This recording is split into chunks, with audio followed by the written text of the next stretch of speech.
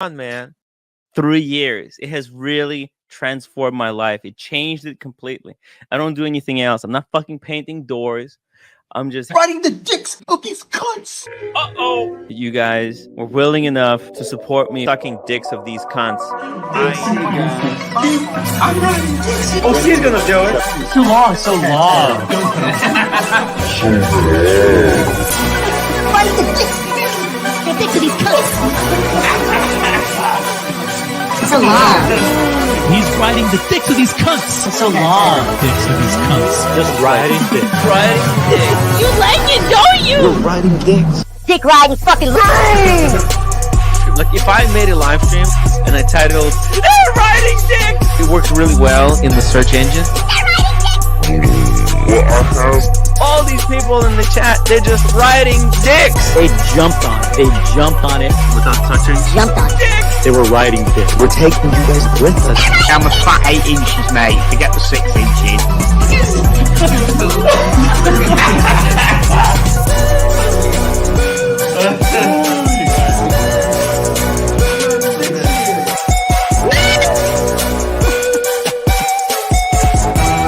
Is this anything I can do, Mookie? riding. It's this last fight. Who's riding dicks here? That's it. I'm riding dicks here. He's riding dicks here. Riding dicks. I'm actually glad I was born with just one eye. Here. Haters. You dick riding fucking We're riding dicks. Quattro B. We're at a gay bar having dinner. He's riding the dicks of these cunts. They're riding dicks. Mookie. This might be like a prisoner exchange. It's like hiring a hitman. What do we have to do for some clips around here? Watch Nicholas come back. I'm riding dicks here. I'm riding dicks here. I'm riding dicks here. Thank you. What do we gotta do for some clips around here, guys? Crazy shit going on in the Archieverse. Stay tuned. One more clip before we get started, folks. Let's get it on.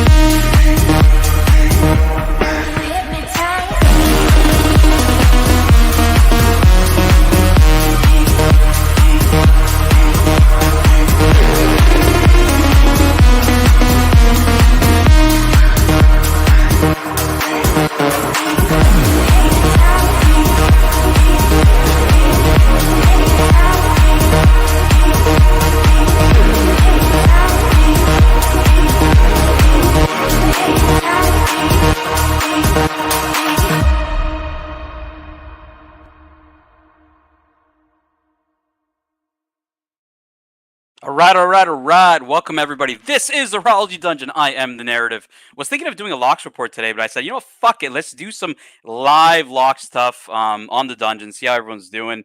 And yeah, I know a lot of folks will probably be listening into this podcast style because people are still at work. But folks in the UK and Europe, it's tailing into your late afternoon / early evening. So hopefully we're going to put on a little bit of a show for you guys. Talk a bit about the DRAMMER, talk some watches, wherever you guys want to go. I got a lot of topics we can go through here. We got our first member of the chat saying hello. We got Ryan Hoffrey. Good to see you, my man. And yeah, maybe I'll start off by talking about a little bit of an update on the Watch Colony and the whole Tim saga and how does that affect the Archieverse. Obviously, I got the inside scoop, being the quote unquote CEO, the named CEO by Archie. It wasn't a job that I asked for or was interested in, but was named CEO and know a bit of the inner dealings of what's going on in the Archieverse. So let's maybe talk about the colony. Let's bring up a topic that's of interest to a lot of people. So for those that don't know, 50 or so viewers have split from Tim Wright and created a, kind of a new channel, you could call it, called the Watch Colony. That channel is actually owned by America 5811. And it's really a place for them to hang out, as everybody knows, after the split with Tim, kind of a few weeks after the fact, since the apology video and, Tim's whole, kind of choice of going in a certain direction around like, hey, I'm just going to do my own thing. The colony's also gone about doing their own thing. So how does this relate to the Archieverse specifically, right? And for those that have noticed the streams, at night, especially here at night in North America. Hey Neo, hey Zappy, nice to see you guys in the chat. So kind of what's going on in streaming today when it comes to like, when because everyone's kind of like, well, fuck, there's like 8 streams on at the same time, and what's happening here? And where this has gotten super interesting is, because a lot of folks are like, hey, and I've seen Neo and a couple other folks kind of like, hey, how come the folks of the colony haven't come over and this and that? And they actually have. Many of them have been around. Luchabetic Time has been on Archie's show numerous times. We linked to him yesterday for his morning show. And so OC's been on, as you guys have seen on the dungeon. We've had Gorilla Time hop on. Mathis has been in the chat in the dungeon. There's been a lot of folks, a lot of names that we either haven't seen for a long time or, new people that are coming in. So really, really interesting to see that dynamic. But really what's super interesting to me is like when we kind of look at when Tim is on and Archie is on and the colony is on. Archie's the elephant in the room, guys, like 150 to 200 viewers at any point in time when, he's on at the same time as that. But looking at kind of Tim Wright, his show's gone down to like fucking, I don't know, like 60 viewers. He could barely hold down like 60 to 80 viewers. And it just seems to be going down and down and down in terms of his content necessarily. So I think Tim is kind of just going on this whole route of like, hey, what's made me, in his mind, what's made him successful. And that's the Gonzo streaming part of it. But, I think where he's really miscalculated the situation is his show was good because of his panelists, right? Guys like Buckley, guys like Gorilla Time, on the community show, Mark on the community show, OC on the main show, America supporting financially, as well as not only financially, but also, some of the pranks, coloring his hair yellow that brought us a lot of joy here in the Archieverse with the whole, moniker of the yellow-haired grifter. Like, there was a lot of people on that show that made it good, just like in the Archieverse, right? Like, it's not just Archie, even though Archie's a big part of it. And I think Archie's different because Archie, we all came to see Archie. He was a celebrity. He can do it on his own. He doesn't need me. He doesn't need Bear. He doesn't need Curly. Archie's a talent on his own. But when you really look at like Tim, I think his talent, I think he's overestimating his talent. He's you can see him leaning in on the Gonzo streaming. You can see him leaning in on, doing interviews with people he thinks are important. But honestly, I've watched a bit of it and it's like, I don't think he's translating very well to what his audience wants to see, in my opinion. We got T and Tickers in the house. Nice to see you, T and Tickers. Hopefully, if you want to drop in the chat who the mystery guest is of the UK house, Tickers. I'm not pleased that I don't know who it is, but I'm happy to know if you know and want to share it. Marco B says the panelists on Tim's show was why I tuned in to watch, but now it's really boring. Yeah, man. Like honestly, a lot of us, people say like, I think Diego said it a few days ago. GMT hopped on the colony and GMT was like obviously giving his support like all of us are, for those guys to, put a place together for them to have a good time. And Diego actually said to GMT, which was super interesting for me to pick up, was Diego was like, yeah, like, what he didn't anticipate was obviously the support from the Archieverse. I think people assumed, with the narrative that they pushed on the other side of us being the hate streams, whether it's Watch Nicholas or us in the dungeon, right? The hate streams. And I think a lot of those guys realized that, like, no, we weren't the hate streams. If anything, we were simply saying to them and warning them what had happened to us, people that have been here a long time, just trying to warn people that, like, look, history is going to repeat itself. And this is why you should be questioning whether or not you should be supporting certain people or not. So, yeah, we've just been doing our thing, and there's nothing against that. I mean, we've had, a lot of evidence behind why we've said stuff and a lot of personal stories behind it. But yeah, I mean, Marco B, I mean, I used to say the same thing. Those panelists really, they made the show. And so for him not to notice that and not to understand that is such a critical mistake. It's a fatal mistake, in my opinion, in terms of the longevity of the channel. I think it's going to be super hard for him to recover from that. And it's just, it's pretty crazy. Marco B says, and Tim had a great dynamic with those panelists. I was surprised he pulled the rug from under himself. Look, Marco, I've seen this. I've worked with a lot of content creators. Obviously people know that I support many channels. I'm not just Archie only kind of a thing. But what I've noticed, Marco, in terms of like content creators, they have this like, I don't know, delusions of grandeur is the best I can describe it, where they somehow think it's all them, don't realize it's like, OC said it. He says, look, I was the one setting up interviews with Bernard Lederer and all these other guys that Watches and Wonders. I was doing that legwork to make the show good. And, on the same side with Tim, I don't think he realized that. I don't think he realized that people tuned in because they liked hearing what Buckley had to say, or Brian the Pipe, or any of those guys. We were also really, really enjoying those, those people in the quote unquote community. And it's just a huge mistake. And I think that like it's so interesting to me to see like, is he actually like, is he actually going and, pushing this whole piece around like, is it all me or is it not all me? Right. Like, he's kind of gone with the mentality that it's all him. He doesn't give a fuck about anybody else. Yeah, OC, all these rest of the guys, you guys can, get the fuck out because it's all me. I'm the one. And my direction is what's going to make this channel successful. And that's not actually true, in my opinion. I don't think that's true at all. I think that, what's going on, Dirk? Got Damasco in the chat. Yeah, man, guys, I didn't plan anything out. I was just like, I was thinking of doing a locks report, and I was like, you know what? I got some time. Might as well do something live for you guys. Talk some, just talk with the community, talk to the Archieverse, see what you guys have to say. But from my perspective, 2 weeks later, after the dust is settled, because this is what was super interesting to me, was I thought the split was going to happen, and then like, I thought that Tim was going to apologize or walk it back even after his pseudo joke apology, whatever bullshit he pulled. I thought he was honestly literally going to walk it back like 2 days later, at a time when like an Air King Ben and a Logan Hall and OC were publicly saying, hey, look, like we're disappointed in what happened, but we still want to give Tim a shot. And what's very, very important is every fucking day that he doesn't apologize, every fucking day that he doesn't walk it back, is every day that those viewers are not going to go back. That they're just going to say, you know what, fuck this guy.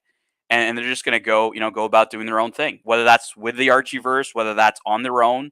And I'll address that, like, Archieverse and Colony situation in a second here. Marco B says, his apology video pissed me off, and I'm not even known / close panelist.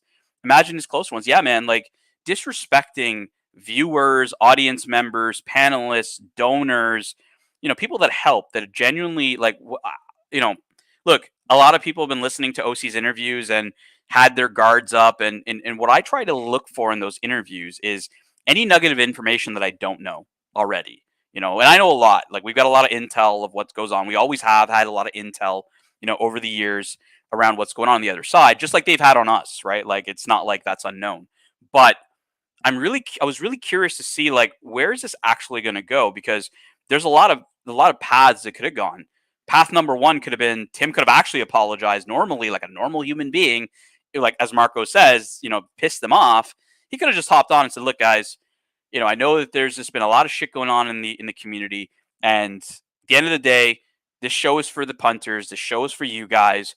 I want to give you guys the show you want to see and hear, and that's it. And I want to apologize to anybody who I've offended, and really want to build this community. That's what he should have done, because that would have ensured that guy would have he would have split Archie's viewers. He would have continued to have a strong community, but he didn't do that. And I'll tell you, Marco, why he didn't do that. Because Tim has never actually created, in my opinion, this is my opinion only. This is, all opinions are those of the narrative and no one else, guys. This is the Locks Report. We'll call it the live Locks Report. So I don't believe that Tim, realistically, really even understands why he's successful. I think he's so like out of it that could not see the forest past the trees of like the amount of work that OC was putting in, the amount of work that Buckley was putting in, the amount of work that other panelists like Gorilla Time on the community, Luchabetic Time on the community, Mathis on the community, Boston Collector on the community, George Varghese, in terms of, bringing on unboxings on Tim's shows, right? Like, I feel sad because Humble Pine's kind of caught in the middle, and Humble Pine's a super nice guy. Just a guy who doesn't want drama, just wants to do, watch talk, just have a good time. And yeah, like, for me, it's sad to see a guy like that who's kind of caught in the middle. And the answer is that you don't have to pick sides. You really don't, right? Like the whole point of this, and we've been touting about this in the Archieverse, has been we don't want you to pick sides. I want to put on good content that you guys want to see, that makes you want to be here. I mean, most of us come to the Archieverse to see Archie Luxury, and that's the highlight of our day, I guess. But like outside of that, like Curly, Narc, Dodger, me, Bear, Lux, like everybody, who hops on a panel, who, gives their time, that's also important. And it's also that we want to bring you guys content that you guys want to see. Because look, I got no beef with the Colony never coming to Archieverse.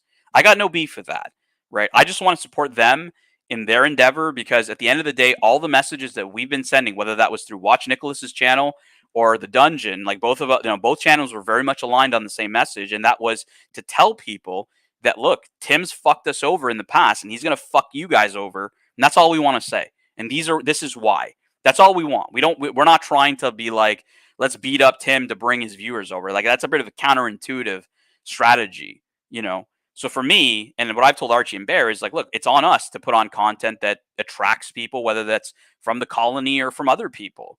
Because I'm not just looking at the Colony, right? My mission is to earn more fans for the Archieverse. That's it. That's my MO. Straight up, you're hearing it from the horse's mouth. I'm here to earn more fans for the Archieverse. That's it. Point blank.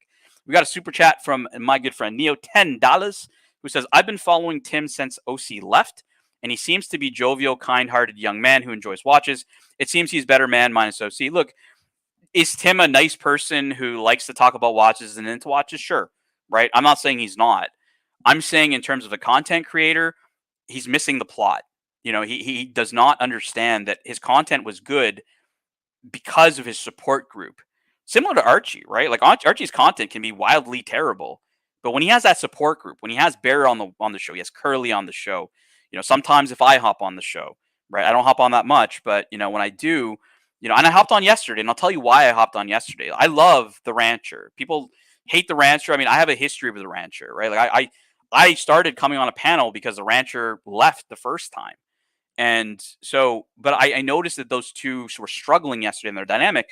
So I hopped on. I'm like, you know what? Archie will get more engaged if I'm on. Like, it'll be fun, and I'll just help out, right? Like, the support group for the content creators is huge. So Tim literally like just binned his entire support group. He said, y'all want to fuck off, then go fuck off. And didn't realize the nuclear bomb he was going to inflict on his own channel because of it. Like, it's such a sensational story. And I wanted to like, just think about it like 2 weeks later, like what's the path? Where are we going with this?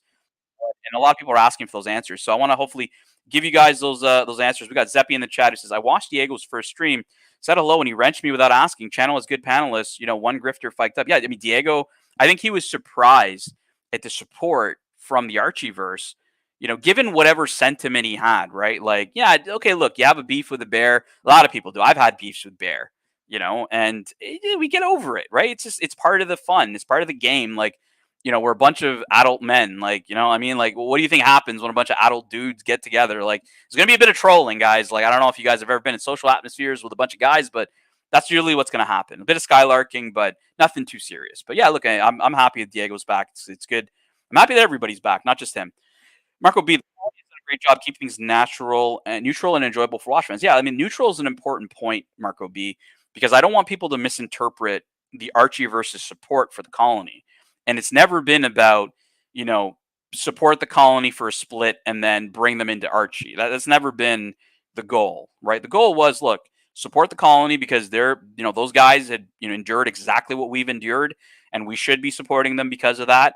Giving them a platform to hop on. The Dungeon's an extremely neutral platform, Marco, where you can actually talk about this stuff. If you're venting, if you're unhappy about what's going on in the watch space, this gives you an opportunity to type it in the chat, hop on the panel. I'm not, a scary guy. Any of the Colony can hop on here and have a great chat with me about like what their sentiment is of the story. But that's it. Like, we're not trying to do anything more than that.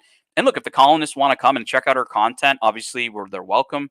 We want to put on good content. I think we do put on excessively good watch content, some knowledge you're not going to find from the Tim Wright channel, knowledge you're not going to find on the Colony channel. We've got some serious experts in the Archieverse. And yeah, and we got a lot of fun here. So, hopefully that's enough to be a value proposition for the colonists to come check us out. That's all I'm asking for is just fairness. I want people to not think of legacy beefs. If you had a problem with me in the past or Bear in the past or Archie in the past, water under the fucking bridge, guys. We've all said it's water under the bridge. It's not, we're not gonna give a shit about that. Dodge says the watch colony is great. I can reconnect. Yeah, man. Like not only the colony, right? It's also here. It's also in the dungeon because it's not just the colony. It's here. We see a lot of people. We got Logan Hall here. He's he was not around the dungeon very much last year, and now he's back. You know what I mean? And he's totally fine being here, and he's been great on the Archie mainstream. He's been great here. So let's read out what he says. OC was not the problem. Tim can handle himself on his own. He's getting his own special guest, doing more gonzos, more power to him. However, after what he did to his lawyers, I can't go back. Honestly, Logan, I've seen the guests he's brought on, and outside of Periscope, like, the rest of them I think are a bit weak.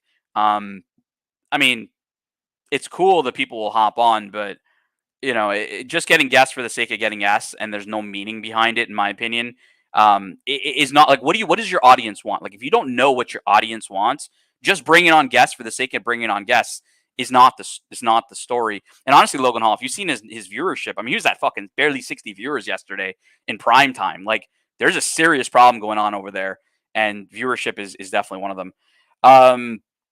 Whoever this John Doe is, we've heard this is Tim Wright, but claims it's not Tim Wright. Who says Diego and Watch Colony's channels is like watching paint dry. It's boring. Tim and Archie out there, heart and souls into their channel because it's their source of income. Period. Hobbyists dull. I would disagree with that. I think some of the hobbyists put on some of the best content out there, and I don't think that it's necessarily just Tim and Archie. Look, is Tim good? Is Gonzoing very good? Yeah, absolutely. He's probably one of the best, if not the best, amongst the live streamers in terms of Gonzo content. We're never going to take credit away from where credit's due. We're not like the other side who calls us the fucking hate streams because we're telling the truth. We don't lie over here, guys. Like, we're fucking telling the truth. But yeah, look, I'll give credit where credit's due. However, in terms of watch knowledge, or if you're a watch collector or a watch enthusiast, like, you're not going to get much from Tim Wright besides, whoa, wow, whoa. Like, Tim Wright the link's posted. Tim Wright, you want to have a watch channel, conversation with me, more than happy to talk to you about watches and see how much you actually fucking know. Because yeah, if it's a watch channel, you're there for watch content. John Doe, I would disagree. We got Neo $10. Why won't OC apologize for the shit stir he has been causing for 2 years? Remember, ER is fake. Remember, he said Archie's kid took the watches. List goes on, man. Look, this was something that Marcelo had to deal with when he came here. Neo, I said it to him. I said, my best advice to you, man, is you're going to take some hits. People are going to be angry, right? Like, some of the beefs predate me. I don't know half of the stories even with people's beefs with OC. But, OC is definitely gonna, he's definitely gonna see some anger, right? Like, just like when Marcelo came here, I said, look, Marcelo's welcome, but you don't have to be nice to him, and it's the same with OC. He's a big boy. He can defend himself, and, he can respond to his shit stirring comments. But look, Neo, like, I think you're fair to ask if there's a fair, realistic scenario that OC fucked people over on. Yeah, you can call him out on it, and I'm sure he'll respond, right? Like, there's nothing wrong with that. We got OG Baby Girl in the chat. Nice to see you. Says not in his vocabulary. I love OG Baby Girl. She's one of my favorites. We got John Doe and Dirk in the chat. Just want to pull up your guys' comments. Dirk says to me here, yeah, there are some really rich guys here, but here in the Archieverse, these dudes are more laid back and no flexing. Really, really rich people don't flex except for Cars and Chrono. Yeah, actually, there's a ton of high net worth individuals in the Archieverse. Like, when you hear OC talking about, oh, we've got the premium, collectors, that's some straight bullshit, guys. We've got some, like, if I'm not in that fucking group, guys, tell me how premium that is if I'm not in that group necessarily. Because I'm not in their WhatsApp group either. So OC has not sent me an invite. So I'm going to question whether he has all of the premium leads in there. All right, we got Bear Clooney. Nice to see you, bro. Hopefully you're having a good day at work. You're listening in. Bear Clooney says, who do you consider to be a watch expert on the Colony? I personally just don't see anyone. If I'm looking for watch content, you really think I'm going to go, yeah, there are some experts on the watch Colony. I'll give you one. Gorilla Time. That guy's got some really nice watches. Had a really good chat with him, Bear, on vintage Rolex. He showed me a 6538 Dr. No that he had. with an Explorer dial as well as a military sub. And he's in the chat, my good boy, Gorilla Time. I would say definitely. And actually, Gorilla, I was talking to Higgins earlier on the phone, and I said a great show for Watch Talk would be me, Gorilla, and Higgins. Because I think Gorilla brings a really, really good angle on the Watch Talk, and yeah, Bear, you may not be familiar with him, but I've done some stuff with him on the Colony, and he's hopped on here, and so we're going to try to encourage Gorilla to do some Watch Talk with us because he's he's really good on that. And yeah, look, there's a few guys on there that know their watches. I mean, Small G, definitely has his knowledge on Patek Philippe's. And other people in there that there's a lot that you could name, right? And again, people are thinking of George Varghese, who's obviously part of the Colony, and he definitely spans into the Archieverse. He's back in the Archieverse now as well, part of there. Really, really strong collector. Humble Pine, he's over there too. Really, really strong collector, just like us, right? Like we got strong collectors on our side that are very, very Archieverse focused, right? Like that you won't get over there as well. So what we're trying to do is bring that community together, bring the Archieverse and the Colony to we're all friends here, guys. We're all we're all trying to make it a better place, talk watches, and the fact that Bear has never met Gorilla Time is exciting for me because I think honestly, Gorilla, Bear would love your content. Like the fucking watches you have, the experience you have, like you bring something to the table that other people don't. I'll just be honest with you on that, right? George Varghese is the same. George has obviously been part of the Archieverse. We've seen him last year show his stuff on the show. I've already talked to him. He said, I'm more than happy to do a show with Kelslowitz, with Tan, with Archie, purely on Patek, right? And I'd love to do it. Like, this is what I'm trying to do, guys. It's not break. I'm not trying to tear down. I'm not trying to destroy. It's not Tan the Destroyer. Like all the shit that like Tim. I'm actually banned on Tim's channel, by the way, and I've never actually spoken to the guy, like at least not for years. But I'm actually banned on his channel just for being who I am. And you guys have seen me, like all the colonists, you guys have seen me around. Like, am I that scary of a guy that's trying to like tear shit down? I don't know. I'll question that. Logan Hall says, I don't think the Colony strives to be watch first, watch focused content channel. It's more about group symbol. Yeah, look, I get the same thing for me, Logan Hall. And this is why I'm encouraging, look, the Colony is a hangout spot. It's like the dungeon, right? It's a hangout spot where they talk watches. I mean, we could talk watches here too. You don't come here for that necessarily, but I think more people do go there for that. But like, you can hop on and people are talking about working out. They're talking about cars. They're talking about life. They're not just talking about watches. That's why I'm telling you, Logan Hall, like, if you're not watching Tim Wright at 6:30 p.m. Eastern, why not give Archie a shot, right? If you wanted to talk some watches, give Archie a shot. Give the dungeon a shot. I'm on. Nobody's on right now. I mean, the Colony's not on. I would assume that, hey, like we're here. We're talking about a topic that's your topic. Hey, why don't you give us a shot? That's all we're asking for. And I'm asking the same thing from the Archieverse. Give those guys a shot. If it's not your cup of tea, all good. No, it's not. It's not going to be everybody's cup of tea. But you may find people that you like over there, and they may find people that they like over here that are going to enhance their YouTube experience. And that's what we're aiming for. Whether that's here in the Archieverse, and I know America and OC and Buckley and the boys over there are beating the same drum. We got a good friend of the channel now in the chat, Looking Glass. Been around the dungeon, been around the Archieverse. Former Tim Wright viewer who has coined the term the Coney Island Fredo. I'm not calling him the yellow-haired grifter anymore because he colored his hair back, but now he's a Coney Island Fredo. So what does Looking Glass say? Tan, I only myself, but I hope Coney Island Fredo, yes, ends up homeless for the way he treats people. That type of karma swings back in the end. Honestly, Looking Glass, the way we see it. Thanks so much, George. Nice to see you, bro. And even Logan Hall saying, I do watch the Archie and Dungeon more often these days. That's all we want. Not asking for Logan Hall to give up the Colony and give up Tim and come. That's not what we're saying. Like, just check us out too, man. That's all it is. We'll check you guys out. If everybody checks each other's out, like everybody checks out each other's channels, everyone's going to thrive, right? Rising tide floats all boats, guys. Like, realistically, the rising tide floats all boats. And there's only good that can come of it. Or we can go the other path and start fighting each other, and then there's only going to be destruction. And that's not, we've been through this like year after year after year after year. All I'm saying is let's just try something different. Let's all try to fucking actually have a good time. That's all it is. Look, for you, Looking Glass, I know it's a very personal thing. I would take it personally if it was personal. If I had put that kind of effort, I have taken stuff personally as well with Archie, where he's him and I have not seen eye to eye on certain things over time. But look, Looking Glass, there's a lot of truth to what you're saying. Past obviously we see this in the Archieverse. as karma. We see this, right? Like we came from a time when Tim lied to our viewers, claimed that Archie was trying to drive people to, I'm gonna say some bad stuff, drive people to like suicide. Completely false shit. If you've ever met Archie, that guy wouldn't hurt a fucking fly, man. Like he wouldn't. He is like the most chill person. He's got his persona, right? Because you guys asked Kelly on her time, specifically, yo, Mathis, what's up, bro? Thanks so much, man. Thanks for hopping on. Look, Mathis is a guy I was very happy to see in the dungeon again. He's a guy who I think would really like the kind of shit that we're, the kind of stuff, the content we put on here, the trolling. Mathis, with the whole Marcelo, time situation with the fights, man. Mathis, we were gonna have a lot of fun with this, but great to see you, man. But what I was saying on, specifically with, karma, was we see this as karma to Tim. Tim lied to our viewers to take donors because he said, "Oh, Archie did something so," he said something so offside that viewers were like, "Well, fuck this, I'm not going to support a guy like that." And they went to Tim, that gave Tim his springboard to build his channel, right? Some of you guys may not have been around when that happened, but in the Archieverse, we took that as like, you damaged this guy's business. You took food off this guy's, his kids' table. Like that's a no-no, guys. That's straight offside. You don't do that shit.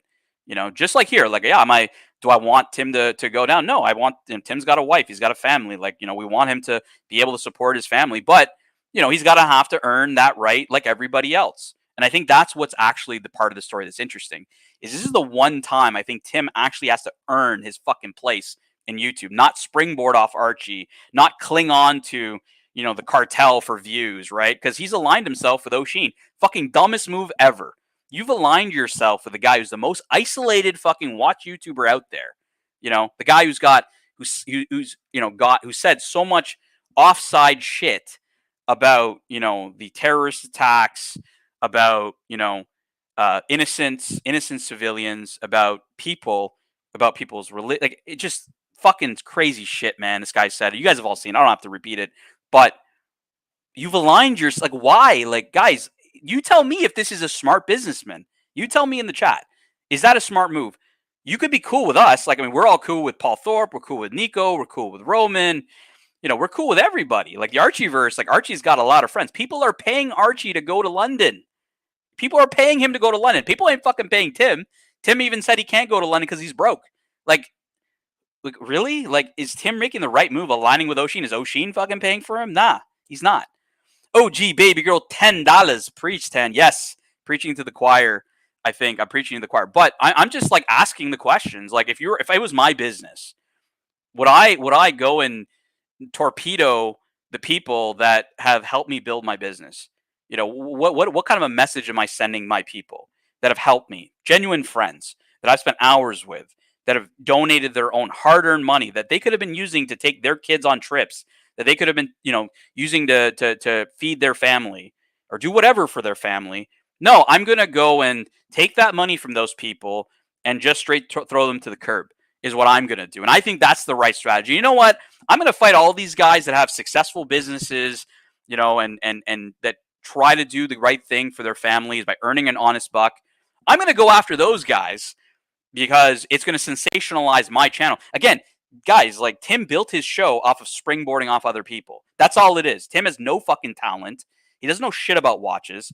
Tim, the link's there. Hop on with me. Talk watches. Hold a serious watch conversation with me, and I'll say otherwise. Tim, the link's right fucking there, bro. You know who I am, Tim. I tried to get rid of you fucking back in the day, and fucking Bear Clooney blocked me. And Bear Clooney, hopefully you're hearing that, because I did fucking try to block Tim back in the day. Because I told Archie, I said, these fucking guys don't know shit about watches. This guy, Tim, doesn't know shit about fucking watches. Boot him. Didn't do it. All right, what's going on here? We got Mathis. Tim doesn't listen to anyone, not even the own voices in his head. Exactly. Like, Mathis had put a lot of effort to make that community channel very successful. 70, 80 viewers during the day, with Mark and Gorilla, Jock, people that were just there to have a good time. Similar to what they're doing on the Colony. Just a place to hang out, guys. A place for them to hang out. And, you're going to boot Mathis for that? A guy who's been loyal to you to a fucking fault? You're going to boot him for that? You're going to boot Air King Ben? Air King Ben said to you, saying, all I want for you is what's best for your family. to support you, for you to support your family. And then he removes Air King Ben's wrench and gets rid of him. Like, what the fuck? Like, honestly, Air King Ben, I know it's a little early in Australia, but if you're listening here, bro, you know for a fact Archie did way less to you than what Tim did. And you have no reason not to come check us out. And Archie loves you, man. So you should definitely come check us out. What's up, Mikey Casio GTR? Lambo 10. Guys, my Lambo's been sitting in the fucking garage and I haven't driven it yet all year. I'm going to hopefully do it today. But like, I was fired up, wanted to do a locks report, but I was like, fuck it. Let's just do this live for the stream. We got Higgy in the chat. We got Marcelo. Marcelo, hop on if you want to chat. We got DC and LV in the chat. A community without Mathis is simply not correct. Yeah, man. Honestly, DC and LV, I even thought that way with the dungeon. I always felt last year that Mathis, should have been part of the dungeon with us. Like, I felt that, like, you know what? He's got the same sense of humor as I do, and a bunch of us do. He's good with the trolling. He's our type of guy. Cut from the same cloth. So we're really happy to have Mathis back in the fold. We got a $10. That's a really generous super sticker from my good friend P Cars, our good friend P Cars, the Porsche enthusiast of the community. Logan Hall says Mathis saved Tim's life. And dude, like, not only getting into like these personal situations. We all remember the time when, Tim was with Buckley and people were concerned. Ali Reza was concerned, paying his own. I think he paid his own money for Tim, and or a lot of people try to get Tim into a Uber, and Tim, like, this whole fucking, like, all this shit. People have tried to, like, help this guy. You're gonna kick them to the curb. Like, to me, I don't understand why Tim doesn't just put up a stream right now and just say, guys, I fucked up. Shouldn't have done that. I know you don't want to forgive me. I want to earn your trust again. And that's what a fucking man does. Not somebody who, and like Mathis said, Tim can't fucking get it. He does not understand. I'm going to pull Mathis's comment up again because it really, what's up, America? Nice to see you, bro. Another good, and look, America's been supporting us, for a long time. Obviously never left the Archieverse, has been around. But I'm going to try to find that Mathis comment again. Comment of the day, Mathis. Tim doesn't listen to anyone, not even the voice in his own head. Like, the paranoia around this guy. Or any normal human being, any business. I mean, Mathis, you're a business owner, right? Like, would you go and fire all your customers as well as all of your staff that made your business successful because you think it's you? You know what I mean? Like, like, either you don't know fuck all about what's going on in your business, or you're just wildly delusional. I don't know which one it is. Like, hopefully the guys in the colony in the chat can help me understand which one it is. Because, and again, right, like, was Tim ever really successful at anything prior to this? I mean, we saw his hiking videos. We saw, his attempts at writing, his attempts at all these things, and look, Mathis, I mean, I've heard you built a very, very successful lighting business for yourself. Congrats to you, bro.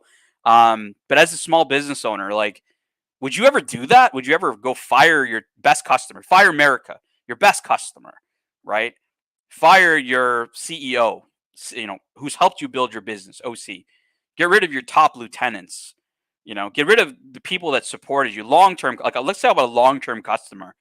King Ben, he had a member chat for like 34 months, I think. 34 fucking months since the fucking beginning. You're going to fire your longest-standing customer? Like, the fuck is wrong with you? What did he say here?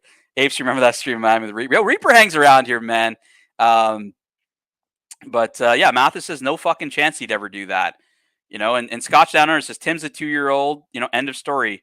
And yeah, Mathis, as any business owner, all of us are, like, I mean, OC said it himself. He said, no successful business owner or successful person is going to be treated like that, especially after they've only done this out of kindness, right? Mathis supported Tim out of loyalty, out of kindness.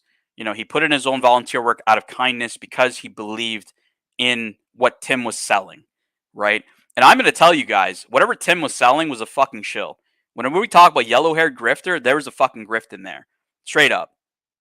Like, this isn't a hate stream because of that. It's not, you can call us the hate stream because you don't like what we're saying. You may not like the truth, but that doesn't change the fact that it is the truth. And Curly, he goes with the methodology of using clips to showcase what exactly was said. Like, look, you guys hear me in the locks report. I'm obviously paraphrasing. I'm talking about a bunch of stuff. Like Mookie, Mookie points out the hate cult.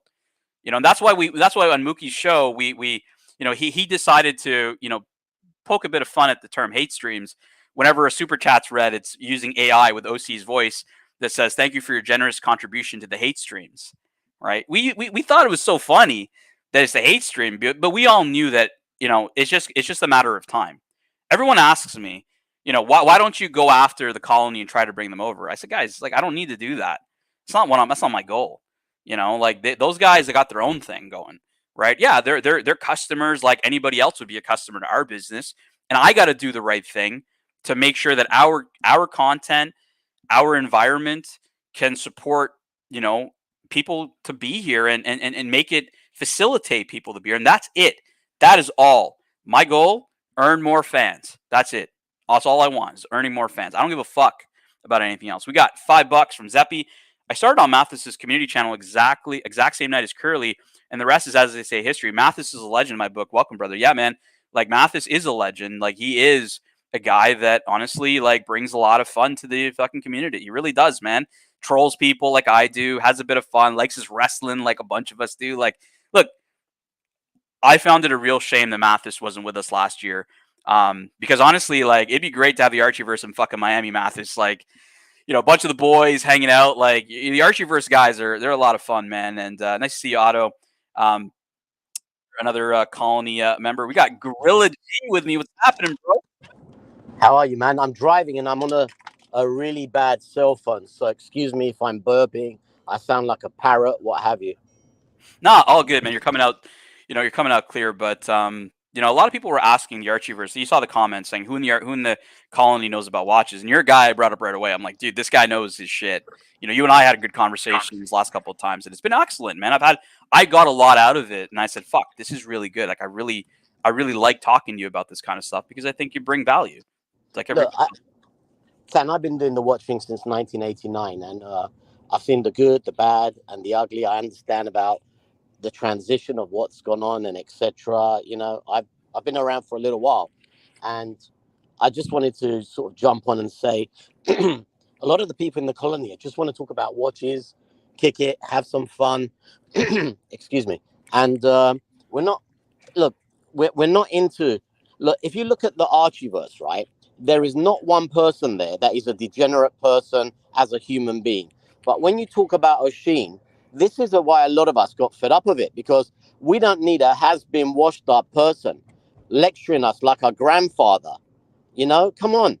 You're a has-been, bro. You haven't done anything. You're living in a rented flat in somewhere in Italy, and you're trying to tell us how to collect watches. Are you insane? So that doesn't really bode well with us. But in terms of like the Archieverse and stuff like that, there's a lot of good people there. Why should we not mix? It's like saying, oh, you can't go to Italy because you live in the UK. No, fuck that shit. We go where we want, right? Exactly. Look, Gorilla, I was in New York, and Buckley was there, and Diego was there, and it's all like lines. Nobody could interact. Buckley came up to me and said, hey, man, you're Patel. Nice to see you, man. Nice to meet you. Like, super nice guy. But I was like, we're sitting at this dinner with 40 people. I'm like, I told JJ, I'm like, fuck, we could have had 100 people at this dinner if everyone could just fucking get along. But they can get along, Tan. There's nothing to not get along about. No one's gone in anybody's house and attempted to steal anything. This is all bullshit. At the end of the day, as long as there's respect and love and there's no disrespect, why would you not get along? What difference does it make whether I'm here, the colony, Archie's stream, JJ's stream? It makes no difference. Makes no difference. Honestly, Gorilla, it's the same people, right? Like, we're all the same people that go to all these shows anyways. So it doesn't really make sense to me. We got $5 here from Looking Glass, good friend of ours, Fredo and the Water City guy. So the Water City guy, he's talking about, whenever he says Water City guy, he means Ocean are a great fit. Let them lay in the bed they made. Yeah, man. Water seeks its own level. Look, he's chiming what you're saying, Gorilla. Like, I think he made a fucking fatal mistake. And we kicked Ocean off of our show, by the way. Ocean used to come on our show, and Bear Clooney fucking got rid of that guy. Bear Clooney was like, this guy is fucking like not good for our channel, and he's not coming back. I could have overruled him after the fact to do that, but what you're saying and what I saw, I was like, Bear made the right fucking call. Like, he did. And Ocean shouldn't be back with us because we don't want that shit around us. We don't want people like, in a massacre calling, like all the bullshit that he's been spitting. Like, none of us agree with it. And it's just, it's disgusting, man. Like, nobody wants to hear that shit, especially when we're trying to like escape. Like, Gorilla, I come on here to have a good time. I don't come on here to fucking get depressed and angry over shit, right? Like, just to let you know, I got a really good memory, and there was a stream where Sheen said Dubai, where I live, was built by slaves, and it's a slave nation, and blah blah blah. Yet he's now pro-Islam, whereas before he was shitting on Islam. Next week he'll be pro the Jewish society and then shit on the Jews. He'll be pro Hindus and shit on the Hindus. The guy goes where the buck is, and he is the devil of the business. And that's why I can't stand the guy. But when it comes to the Archieverse is the Archieverse. You've got characters. If you want something a little bit more spicy, go to the Archieverse. There's no horrible, evil people living there. It depends on how much resolve you have and how much you want to get involved in the conversations. If you really want to have a technical conversation, there's some technical conversations on horology. There's a lot of fun on the horology. Don't take it too seriously, guys. And if you really, really want to have a little bit more detail, there is the Colony, there is Boston show, there's Diego show. At the end of the day, we should be able to travel wherever we want. And you shouldn't cause trouble. If you're honest and clear, there shouldn't be any trouble. But I just think this Oshin guy is like out of control, and he just thinks that nothing can harm him. Good luck. You know, at the end of the day, he's a real person, and the shit that comes out of his mouth. Oh, he knows. He needs to be careful, because there are a lot of influential people, and they're just gonna get sick of him. He's just, for me, he's a waste of time. And I think Tim's aligned himself with a mentor that hasn't got a pot to piss in, and it's a bad example. Look, it would have been better for him to align himself with Mr. Thorpe. Yeah, for sure. He used to be. When he was aligned with Thorpe, when he was aligned with Nico and these guys, he was going to every event. He was getting access to everybody.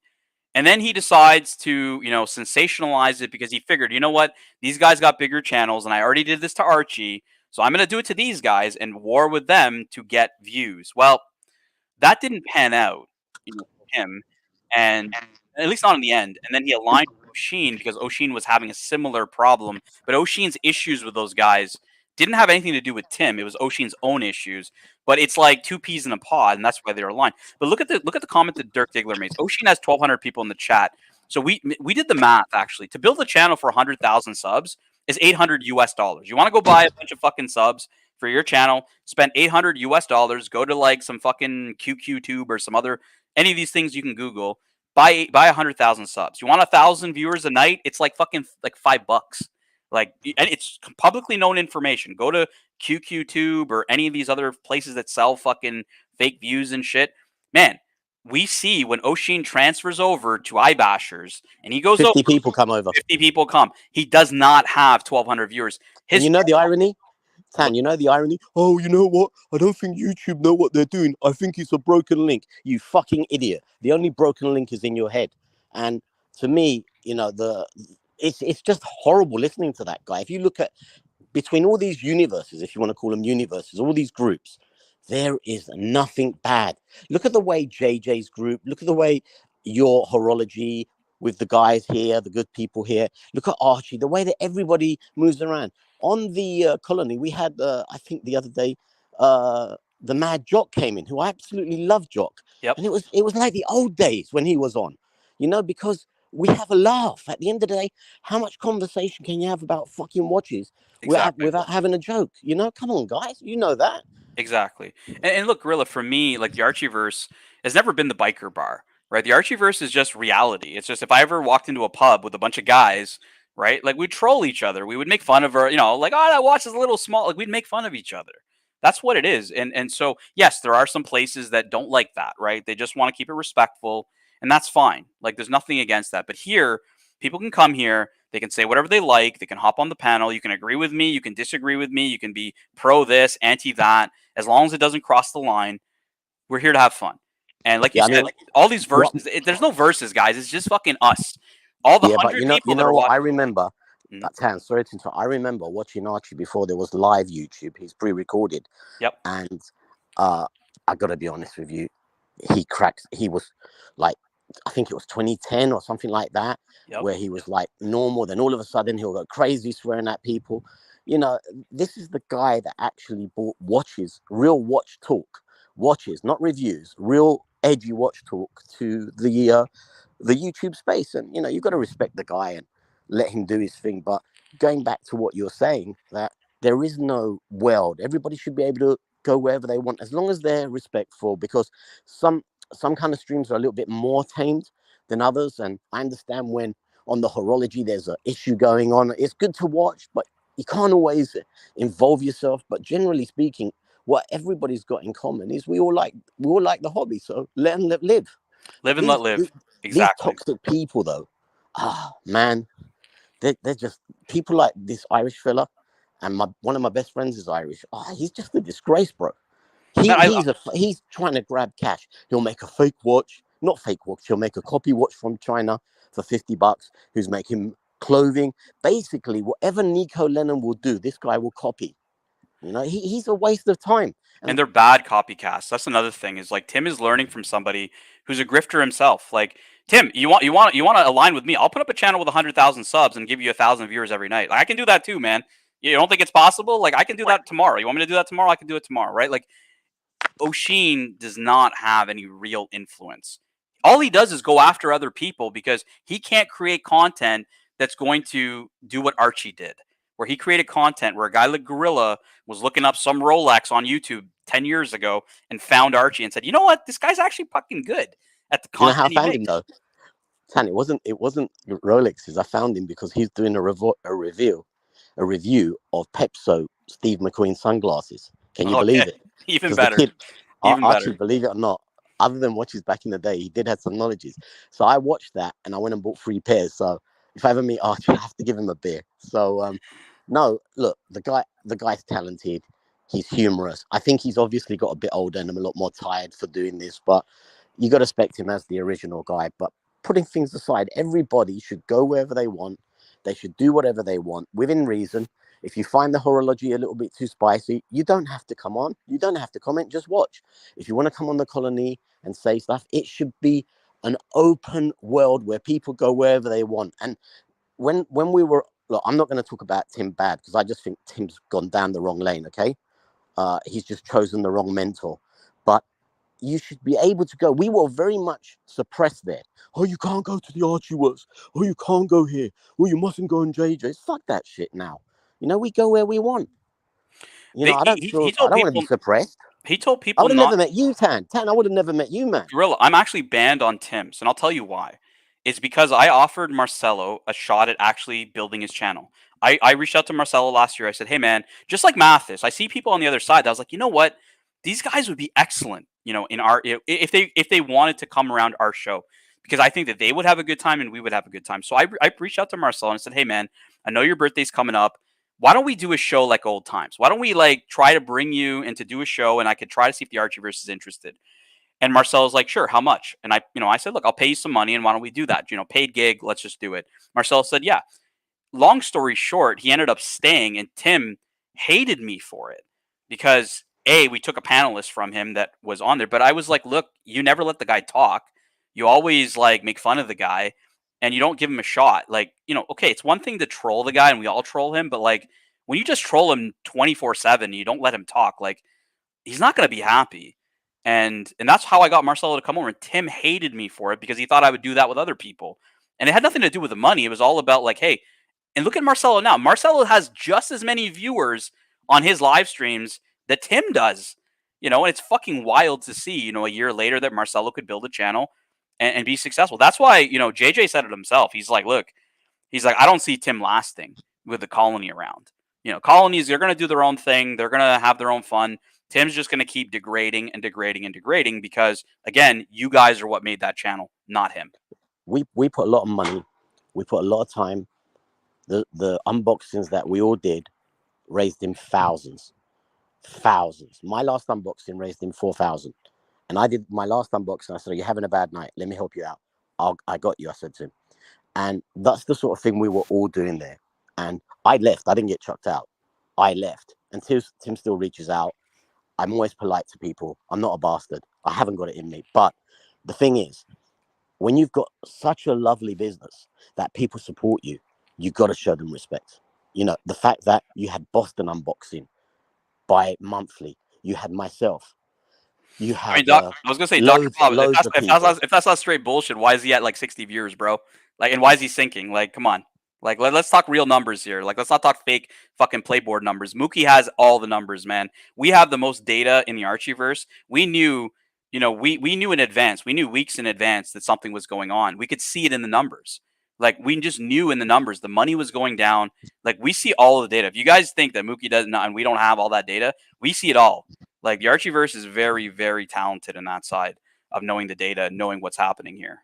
I'm sure you are. I'm sure you are. But what my point being, to your point, is that when you've got people putting in time, which we all did, from Diego to me, when Diego had that situation, that was a clear sign that shit ain't right, because Diego was pinnacle and he was foundation.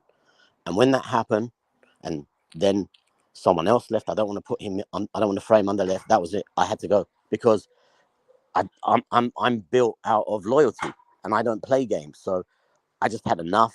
And when the whole Poppy stupid thing come out, and I told him, me and Diego actually on the stream when the Poppy thing come out, and Diego goes, "Fuck me, I've come on to do some watches, and you keep going on about the fucking Poppy." Then he bailed, and then he was below me in the square. Then I bailed because I lost 3 uncles to this fucking war shit. I don't want to hear about poppies. I don't want to hear about racism. I don't want to hear about politics. Not at all. It's a repeat of what Oshin is coming out of his arse. Whatever Oshin will do, unfortunately, Timmy will follow, and it's not the right way. You should have kept it lighthearted. But I'm going back to what I was saying. A lot of people, Tam, put in a lot of money. They put in time and a lot of watches. George Vargas unboxed every fucking watch on that channel for him. He did. And that's a big collector. You've got Boston.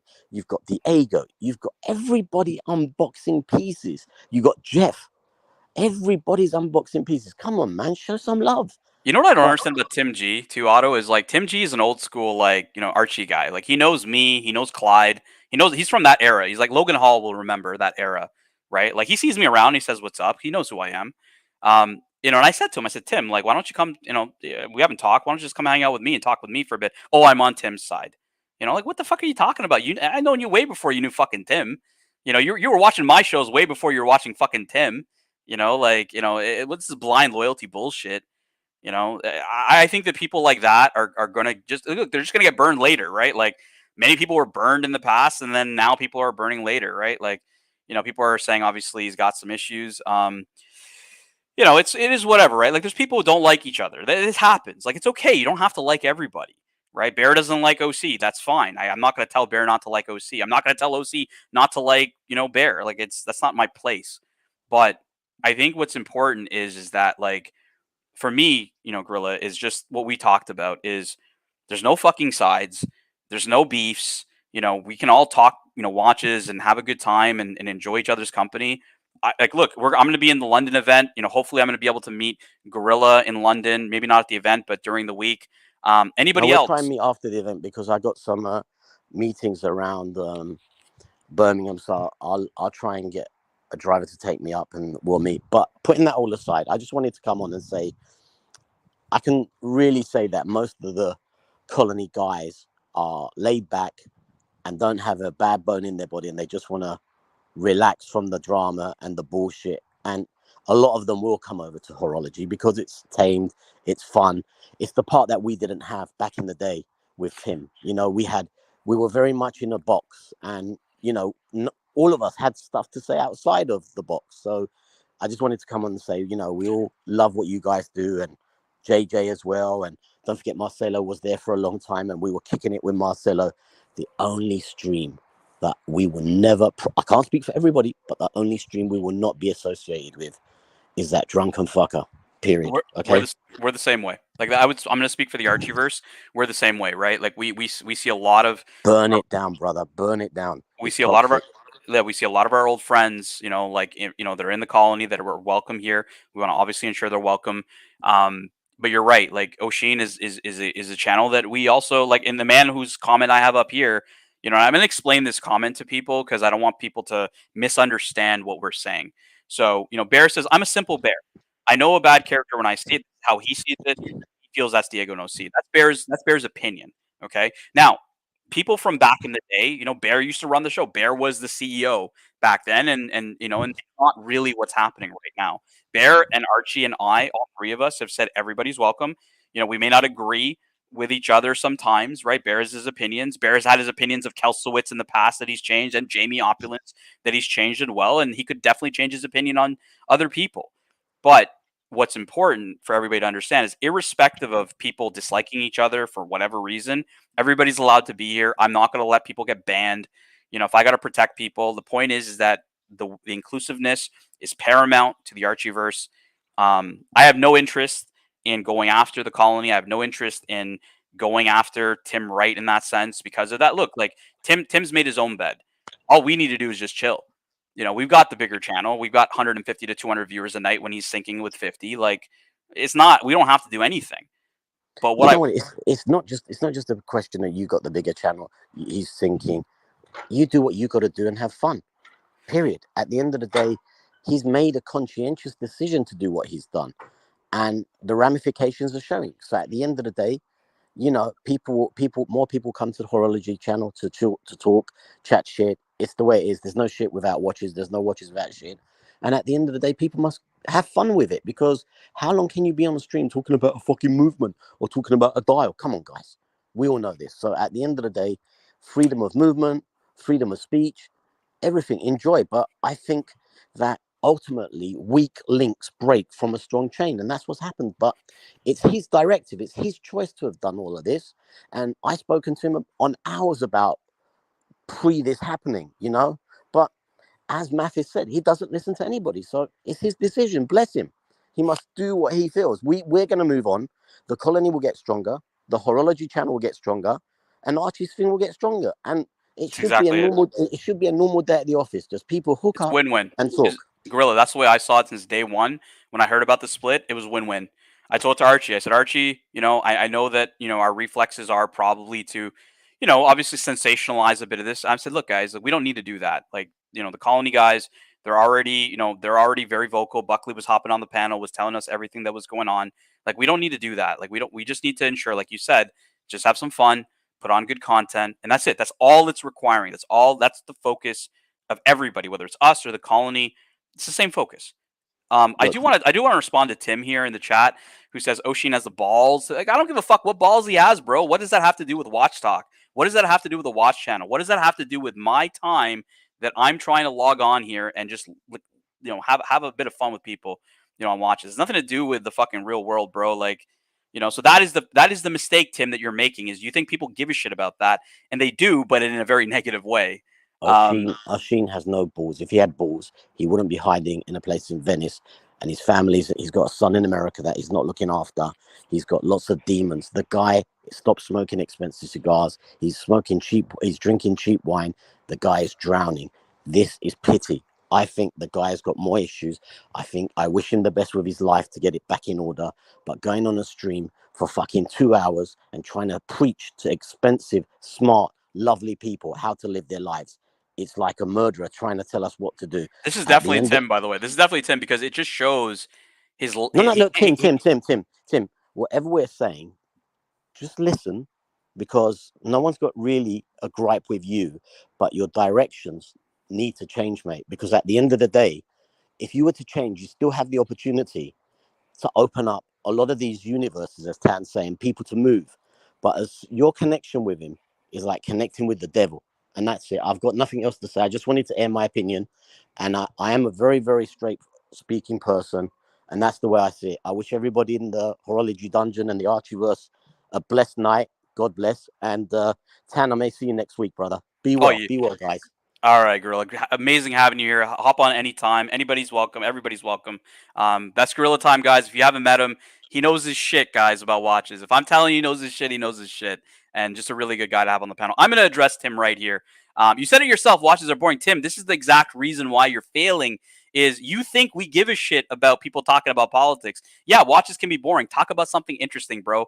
The genocide, the genocides all over the place in the world, because there's a lot of genocides going on in the world. Like, that's for the real world. Like, let's, people want to talk about that, can watch the news. They can figure out in other areas, not on the Watch Colony, not in the Archieverse.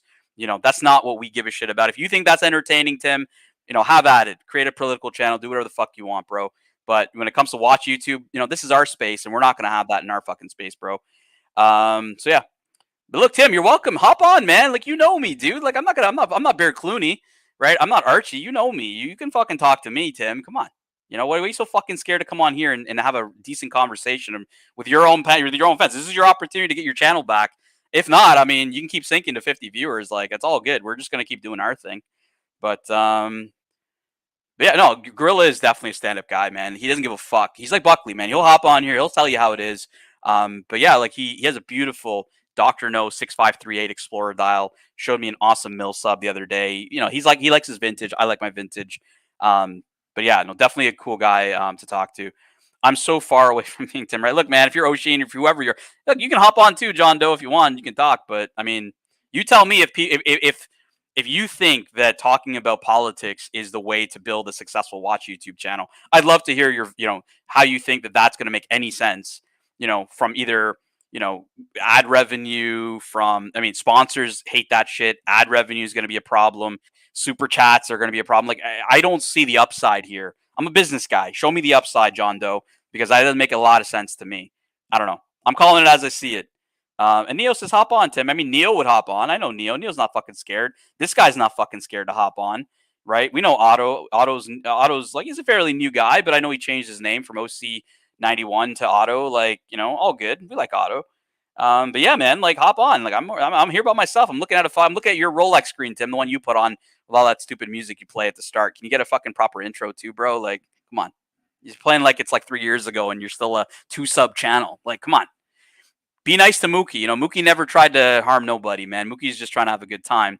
And you go try to ban Mookie and get rid of Mookie. Like, look, Mookie could have helped you, but you didn't want it, right? You didn't want to fucking be nice to people. You want to play the fucking game. So it is what it is. Mathis, Venice sucks. Featuring Fort Lauderdale. Look, man, Mathis, if you want to do something in Fort Lauderdale, you want to do something in Miami, I'm definitely down to set up an event. Or if you guys are doing it already with the colony, like, we can help, obviously send some of our folks down there. I'm sure many of our guys would love to go to sunny Miami, have a couple of drinks with you on Ocean Drive, go party and just, hang out. At the end of the day, right? Like, when I saw you guys, chilling with Reaper, I thought it was great, man. I thought it was awesome. You guys were, chilling. And yeah, I thought it was something that we could even be part of, hopefully down the future. And I think it's really cool. Bear is laughing at, I don't know what he's laughing to, the happy birthday. Okay, let me read this. Happy belated birthday, Bear. Arch told us he's going to Hong Kong before London. He will fly from... Yeah, he did say that. Fly from Honkers must be missing Starbucks, McDonald's, Red Hot in UK town, Red Hot pizza in the oven. Yeah. Archie is going to Honkers before Bear, and that's going to be a little bit of a problem. But yeah, hopefully Mathis can make it to Watch Time New York this year. Because, yeah, it would be cool, man. Like, I know Buckley hopefully will be there. And a bunch of other people, man. It's just going to be really, really fun. JJ is going to, I'm sure JJ is going to do another dinner. The Archieverse is going to hopefully, be part of that. And yeah, like, I don't want it to be a 40 people dinner. Like, it could be a fucking 100 people dinner and all these events and just, going to pubs afterwards and just, yeah, man, like, just meeting people and having a good time. Like, I went to New York to have a good time. I didn't go there to work, on the Archieverse. So I didn't go there to do whatever. I was there to have a good time. And, for better or worse, Bear was a little angry with me. He's like, this fucking guy showed up and didn't do any work. He just went and, like, had some drinks with Watch Nicholas upstairs throughout the whole day. That's how I, by the way, I didn't see OC the first day of Watch Time New York because I was chilling upstairs with, the open bar. Like, it was me, Nicholas. I think Pete Cars was there. Jake Brooks was there. Gary was there. Like, just the lads you see here in the chat, right? Just hanging out, having a drink. While Bear was unfortunately working the floor downstairs and was not happy with me. But hey, look, I'm there to have a good time. We're all there. We're all here to have a good time. Otto says, by talking politics, you're alienating your audience by at least, maybe probably even more than that, bro. Especially in this polarizing climate. Yep. We come to watch YouTube as an escape education for banter. Exactly. That's exactly it. Like, I don't come here to fucking get the news of what's going on in the Middle East. I can fucking put on Fox News. I could put on CNN. I could put on the BBC, whatever your news venue of choice is, whether you're on the right or the left, doesn't fucking matter, right? Like, you can go and put on, whatever you want. What's up, Hoff? How you doing? What up, my man? Seeing you on here by yourself, so I had to... Oh, I catfished you during work, didn't I, man? A little bit. But happy to be on. Hope you're doing well. Haven't spoken in a minute, so just want to check in. Yeah, man, it's good to hear from you. I may actually come down to New York for the U.S. Open again this year, like I did last year. I'm not gonna make you come to the slums to pick me up from some. Always You a probably looked at pleasure. that hotel and you're like, where the fuck is this guy staying? No, we had the conversation. Remember, convenience, and some of the best food right in walking distance. I would agree, man. Like Flushing, the Asian food there. I went for sushi one night, and the next night I had another meal. The Asian food there is just it's off the chain, man. Like I had never actually eaten like in the Chinatown in Manhattan, but in Queens was like fucking amazing. Yeah, I mean, listen, Chinatown still has some amazing places, especially like cheap eats and street food and stuff like that. I mean, you could find amazing Dominican food in Chinatown. It's so crazy, but Flushing's just on another level. Yeah, I'm gonna try to stay. I mean, I'll stay in Queens, but I might try to stay in a different area, I guess. Just because, yeah, like it wasn't the best, but yeah, I'm gonna try to come down for. I'm gonna try to come down for the U.S. Open, so I'll probably set up some time with you and Zoso and a few other people when I'm down there, and JJ obviously, and then I'm gonna be there the next month for watch time. Like I'm fucking excited for this, man. Like seeing Me Gorilla too. come on the panel. Like Mathis is in the chat. Mathis is. I'm love from Mathis. Flushing. There we go, Mathis. I was staying like right in the heart of Chinatown, so I was at the U.S. Open.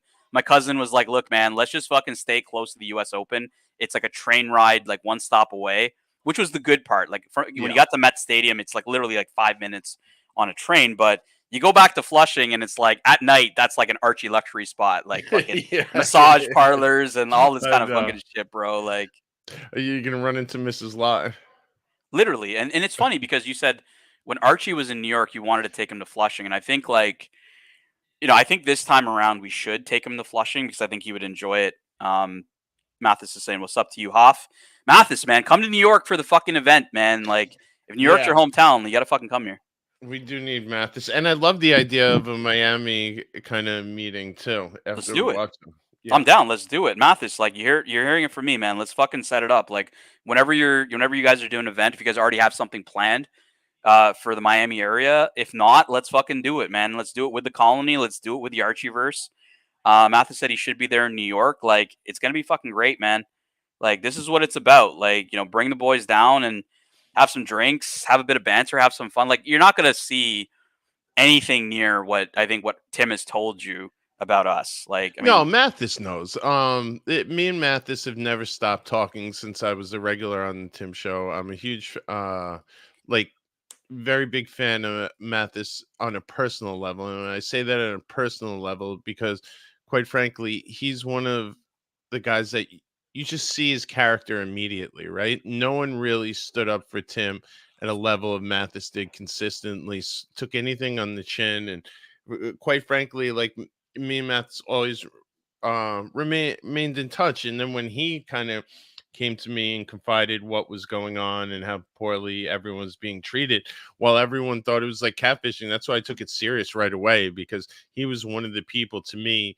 I know how dear he held that relationship and how important it was to him for various reasons. It wasn't to Tim. I think it was a transformative point in his life when he went down to Florida, started his business, and kind of embarked on this whole new journey down there. All those things are meaningful along the way, and you hold them very dear. And to see him get smacked like that, to the point, I know how far he'd have to get pushed to kind of go the direction he did, and it was very sad. What I'm most excited about with Mathis being here is because I know the Greek boys in the Archieverse are going to do a Greek only stream, just the Greek lads on the panel, bit of banter, and so we're gonna have Professor, we got Narc, we've got GMT, we've got Gorilla, who's I believe he's part Greek, we've got Mathis. Even Jake the Uppie, man, dude, the fucking Malacca chat that will be like on the panel. Oh my god, I am fucking excited for that. And speaking of which, we've got our the major contributor to the Greek stream will be Al Professor. How's it going, Professor? Hi guys, how you doing? Yasu, Professor, how you doing? One of my favorite ball breakers in the Archieverse right here, Ted. I am Mathis, you're gonna love Professor Mathis. He's like he knows his shit about Rolexes. He knows the industry very well, and he doesn't mind talking a bunch of shit to us watch collectors that think we think our shit doesn't stink. So and he's so good at keeping people in check. Yeah, I think Gorilla mentioned he was. Neil. Neo, he's Greek. He's Greek. He was celebrating Greek Ah, Easter. Neo. Yeah. Oh, yeah. No, we have new people that are Greek in the community now too. We've got Mathis, who's a former Archie guy, who's hanging out with us again. He's Greek, as well as Gorilla, who was on with me earlier, also Greek. So a lot of our Greek, our Greek fans are. So, Professor, there was a whole story around doing a Greek stream where it's like you, GMT, Neo, Mathis, Narc. Man, the amount of fun that stream would be, dude, would be like insane. Okay. Yeah, Alex Sure. Fody is another good suggestion. Oh, right? here we go. Yasu. Alex, D is another one. He's in the Yes. chat. We got D. You're gonna do our Greek stream with us, D. You gotta be part of it, man. Yeah, D, and of course our esteemed Narc. Yep. He's Greek as well. Oh, me and Carly were dying at the clips of you setting them straight on the morning show the other day. Oh, Oh yeah, we have. Yeah, I think Jay Gray's talking about Cypriots. Like a lot of Cypriots, obviously in the Archieverse, as well as people from Greece. Our Greek friends are some of our favorites, right? Like they're the guys who like to have the banter. A lot of them are, they enjoy it, right? And I think a stream with the Greek talent, I think it's just like our Italian talent. We got Curly, we got Looking Glass, we've got JJ. We got other folks that come on. Oh yeah, JJ. Hey, Huff, I was in New York City. I know. I wanted to see you, man. You and JJ. Okay, JJ doesn't know me very well, so he probably said, "This guy, who's this professor guy?" No, I told Tan. Tan knows I'm a huge fan, and I would have loved to have got up for some drinks. Next time you're in town, 100%, I will clear the schedule. Okay.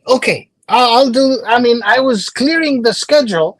I had that family as well. I reached out to Mr. Zoso. He's in the vicinity, but unfortunately, we couldn't meet. But I really wanted to see you and JJ and the crowd. We'll have a good time, and we can definitely talk some shit and have a couple drinks. I feel like it'll be a great time, my friend. So, oh yeah. In the chat, guys, Bruce G is kind of talking to Mathis around like, "Hey, Mathis, you Team Dungeon," and Mathis says, "I was shanked and I woke up here with no kitty." Now, Mathis woke up with an army behind him as well of friends from back in the day, supporters, Bruce G, and look, like definitely take your time to digest it. Look, our MO, I speak at the highest level for the Archieverse. In that our MO is literally just to make a good, fun place for everybody to hang out again and have a good time. Like Mathis is welcome, Bruce G, you're obviously welcome, everybody's welcome. And yeah, it's going to be free from legacy beefs, right? Yeah, people aren't going to like each other from previous shit. It is what it is. But no one's going to get banned. No one's going to get, there's not going to be any kind of fuckery like that. If you want to talk shit, everybody's allowed to talk shit back to each other. Like it's right. The real world. It's the real fucking world. You want to play a game, be a man, have a thick skin. Be a man, exactly. Take it as you want to give it. Be a fucking man, and that's it. Like that's all it is. We're all adults here, guys. Like we don't need to protect children here. Like this is an adult channel. So yeah, I like Lord, man. Lord's welcome too. Lord and I are friends. He can hop on if he likes. I know he doesn't really like Archie that much, but he can hop on if he likes. Greek hospitality is nearly unrivaled in Europe. Professor, do you agree or disagree? Yeah, I mean, come on, we're all humans. The Italians, very hospitable people. Serbians, not to discount our friends in Serbia, fantastic people. I love Turks. Yeah. Let's not forget our Turkish friends. I know Greeks and Turks and Cypriots, we don't like each other, the Greeks and the Turks, but okay, they're part of the same salad. We're all Mediterranean salad. You go to Egypt, very hospitable people. Poor, but hospitable. Yep. Exactly. Yeah, right, Spanish. Exactly. Look at the Spanish. I mean, Jamie's in Spain. He's not 100% British. He's Spanish. He has gained so much from the Spanish hospitality. What's Curly saying here? Neo, did you see Watch Reporter comparing myself and OC to Vito and Johnny Cakes from the Sopranos? Yes, for his soft-cocked interview with OC, he went after him. Yeah, I think people don't understand Watch Reporter's comedy sometimes. Yeah, could he go offside? Yeah, he definitely goes offside on his comments, which we don't agree with. But what is GMT? It's in our blood. We can't help it. Yeah, GMT. We got to do the Greek stream. We've got a lot of Greek panelists now. We got GMT, Neo, Professor. We got Mathis. We've got Narc, D, Alex, and Gorilla Time, who came on earlier with me. as well. Our Greek fans are some of the best. But yeah, Gorilla, it's funny because our Greek supporters are some of our spiciest. As Yes. Math and Very Math is passionate people. dude. Math has pointed it out here. He's like Greek professor. Would Yeah. you agree with this as a Greek? The Greek anger is the real deal when it comes to the Archieverse. Yeah, yeah. I mean, if you take Narc as the representative, Look, he's, Narc has gotten a little toned down though. He's a lot more soft than he was last. this is year. toned down. Yeah, this Okay. is toned down. Oh yeah. No, it actually is. This is toned down. Oh. Like, He's Okay. been somewhat neutered. Okay. All right. I mean, me and Curly catfish Narc no less than. I think Curly, what you can say in the chat, Curly. You and I catfish Narc no less than 6 times last year with our narratives. And Narc kept saying, "Oh, I'm not watching the streams. I'm not watching the stream." Just like he claimed he wasn't watching the streams, and then a stream I was doing for Marcelo or on the dungeon. I don't know what in was the on Marcelo. Bangkok days, right? Yeah, I was doing a Bangkok stream for Marcelo on his channel, and Narc claims it was recommended to him. Right. I was like, While yeah, he's watching bullshit. a weightlifting stream or something. Narc's been watching this whole fucking show, man. Like, without question. hey, Otto, Moroccan. I know you're Moroccan. Us Moroccans are very hospitable too. We love Moroccan. Yeah, they are. Oh, beautiful people. The most beautiful women. Moroccan. I've never actually been to Morocco, but I really wanted to go. Yeah, I'm gonna try to go there. Don't go. If you go, you will divorce. Don't go. You will divorce. Yeah. Okay. Don't go. I'll have to bring my wife. And I have to say something about our esteemed friend Ali Reza. I mean, his country, the Persian country there, Iran has very beautiful women, and you go to Iran, you divorce immediately. Oh man, in my younger years, like I dated a lot of Persian girls, and it didn't really pan out for me, unfortunately. But yeah, I would agree. Definitely beautiful women everywhere, man. Can't go wrong. Okay, guys, we're getting a lot of support for a Greek show. Gorilla, you got it. Greek show, Okay. Greek panelists only. We're gonna have a bit of spice, man. I would guarantee you a Greek panel of the panelists I talked about will probably, if we do it on the dungeon, will probably be one of our best dungeons. Tickers, you better be here to tell us who the fucking mystery guest is. Arsehole's going to heal up first before that happens. Come on, man. What do you know, Tick? Can you give us some more on the mystery guest? No, I can't give any clues. Apart from Come what Jamie on, did. man. No, can't do. Sorry. I don't think you're going to crack him on the questioning, Tan. Okay, no. I just don't. Look, okay, Hoff, you might be able to help me then. Tickers figured it out after one major clue, Ticker said, was... All clue was Saturday, what everyone else knew. And then I was given that clue, and I thought, it's the clue that somebody needs security, would ask for security prior. We're bothered about the security of people knowing before the event or before Jamie is going to announce it. That was it. The Watch Reporter chimes in on his beliefs of the Greek panel, but I'm sure the Watch Reporter will be watching as well. But definitely check out his show, making fun of Curly. Curly enjoyed it. So yeah, it's definitely check that out because it seems like it was. Yeah, good. you're not going to crap me, boys. So bring on the wall. No, I don't. We're not asking to tell it. I know, I'm joking. I know. But okay, but Hoff can help us here because Hoff knows the Archieverse. Look at Jamie, hold the line to you, Dickers. Jamie's there. Come on. Jamie, you fucker, man. Jamie's always listening. So Hoff, Yes. I'm not joking. I'm telling you now, that fucker Jamie, you bet he's fucking arse clinched when I came on then. He thought, oh fuck, Tickers is on. Is he gonna break? Who in the Archieverse needs that much security that we haven't seen for a while? Hoff, what do you think? That we haven't seen for a while. I don't think this individual would be somebody who's around all the time, right? I think it's like they're specifically keeping it quiet, potentially for a.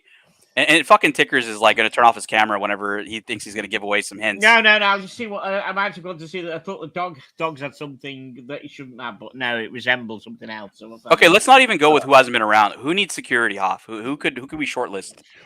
No. It's not really. You're getting the wrong end of the stick. Basically, they're not having security. I doubt that person will have security with them. It's a case of he doesn't want it getting out in the world that he is going to be there until Jamie gets a nod from the person to announce it. That's all. Security risk by it being out there with the big fucking headlines that's gonna happen, I would imagine, when it's announced. Because Because so they're looking Go on. Okay, we can Sorry. dig deep into that. No, thanks, Ticker. We can dig into that. Yeah. So somebody who wants to keep it either quiet because of it's a sensational story, or quiet because they don't want to have people talking about it prior to the event. Hoff, who do you think could that be? I know my great hope would be Plastic, but obviously he wouldn't be concerned about security, I don't think.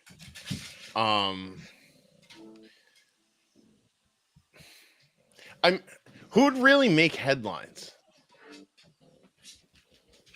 It's a tough one. Could be the could be the Watch Reporter. I don't think people would get that excited about him. He hasn't been around long enough. Like a green room, maybe. No, wrong continent. We've already said last week. It's not Australia. It's not Australia. To rule out every single little bit of Okay, so Australia. Angelic's out. That was my Angelic's second out. hope. Angelic, Plastic, Ken from Scotch Down Under was the choice I thought about as well. He would have been a good one. I would have loved to see Ken. Yeah. Well, Ken's been talking about it. He's been talking about how I think it's this year. I don't think he was talking about his 50th birthday or a birthday celebration. Ken, if you're listening, just let me know if I'm wrong. Ken was mentioning a special milestone in his life that he wanted to visit Scotland, Ireland, obviously in the UK. So it was like, I thought it could be him, but I don't. Obviously, Tickers said it's not Australia, so. And it's not Africa. What you threw me off with security was because I remember D mentioning Marcelo had contacted him that he needed full security because he was contemplating bringing the Le Mans. But we already know we already know he's going, so right. Muhammad Ali, 5 British pounds. I'm confused. We have covered all the names. Yeah, we're trying to cover all the names, Muhammad Ali. There's a lot of people in the Archieverse, and look. Ticker, did this candidate make his own custom PRX? Right. Okay. So Happy Meal, he's talking out of his arse. We know it's OC. It's not OC. I guarantee you 100%. It's not OC. I'm gonna respond to you on this one, Otto. Just be cognizant that the Archieverse has had a lot of history with OC. There's going to be a lot of people that are not happy with certain things that OC's done in the past. So, there's going to be some discontent with OC, but OC is not going to be banned. He's welcome to be here. He's welcome to hop on the panels. He's welcome to respond whenever he likes. There's never any issues like that. OC has a thick skin. He's can take it as good as he can dish it. Look, it's like if I went over there, right? If I went into Tim's chat, or if I was on, in that community, right? Some people would have their choice words with me. I'm not. It comes with the territory, and it's the same thing that happened to Marcelo. Same thing happened to Dirk. Same thing happened to Blondie. Same thing happened to Mental Jock when he came over. People had questions. And look, if you're honest about answering them, then people will be fine. But if you're going to deflect questions, then people are going to ask more. That's just the simple way how it's going to go. I'm fine, APZ. He's telling me to relax. I'm fine. I'm relaxed. I'm cool.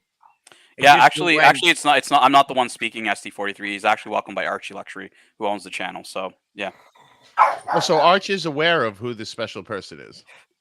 Or the surprise person. No. I don't think. No, nobody. No, but as far as I'm aware, nobody except me and Jamie and the person concerned know who it is. I don't think they've had to run it past. No, Higgins knows. Higgins knows. Jamie fucking told Higgins, and Higgins. No. He's pissed. No, I don't know. No, Jamie said on the stream the other day that he was flexing. He's just saying that. He's just saying that. Just saying he knows. Higgins knows. Higgins knows. He's just saying that. You could tell. I don't think. I don't think. Higgins No. The Tickers. Here's the thing. If you saw Jamie's face when Higgins came on and said he knew, you could tell that Jamie was he raised the finger at him. He's like, stop fucking around. Oh, yeah, but did Higgins then type to Jamie and said, I know who it is? Anyone can come on and say they know who it is. And that's an interesting point, right? Let's just think about it, Tickers. If Jamie told Higgins, who could it be? Why would Jamie tell Higgins? I don't think he has told Higgins. I think Higgins is flipping. He's pulling our chain, saying he knows. Yeah, Jamie's saying Higgins is reaching. He don't know shit. I think Jamie's taking us for a fucking ride on that one. I think Higgins does know, and Jamie, I'm going to use that as an opportunity to speculate with Hoff on if Higgins knows, and this is somebody who doesn't want it to get out prior. Who could that be? Who could that be?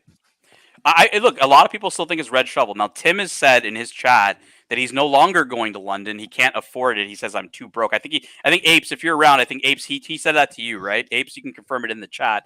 that Apes Confirm told. it's not Red Shovel because he did. Actually, Jamie said last night on the stream he invited Red Shovel to come, which means unless it's a double bluff, it's not Red Shovel. Remember? I swear to God, Russell, if it's you, I would be so happy. Yeah. I hopefully I'll get to see me at Russell 996 when I'm in London, but yeah. So unless it's a double bluff, because he invited Red Shovel on OC stream or whatever, like or one of the streams today, Red Shovel came on and he invited Red Shovel. So Jamie is saying Red Shovel is now coming. By the way, Jamie, do you mean to the house or do you mean to the show? Because look, I mean, we told Shovel he's allowed to come to the house if he doesn't want to. He's he should visit still. Like even Tickers, if you're around, like come by, say hi. Like yeah, but Red Shovel isn't a mystery guest because he was invited by Jamie yesterday to come and stay in the house and make. So he's confirmed. Now he's staying with Thomas and Jamie. Yeah, but he isn't the mystery guest. Jamie, get on if you can. Get on here if you're able. Come on, Jamie. Don't. I think you could break easier than me, so don't come on if you think you're gonna get. Tickers, what do you think of the Lord option? Hoff and Tickers, like, and obviously Professor, if you know Lord, young Brando definitely could fit the bill. Yes, but young Brando can take care of himself. I can't see him in any He's world. Spicy. By the way, it's someone very spicy. Hoff. By the way, don't you know the person is super spicy. Like in a good way or in a controversial way? Tickers, no, like... in a fire back. Put a dick in your ear way like I do. Okay. So somebody who takes. Okay, so Hoff, think about that. Somebody who probably gets criticized, right? Because if Tickers is saying he fires back, that means he's not an instigator necessarily, like a narc. Anybody can be spicy. Tickers, I'm going to take every word you say and I'm going to break it down. Break like, I know what you and Jamie are doing. You two are fuckers of the biggest fucking degree. Is you guys are trying to throw us for a fucking. I know what's real and what's not, and.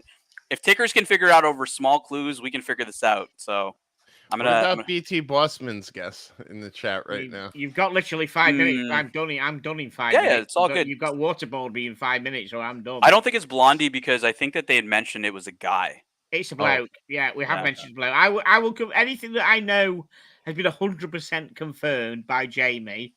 I will reconfirm to you, like in case you missed it. So it is a. All right, Curly's asking for a wizard. Curly's asking for a simple clue here, Tickers. Curly's saying, Tickers, were they part of the last watch or called London watch event, essentially? How do you mean part of it? Did they attend it? I don't know. I was only there for 1 day, and I honestly can't remember if I saw them or not. So I'm not. Jamie will tell you if he wants to tell you that, but I'm not telling you. I'm not bullshitting you. I don't actually know whether that person went. This is an interesting comment, Tickers. So SD43 says they better be good after all this time. So you knowing the person, do you think this is going to be really good, or do you think it's going to be kind of a flop? I think it's going to be really good. And I did say yesterday on one of the streams, as long as Jamie isn't throwing a double bluff to me and the person I guessed who he's confirmed is the person. We could all be bullshitting. He could be completely wrong. Absolutely, you know what I mean? But if it's the correct person that I have guessed, then yes, he's gonna suck the air out the room, as Jamie said. Do you think with Shovel now being part of the group, do you think that this adds another element of like controversy with Shovel being there in this mystery guest? I don't think him and Shovel have got beef.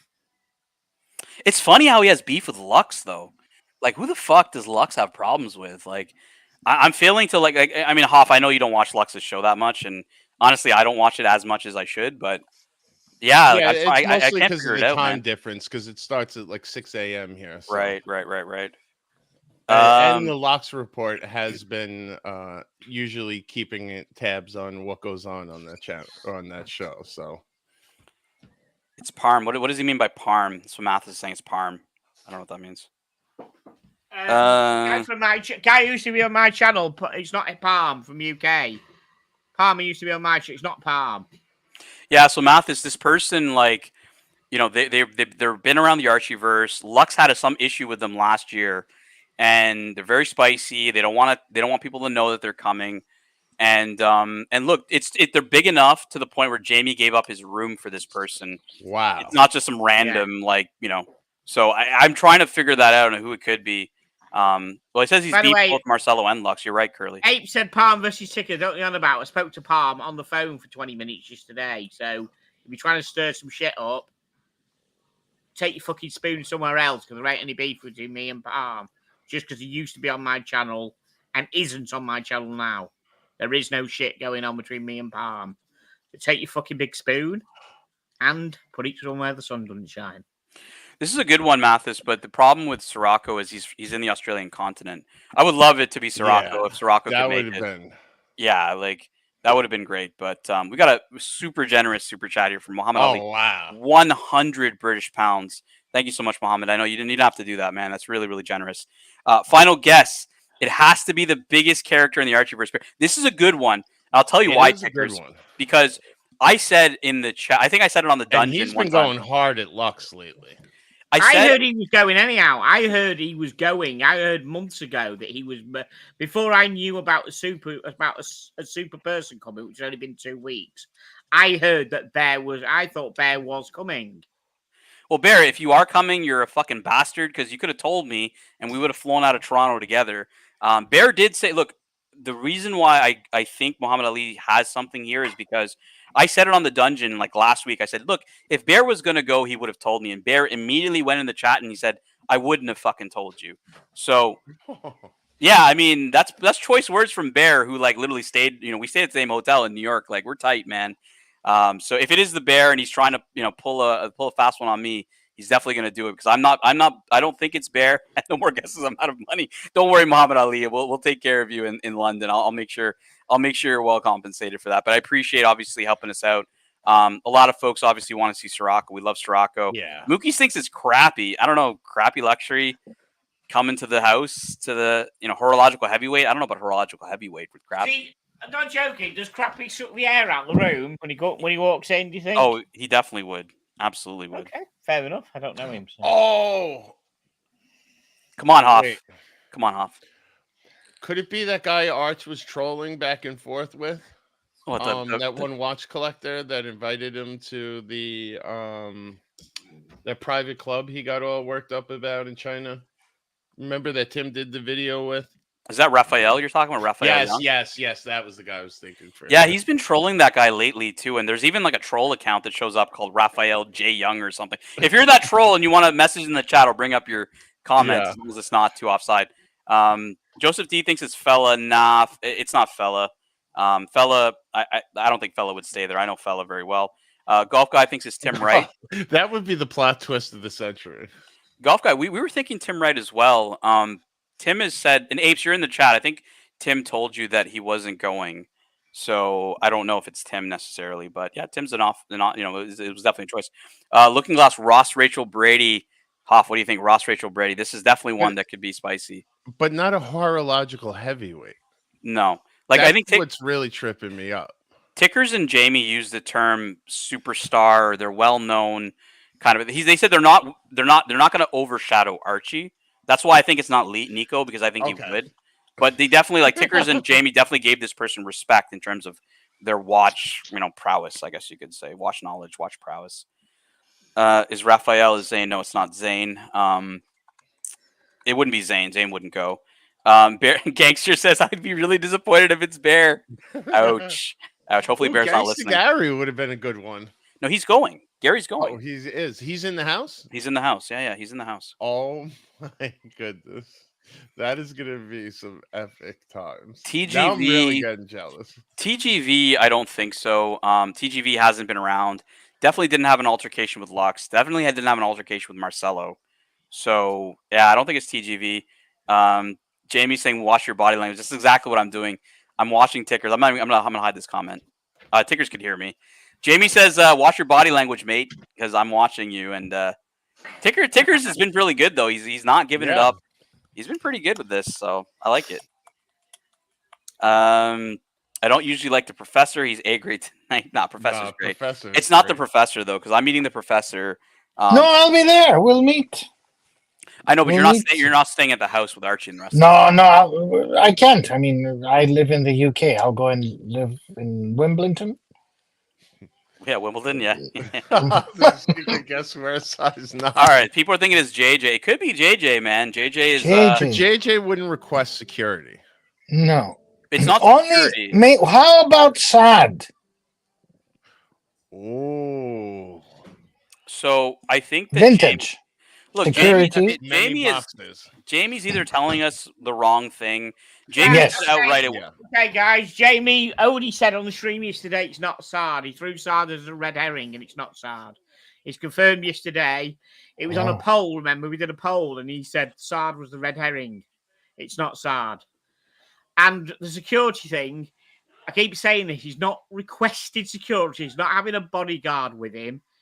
He just doesn't want the name of him coming out until a predetermined time, which he will probably tell Jamie. He doesn't want the person to be named to be known now, and it'll go all around the universe.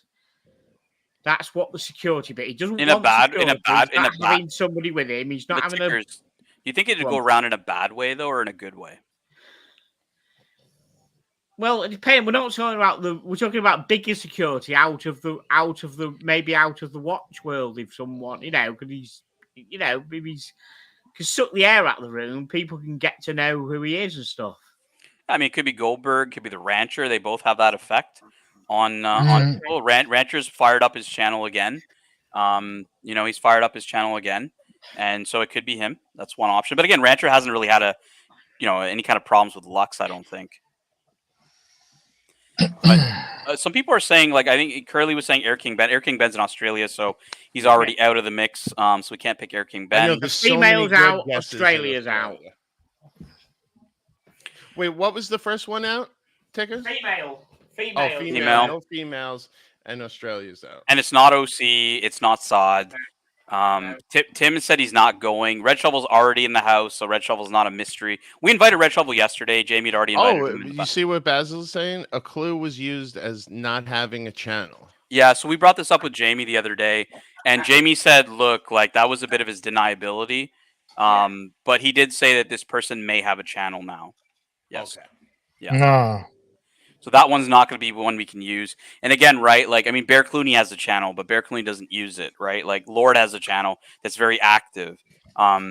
Dis has a channel. Yeah, but technically, when you create a name for this shit here, you have to create don't you have to create a YouTube channel anyhow? You do. That's right. Fair. You do. So everyone's got a fucking channel. Everyone in there has got everyone you're looking at has got a YouTube channel, whether they use it or not. So, all right, Muhammad Ali. There's been 3 continents. I'm going to add this one as the other third continent that's been ruled out. So 3 continents. I got an outlier I'm going with right now, but I don't think they have beef with Lux. Okay, so let's go through this. So Antarctica's out, Africa is out, and Australia is out. Those are the 2 continents, and I'm going to speak for Jamie here on Antarctica as the 3 continents that are out because nobody lives in Antarctica. Jamie says he's not aware of all the channels, so that's why he didn't know, right? So it's fair play, Jamie, no problem. Who do you think, Hoff? What are you thinking? I was gonna say Lolex would be an amazing one. Oh shit! Tickers doesn't seem interested in that. Either his tea needs more sugar, or he's not interested in that Lolex. I need more sugar. There you go. Are you a psychologist or something? That's how you do it, Tickers. A nice sweet tea. That's the way I like my tea. I like my tea with some sugar in it. Sweet tea. But look, I mean, Lolex would be I'd love to see Lolex there. He's an awesome guy, and Lolex would definitely not want people to know. That's for sure. Right. Definitely spicy. But has he had any altercations with Lux? Right. That's what's throwing me off. Like, it's somebody, and look, Tickers knows this person, and Tickers hasn't been around the Archieverse necessarily following for the last year and a half either, right? So, I've not been in it, but I've always been around. I've always kept my nose in places, Ooh, this is a good one for Mathis, Tickers. Yes. Austin Daniels. Yes, that is a good one. Tickers doesn't seem moved by Austin Daniels. He doesn't seem moved by. He's either biting his lip or he doesn't seem moved by Austin Daniels. Jamie, you did the best thing by leaking it to Tickers because Tickers is like, he's torturing us here for days on end. Yeah. Whenever we talk about the mystery guest, Tickers is in the chat. He hops on. Lone Star would be excellent, man. I love Lone Star. He thinks it's Austin Daniels. Look, Austin Daniels could be one of them. Definitely spicy. Hasn't been around. And Marcelo's there. Aren't they, buds? I just don't think he's ever interacted with Lux lately. Like I watch that morning show often enough, and it's either Australians or people from England, Europeans. Ooh, what about Maury's? Cars and Chrono will promote Barossa to the non-Timok group. Yeah, look, I mean, Cars is welcome. Cars came to our event with JJ in New York. He was there. Yep. Cars is welcome. Yeah, maybe Cars is. I mean, I can't see Cars wanting to stay in that house. Me neither. But I mean, yeah, he's welcome if he wanted to. Look at Cars. Tough, guys, tough. It's been very, very tough to figure out who this person is. Hey, All we I gotta know. grab a call quick. I'll be right back. Yeah, you're good, man. You're good. Tickers is not giving it up. He's not telling us who it is. Professor probably couldn't care less. No. Ooh, I don't think it's Don Haynes, man. I talked to Don Haynes the other day, and Don Haynes is like, it's tough to get him on the fucking panel, let alone fly him out to London, man. I don't think it's Don Haynes. Yeah, it could be Gerald Genta, reincarnated. Dead. All right, what's JJ saying? JJ, first of all, JJ, you could be completely lying to us. It could be you, man. I think JJ. I think it could be fucking JJ. My money is on Andrew Morgan. So Andrew Morgan, for those who don't know, is the guy who does the voice for the Watchfinder, .co.uk. So that's who Andrew Morgan is. And he has been on panels. He doesn't anymore. He quit Watchfinder 2 months ago. Yeah, that's right. He doesn't do it anymore, but people know him. Yeah, he's famous for that. Yeah, I don't think it's Don Haynes. JJ, it's definitely you, man. Don't fuck around. He said someone who's spicy, somebody who doesn't want people to know. Yeah, that definitely does sound like JJ to me. And JJ would not look. The only thing that doesn't make sense is if JJ walked into the room, he would not suck the air out of that room. That room would be invigorated if he was fucking there. Just like if Saad was there. He doesn't have that effect. JJ has a positive effect on the room. So I don't think it's JJ. I think the taking the sucking out the room is the wow. That's what he means by that. He doesn't mean a negative or a positive way. It's like when he sucked the air out of the room, it's everyone goes. Yeah, I swear to God, Big Al. Yeah, I mean, so if JJ walked in, everyone would go, fuck, because they wouldn't expect it, wouldn't they? You know how mad I'll be if it's actually somebody who hops on one of these panels with us and is just fucking taking us for a ride. Like if it was Tickers himself, who's like, yeah, you never asked if it was me, and then just fucking shows up and stays there. But Tickers is not staying with a bunch of fucking no, mate, no. A bunch of fucking characters in that house. Tickers got his own place. If he did, I'll bring the dogs along to come and lick all your faces. Well, if you brought the dogs, it would be just so much more fun. It would be amazing. There would be no beefs. Everyone would be like, let's hanging out with the dogs, man. There'd be no problems. We love the dogs. But yeah, no, Philippe Stern. I love this Philippe Stern. This is great. I'm just loving the comments around. It's funny, Professor. People actually said an industry person. I'm like, no fucking chance. Anybody from the industry staying with Archie. Forget in that house. Forget it. It must be somebody who produces, Casio. If it was Cafe Tickers, Casio. so JJ says if it was Tickers, there would be a stampede. Like when I would agree with JJ. If Tickers was staying at the house, I think a lot of people would go.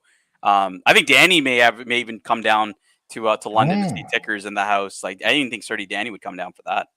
But look, at Tickers in the house. I mean, what's the difference between me being in the house and being at the show? I mean, I'm going to be at the show, aren't I? Come and see me at the show, everybody. I think being part of the house is like because we call it the Big Brother house, right? So, Mathis is saying Swiss.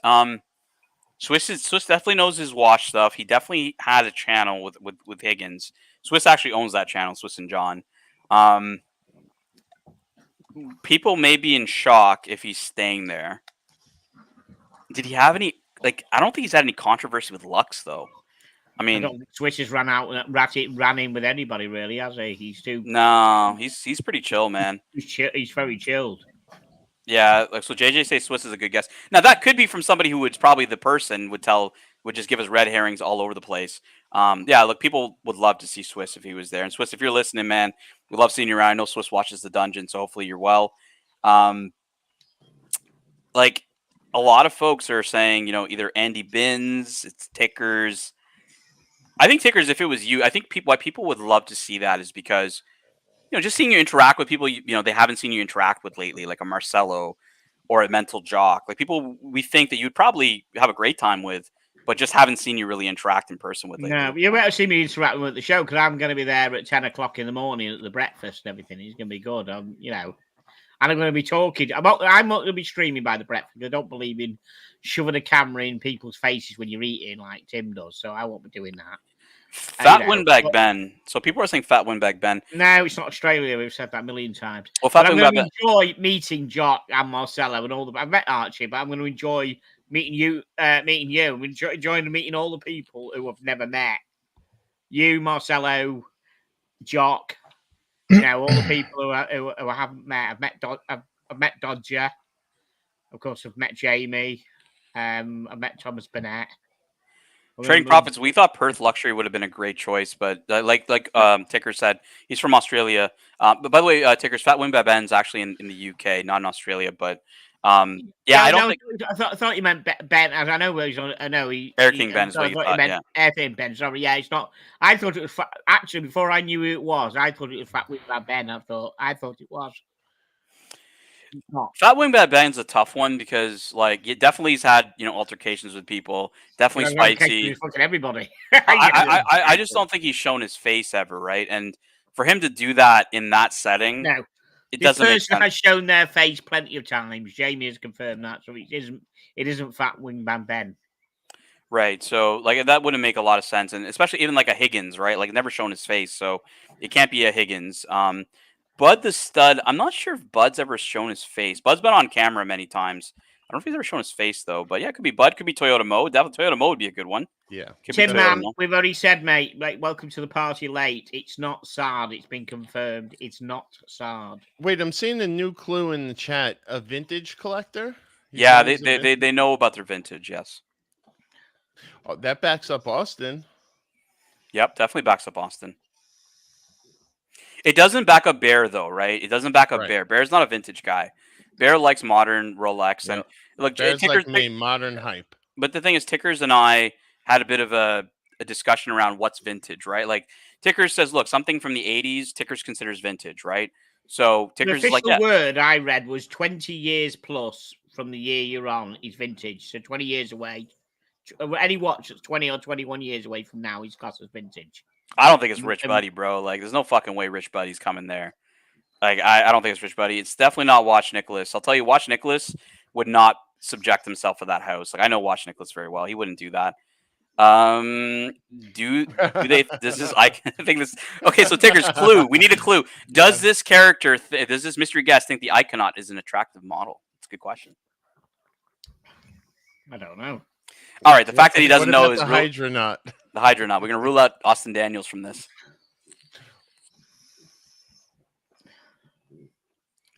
Tickers, are you genuinely excited to see this individual? That's a question I think you can answer.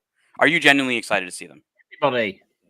You're excited to see everybody. Fucking OC response. Right? I haven't been to enough watch shows. You've been hanging around with OC too much, Tickers. Like, he's giving too many like PR responses. We wish, man. SC4310 after New York. You need to pull something out of the hat, mate. Yeah, New York was epic. We had Archie on the big screen at Times Square. That wasn't actually done by me. That was a gift Swinging from Kangaroo. Swinging Kangaroo, exactly. Just Bear and I brought Archie there. Bear did a really good job wrangling Archie to come out because Archie was like not responding to Bear for hours that day, and we would have missed it. But yeah, look, we have a lot of stuff planned out.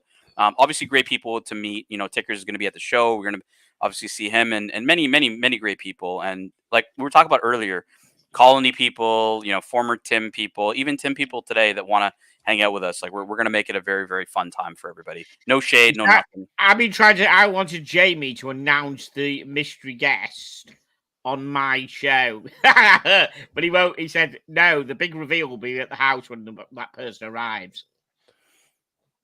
Oh, so it's going to be last minute. Not, I was hoping, I didn't know this until now. I was hoping a week before that he was going to announce it, and I said, well, can he, because I know it, can you do it on my show? I was just doing it to get the people in. You know what I mean? We put a big banner on, and we get. Honestly, Tickers, it's not a bad idea. It's not a bad idea because you've obviously been coming on our shows and promoting and helping with the promotion, right? I don't think it's a bad idea. If you wanted to, you know, have a bit of the run up and if Jamie's willing to look, if this character wants to reveal themselves beforehand, like I don't have an issue with us doing reviews. No, I've been told by Jamie for security they're not going to. They're going directly to the house and the big reveal will be. Okay.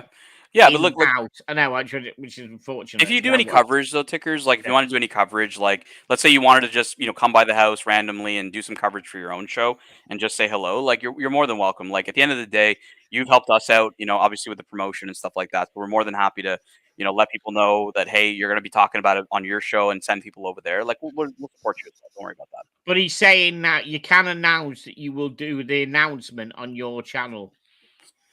Honestly.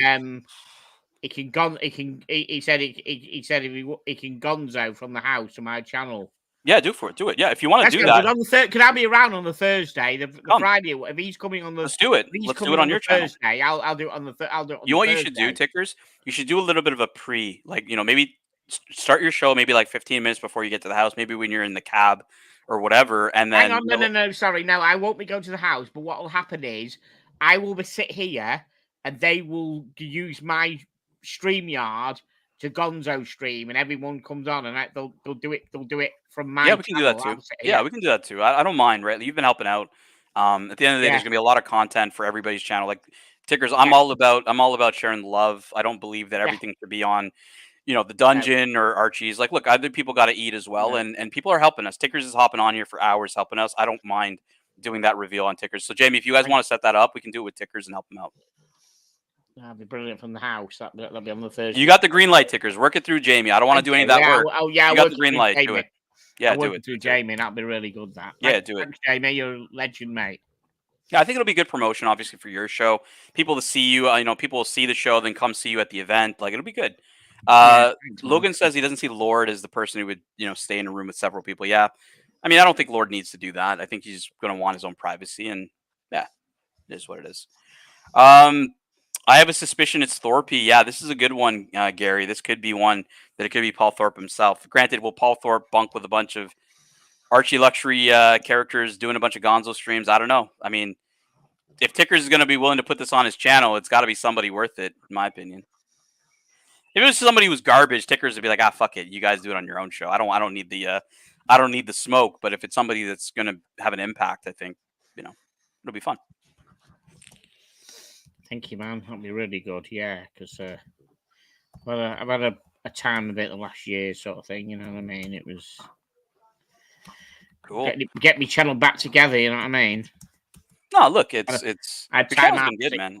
No, I've been watching. It's been good. Like I hop on, I check it out. Like it's been I'm good, streaming tomorrow, guys, at 9:00 GM, 9:00 British summertime. Anyone wants to come and say hello? We just have a bit of a laugh about watches. No drama. Do you want to drop your channel link just in the chat if you want for everybody, just so that if they haven't subscribed to check out Tickers, because like if Tickers is going to help us and be part of the London event, I definitely want people to know his channel. To be able to check it out, definitely subscribe to his channel. And Ticker said he's streaming tomorrow night, 9 p.m. in the UK, which is 4 p.m. here on the East Coast, and 1 p.m. on the Pacific Coast for us North Americans. Was Tan over-promising when he said the mystery man is as big as Archie? I never promised anything because I don't know who the mystery person is. So yes, if Tickers wants to tell me offline who the mystery person is, Horban, I can definitely. I haven't had permission to do that by Jamie at all. If Jamie did give me permission, I would. I would do it, but it's all down to Jamie. Jamie's just steering this. But the way Tickers smiled when someone read "as big as Archie," maybe he meant literally, not figuratively. No, I didn't laugh because I didn't even say that comment. What I actually said the other day, I actually said that apart from Archie, this probably person is, as big as, you know what I mean, as in. Maybe character-wise or whatever. Yeah, I mean, you did mention that this individual is also like they're well enough known in the watch space. Like they won't overshadow Archie, but and this is Hoff why I kind of told JJ on the side. I'm like, I think it's Marco Ferrante maybe. He's definitely known in the watch world. Yep. He can be spicy. Hasn't been around for a while. Hasn't had a channel. Guess. And would maybe when we talk about suck the air out of the room, could definitely have an impact from a shock factor to see him in there. And but would he fly over and take a room from Jamie? Doesn't sound like Marco to me. Yeah, I feel like he just escaped like the whole watch mayhem and is taking a step back from everything.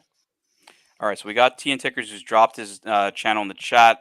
Please subscribe to TN Tickers for amazing content. I'm going to write this for everybody so they can Thank get you. the link. And look, we want to support everybody who supports the Archieverse, whether that's the folks who came on the colony onto the panel here, or anybody, guys. You help us out, we help you out. We're all about reciprocity here in the Archieverse. Okay, so JJ's saying it's definitely not Marco. Yeah. Yeah, I just couldn't have seen Marco do that, like, on his own. Marco fits the bill, but like Lord, I doubt he would. Yeah, Right. I don't think it's Lord either. Like, Lord would be great, but I can't see Brando doing that personally. But maybe that's the fun of it. Maybe we're so shocked that this individual would do that, right? Like, I think that's the. I'll throw you a But I curveball. feel there. like You think Brando about really it. hates Marcelo, like to his core, that he wouldn't want to be around him or subject himself to it. You think is Lord's channel doing brilliantly well? Because if you want to blow yourself up massively, you just do something like that. But see, I think it's a very different audience that Brando has purposefully not gone after. So that would be really shocking. Like Plastic always said and respected about Brando's, something I always respect too. He's willing to suffer for his art. He doesn't care. Like, he's going to do his streams the way he wants to do it. He wants to do that, like, kind of intellectual, real high horology talk, whether he has 3 people watching or 300. He's going to do the same show. Yeah, I think Brando's time slot. I have told him this too. I said, Lord, look, your time slot's just too late for me. I like his show, because I like nerding out on watches. But and I always drop a super chat or whatever, like, just show some love. But yeah, like, Lord obviously knows me, and I told him just stream a little earlier, and you might get a bit more traction. But yeah, I mean, there's obviously other issues with his channel that other people pointed out that I don't know about, so I'm not going to comment on that. But Uwe would be great. Federico would be cool. I don't think Federico would go stay with Archie ever. Federico doesn't like Archie. Okay, so GMT's sticking it to his guns. He thinks it's Brando. Hoff, do you think GMT's got, is he off his rocker, or do you think Brando's a good choice? I can't see it, but it's as valid choice as any. By the way, I never knew how to pronounce Uwe. Like, I seen that name in the chat all the time, but I would always call it 1001. Well, I mean, we just call it Uwe, right? Yeah. Uwe was just IOOI, which was just another way of doing, like, LOL, right? Like, it's just like that. I know people who do that. And then Archie didn't know how to pronounce it, so he just called him Uwe, and that's what we called the guy. We got $2, 2 British pounds from Trading Profits. Teen Tickers, what has his name been called out by the chat yet? Which chat and when? Are you talking about tonight's chat or chat anytime? I don't think. I'm not giving. I'm fucking great question. You're too nice of a guy, Tickers. They're Great playing on how question, nice but of a guess guy what? you are. I ain't going to answer it, because that means everyone you've mentioned tonight is negged out if I say yes. So I'm not going to. Right, or if you say no, it hasn't been mentioned, it really cuts out a huge swath of who. So I'm just not saying anything to that. Good, you nearly got me there, Trading. Well done, mate. Quite impressed with that. Nice chat. Ooh. That was a great question. That if you had me under the waterboarding, I might sort of break with that question. Logan, this is a great question. I think Mookie wins this out. I think I would be very confident that Mookie would win this out amongst most people. Even me, who's an OG guy who, like, obviously was from the Uwe and Gunzap era, but Mookie's, like, his clips are diverse. He does music in some of them. He does other ones that are just kind of like clips of commentary and stuff like that, but really diverse. I would say Mookie and myself. What do you guys think? Tickers, Hoff, Professor, what do you guys think? I don't know if you guys are familiar with Uwe and Gunzap, but there are other guys that are like Mookie. No, I don't know who the guy is. Sorry. Gunzap might make sense because he just popped up again, right? He did, yeah. He actually hopped on Archie. Gunzap's an old school. I'll play some of his shows here. I want to get past the super chat for everybody who doesn't know Gunzap, because I do want to showcase the Gunzap. He's been a really, really good supporter of Archie. Like Mookie back, he was like Mookie, but he was there back in the day. We've got a super generous super chat from Mr. GMT. I know it's your busy season. I appreciate you listening in. Hopefully we bring you some entertainment when you're working here, bro.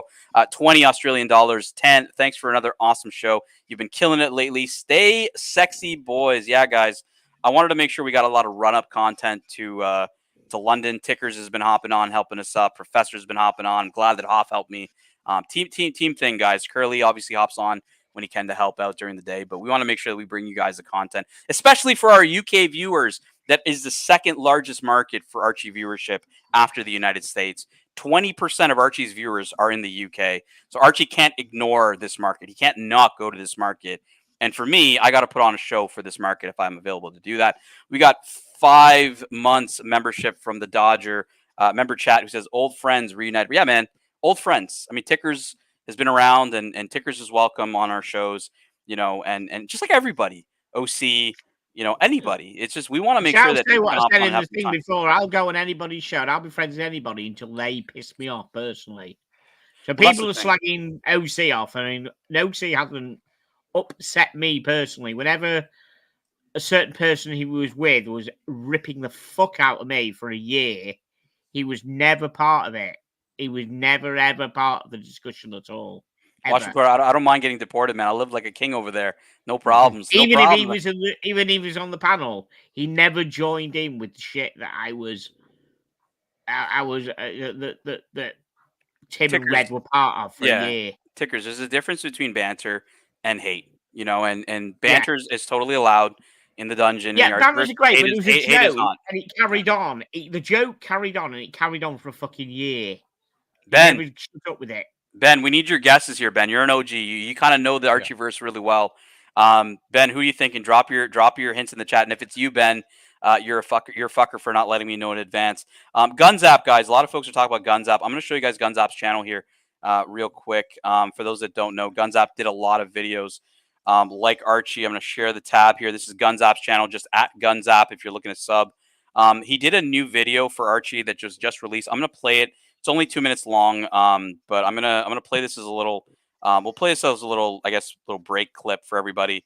But he used to do clips for Archie, just kind of like Mookie does, poking fun at Archie, and they're super good. Like a lot of people really enjoyed them from back in the day. So I'm gonna make sure that you guys see the latest clip from Guns Up. I'm gonna pull it up on the screen here for you guys, and we'll do a little bit of a break. While I sort out the rest of the before you do, I was only coming on for 10 minutes, but I got carried away with it's all good. The intense questioning. You can do the Irish. You don't need to do the Irish accent, Tickers. It was really, really good having you on the panel. Appreciate you helping out. Like I said, you got the green light if you want to do the Gonzo of the reveal on your channel. I think it's only fair. And look, I think it'd be great fun, Tickers, because it'll allow you to bring a bit of run up yourself on it. Bring a bit of views to your channel, and look, we all help each other, right? So thank you so much for joining us. Appreciate it. No problem. I'll be on probably plenty of times in the next few. Don't know how many weeks coming up to it. You know me, I'm always about. Thanks, guys. Appreciate it. Thanks for the shout out and everything. All right, guys. So this is the latest Gunzap video. So Gunzap made this video for Archie as a promotional video for him to use on his channel. You'll see why he did that when you see this. So let's roll this real quick.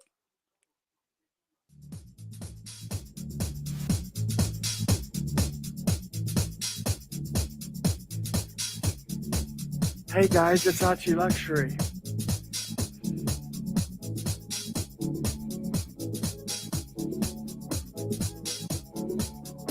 YouTube has changed. I used to do a lot of advice. I used to give advice. I used to talk, answer questions, personal problems. They'd come to me for all sorts of advice.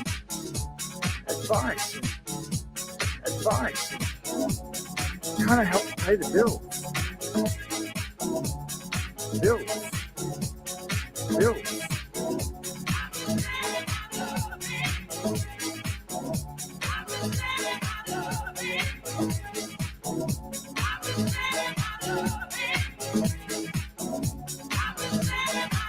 Unfortunately, the money's going up.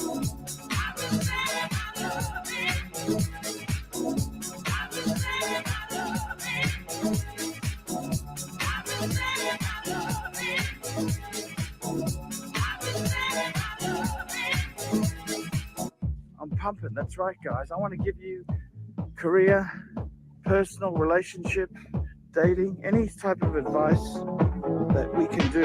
I'm here to provide. I want to be a provider. I'm a provider. That's what I do. I provide. So guys, PayPal me, archieluxury72@gmail.com, and also email me, archieluxury72@gmail.com. And I will see you in the next one. All right, that is Gunzap for everybody who hasn't seen the latest Gunzap video. Gunzap's an OG. Obviously, used to do videos for Archie back in the day. You can see her on the screen. Tons of videos from the Gunzap. I know, Professor, you had to drop. Thank you for joining us, Professor. Yeah, I mean, Ben, you've been around for a long time. You know, Gunzap had some good vids. Question was, you know, who was better, Gunzap, Mookie, or Uwe? I would go with Mookie. I know Gunzap and Mookie have connected. And maybe Gunzap's going to do some videos working with Mookie. Powered by some of Mookie's tools. Yeah, Mookie reached out to him offering, and this is the kind of guy Mookie is, right? Like, he's such a great guy. Straight up offers somebody like his tools to make content. Like that's who Mookie is. That's why I thought it was a real shame that Tim would go and really treat Mookie the way he did, because you know the clip that Mookie put up, you know, the Riding Dicks clip, it really was a tribute to, you know, Tim's 3 years on YouTube. And you know, it's a really cool video. Maybe I'll play that video for you guys here to give some context that don't know. I played it at the start of the show, but one of the best clips I think Mookie's ever done. And you know, Mookie himself was like, you know, was covering content that wasn't really just Archie in itself. It was Tim. So let's see some of the Mookie genius. We saw Gunzap. Let's see some of the Mookie genius here for you guys. Riding Dicks. What do we have to do for some clips around here? Come on, man. 3 years. It has really transformed my life. It changed it completely. I don't do anything else. I'm not fucking painting doors. I'm just Riding the dicks of these cunts. Uh-oh. You guys were willing enough to support me sucking dicks of these cunts. I'm riding dicks. Oh, she's gonna do it. So long, so long. Riding the dicks. The dicks of these cunts. So long.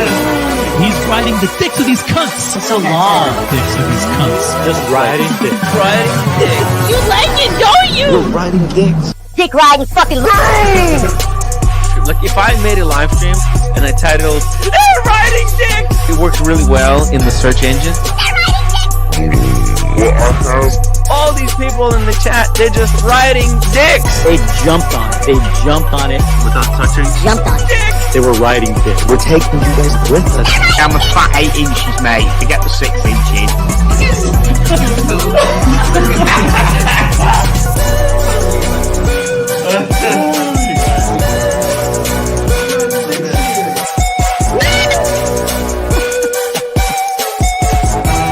Is this anything I can do, Mookie? Riding. That's it. Last fight. I'm riding dicks here. That's it. I'm riding dicks here. He's riding dicks here. Riding dicks. I'm actually glad I was born with just one eye. Here, haters. Dick riding fucking line. We're riding dicks. Quattro D. We're at a gay bar having dinner. He's riding the dicks of these cunts. They're riding dicks. Mookie. This might be like a prisoner exchange. It's like hiring a hitman. What do we have to do for some clips around here? Watch Nicholas come back. I'm riding dicks. I'm riding dicks. Don't dicks to you guys. Thank you. Thank you. Dude, what do we gotta do to get some clips around here? Just be nice to Mookie. Don't be an asshole, man. Like that clip is a dedication to that guy's 3 years on YouTube, and such a masterpiece. So well done. You know, that Mookie himself was like, you know, when he was making that video, I mean, I talked to him offline when he was making that video, and he was asking for our feedback, and obviously, you know, we're the Archieverse, and it was a different time, bit of, you know, and there was obviously the conflict going on, and you know, I told Mookie, I said, man, this is a fucking masterpiece. Like release this shit. It's fucking good. And it's become one of the most popular clips, you know, not only for us. I know some of the Colony folks like it as well. Because I know that they played a similar version of it, I think, on the community before it went down. But yeah, like, you know, Mookie's got like tons of. I'm very excited, Hoff, by the way, for Mookie's channel, hopefully to come back up. Yeah, me too. Because I'm like one of those guys, Mookie, by the way, who would go to your channel and, you know, as much as I could go into StreamYard and probably click it for free, I would go to your channel. I would, you know, the video I like the most, by the way, Hoff, is the Lady Boys video he did with Archie. We have Yeah. Sucklehorn and Lady Archie. Boys, yes. That is my favorite video, by the way. I love that video. We don't actually have it, so Mookie, if you're listening, if you could pop that in, that is one of my favorite clips, clip videos of all Yeah, time. he's been repopulating some of the videos. I believe he has a new channel, Mookie Clips. Does he? Oh, I don't know. I haven't seen it. If he I does, could have swore I seen that come up. Let me check. let's hope that's not a bootleg channel and that is actually Mookie's channel because, yeah, it's definitely one of the. His clips are some of the best, and we don't have some of them anymore. But Boitano is definitely up there as one of the best. Yep, Boitano's good. Here, New I'm clip gonna- archive. Here we go. Mookie Clips. Let's go check out Mookie Clips.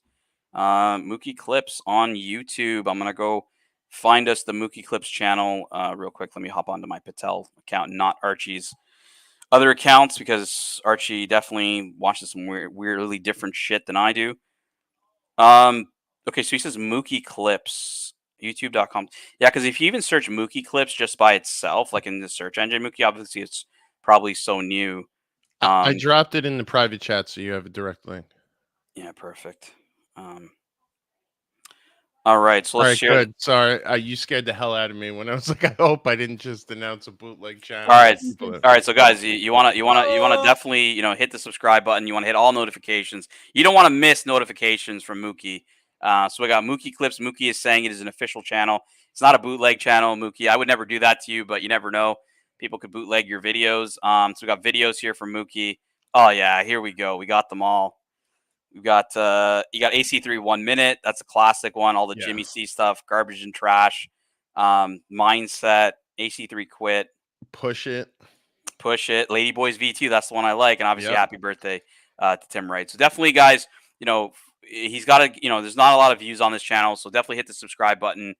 Check out Mookie Clips. And yeah, look, show him some views, guys. All of us like these videos, and Mookie, he puts a lot of work into this for us. For our entertainment, he does it for free. All he asks for is obviously some few donations on his show whenever he's on, but just stand-up guy. And honestly, Tim, if you wanted to make more clips, just be nice to Mookie, man. Don't be a dick. The Mr. TW is the best. Goosebumps. Yeah. What's the song in that, Mookie? We got Toyota Mo who's tuning in, probably at work on his lunch hour. How's it going, Toyota Mo? I might have a good idea, but when in reality, it's just a good idea for just me, myself, and I. Mookie's clip entertain all the punchers, not an easy undertaking task. Yeah, man. Curly tried to take a stab at video editing, and he said it took him a week to make his intro or something. And I was just like, yeah, you know what? Let's leave that to the experts. Let's leave it to the professionals. They're good for a reason, guys. They're talented for a reason. If everybody could do it, everybody would be doing it, right? So, yeah, subscribe to Mookie. Can I have my wrench back? That's up to Mookie, man. Mookie's pretty generous with the wrenches. He doesn't mess around, but he's from the green room school of my wrench handling.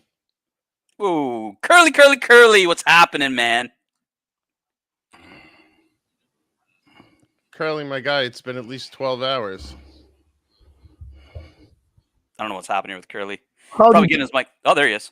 Howdy, boys. Yo, I think your mic was getting set up there. Is it still? No, you're good. You're good. You're just good. I got to learn how to. I don't know how these guys got. I don't. Oh, you know what? Hang on a second. Hang on. Fuck. I'm rushing. While you're doing that, Curly, we're just showing the new Mookie channel, Mookie Clips. So we're telling everybody to hit the subscribe button, check out Mookie, support his videos, show him some views. He's a guy who deserves to blow up, I'd say, in terms of his content. He's amazing. Yeah, for real. I mean, and these are all the classic clips that everyone's been asking. Yeah, exactly. You can see everything here. I'm just going to blow it up for everybody. You can see everything. The alliance with Marcelo shut up video, AC3 at Heathrow Airport. Everybody loves this clip with Heathrow Airport. You got everything. AC3 1 minute. Free Poway. Honestly, everything's here.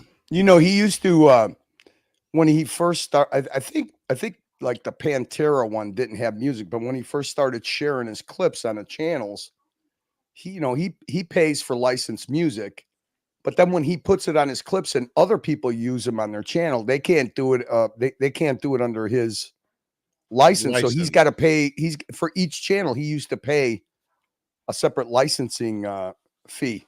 Then it was like everybody, there's a lot of channels in the Archieverse, so it was like every channel that uses them, you know, and he doesn't say no. Mookie's not a guy that says no. You know what I mean?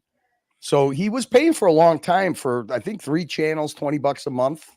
Yep. For the music licensing. So yeah, and look, like Mookie knows obviously if with the Archie, at least the Archie channels, like, you know, the money is not our issue. Like, you know, and in the past I have like obviously offered to pay on our behalf as well. Yeah. So Mookie knows like the Archieverse will pay for that content, but like you're right, he definitely did it for a lot of people, and I think it's, you know, it's only right for us to give him some love here. Just so you know that now, if you look at the Pantera clip, that clip, you know, it's about a 4-minute clip, and it there's no music on it. That clip just to transition from one little mini clip to another, and then to go in the back and forth. I think he told me he had 40 hours, and he did it in his spare time. You know, it was just like a pastime. 40 hours to finish up Pantera. When he does a rough cut, it takes him from the rough, you know, he could have 8 hours, 10 hours in a rough cut, and then from a rough cut to final and you could the difference between a rough cut and the finished cut, it's subtle, but it makes all the difference. When people say, oh, I caught all these breadcrumbs and Mookie's, you know, you could rewatch it and I caught another breadcrumb and caught another breadcrumb. That's the difference between a rough cut and a final cut. And I'm telling you guys, if you sit down and I just tried to do just a simple gotcha, what you call a gotcha clip, like say OC saying one thing a year ago, he says something now, and you just put those 2 clips together, simple editing, you know. I've never said a derogatory thing about Roman. Yeah, exactly. And it's like you sit down and you start doing it, and you're like, fuck, man, this guy's a fucking genius. Yeah. No, you truly can't appreciate it until you attempt it. Yeah, it's really, you know, like even the stuff I do on Locks Report, right? Like Mookie had that idea, you know, using AI and whatnot, and it's difficult, right? He says very costly to do it with AI, and watching like, you know, 14, 20 hours of tape, you know, is very difficult to do. Even for me and for Curly, like, we don't always know what's going on. Sometimes I pick up the news from Curly. Sometimes he picks it up from me because he's not watching and I'm not watching and someone else isn't watching, right? Like, there's so much going on, Curly, in the Archieverse. I've covered, we probably haven't even covered the surface of it, and I'm already 2.5 hours in. You know what I was going to ask you, Tan? You know what other thing used to be a huge help, and I still get like peripheries from it because there are some people that I'm comfortable having my streaming email. You know, they still have it. What JL did is he designated a email just for the dungeon. You know, like JL was like kind of like Diet Mookie. You know, he was the glue behind the scenes that did all the everything you see. If you go to the dungeon, you see it says Curly, Narc, Angelic. You see all those clips. That's all JL did it all in his spare time. You know, because he was working a full-time job. But the one thing he did that helped the most, talk about crowdsourcing and throwing a net out for good info on what's going on. He had a dungeon email. And then that dungeon email, he tied it so it gave us anonymity. It would forward to our streaming emails, you know. Okay, nice. And I still to this day, once that dungeon email got dissolved, the people that were sending me stuff, I would still say, okay, here's my, I had their email. They didn't have my streaming email. They had the dungeon email. So I would forward my email to them and say, look, just because that's gone and this broke up, you could still, because they would send time stamps. They would say, hey, they had eyes on everything that was going on in the Archieverse. O'Sheen, Tim, eye bashers, even like Gringa, Nico and stuff. And you would get little tidbits information. And it really makes it easy because there's no way that you could do all the homework to put on a show with what's going on. Like T and Tickers, I heard him say, oh, my channel is drama free or it doesn't have drama. I think you're doing yourself a disservice by putting that name out there that your channel has no drama. All the channels have drama. Even if you don't want to have drama, it just naturally happens. And you do yourself a disservice by, trying to say we don't have drama. Even the Colony has drama. I mean, OC just did the drama on Higgins' channel, with Jamie sitting in the pool. They were doing drama. I mean, drama just naturally happens. So, I don't think you're doing your channel a service if you're telling an Archieverse audience, well, we don't do drama. You do everything balanced. you got the perfect formula, right, Tan? Am I wrong? Look, I say give the audience, what they want, right? The audience needs to be fed. And what you pointed out is very interesting, Curly, because you talked about a team, right? Like how we work as a team. Even 5 minutes ago, I was like, "Hey, Curly, I haven't eaten lunch. Like, if you're around, can you help me out?" And you're like, "Yeah, I'm in," right? And then you hopped on. Like, we've always been a team in the Archieverse. And I kind of talked about this earlier in the dungeon, Curly, when a lot of the colony guys were here, was how Tim never really understood the team dynamic. It was always about Tim. It was never about the team. But when it comes to us, it's like we know we can't cover everything. We need the team. The team is what makes us fucking strong. Tan, I wish I had the people that Timmy had. Look at how hard it is for us just to get people with keys that could actually just want to run a show. Even like a Boomer Dungeon, a Park Bench. Can you imagine if we had the amount of people that Tim had that would do shows? I mean, what a spoiled little brat. I mean, it's basically, how many times it just comes down to either me, you, or JJ comes and helps, Hoff comes and helps, and it's you could actually literally put on shows because of an afternoon time slot. People are going to come. I mean, look at do you think that Docs is entertaining? He gets 50 people. No, it's because nobody else is streaming. So that's the hardest thing about putting on consistent shows is the consistency part of it. It's Yeah, tough. you're absolutely right. It is really tough to do it day after day, certain time slots. But it's also like you said, the content, right? Like, not everybody's creative like that. Not everybody can just hop on and just be creative. And I think I agree with you. I think a lot of Tim's panelists had that creativity, had that special something that makes that's entertaining to us. And Yeah, I mean, look at look at the people that came from Tim. Lucha Batic. You got MJ, and I'm not just saying panelists. I'm saying people that actually do shows. You could say whatever you want about Diego. You know what? Diego puts on a good show because he lets people on and they talk about the subject of the day and they're into it. I mean, there's value in that. There's value in having an open panel and people come on and they could see the thing about like on Archie's show or Tim's show. Okay, it's a panel. Usually it revolves around some kind of a topic, but people get easily drowned out or overshadowed. Look at Mike the Snake. Look at the difference of Mike the Snake on the Archie show and Mike the Snake when he comes on the dungeon and he's given time to give his long answers and expand on what's going on. He's a superstar. Mike could literally put on a show by himself, and if people like it, they like it. They seem to like it.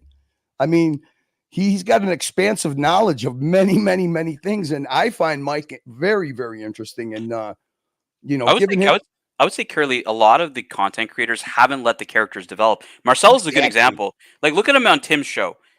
Tim used Marcelo to hop on the panel when nobody else would. In 2 his first, fucking years, he was a court jester clown, right? Exactly. Either somebody to just fill in the panel slot when no one's around, or just a court jester, and was not allowed to speak, was not allowed to really give his commentary when there's big shows. And so when I reached out to him, I'm like, "Hey, man, like I'm willing to give you a spot. I think you've got it in you, man. Like I think you could actually entertain." And fuck, 6-8 months later, like look at him now. He's got as many viewers as Tim does. Yeah. Yeah. And the thing with Marcelo is it's look, consistency. The hardest thing to do is I could never put on a show 7 days a week and be consistent about entertaining people because how hard that is to do. So it's like your panelists become part of the show. Topics become part of the show. People that like on one platform, they really are just part of the panel, small part of the panel. But if you put them on a different platform, they become the main person of the panel, So that's the big difference. I think Tim has made a huge mistake on a lot of characters. Blondie was a big one, right? I think Blondie, when she came over here, I basically told her, I said, look, like I want to make sure that you feel welcome, that you want to be part of this. And when she came to New York, right, she grabbed the fucking gimbal. She looked at all of us. She's like, you guys are all idiots. Grabbed the gimbal and just took the bull by the horns and really really shined during that that Times Square event, right? Like I don't think Tim has really developed a lot of his characters. Marcelo, You know, Blondie was one of them. You know, treated Dirk poorly. How the fuck are you gonna treat Surdy Danny poorly? Like, fucking got Surdy Danny to leave. Like, treated GMT poorly. Like, these are great fucking people. That I just it because boggles my they were mind. nothing but bit players for that. I mean, you know, the value in what Blondie did at Watch Time New York is really simple, guys. And I look at it from the view of a spectator. Anytime you could bring people behind the scenes and people like like show them how the sausage is made. I mean, literally, one of the funniest things was seeing Danny Surdy being Blondie's wardrobe advisor. You know, how's my hair look? And you got this big burly, Danny Surdy. He was like, no, I don't like that blouse. The other blouse. Oh, you need to put a little bit more curls into your extension. It was the funniest. It was unintentionally hilarious, but and at Blondie, I think Blondie had like maybe 90 people on an afternoon stream. Why? Because you were getting a little peek behind the scenes. And anytime you give an audience a peek behind the scenes on how the stuff happens, that's what's great about the Locks Report, right? It summarizes all the stuff that's going on, gives people an idea about what's going on. They don't feel like they've missed anything, but it leaves you curious enough to go, you know what? I'm going to go watch that stream. What did he say? Exactly. Yeah. I don't want to summarize streams, right? Like, I know people want that, but like, I want to encourage people to just go to where I'm talking about. Like, if Curly's doing a narrative, and I'll say it's a great narrative, go watch it because I want you to watch it. I don't want it to just be, here's the cliff notes on everything.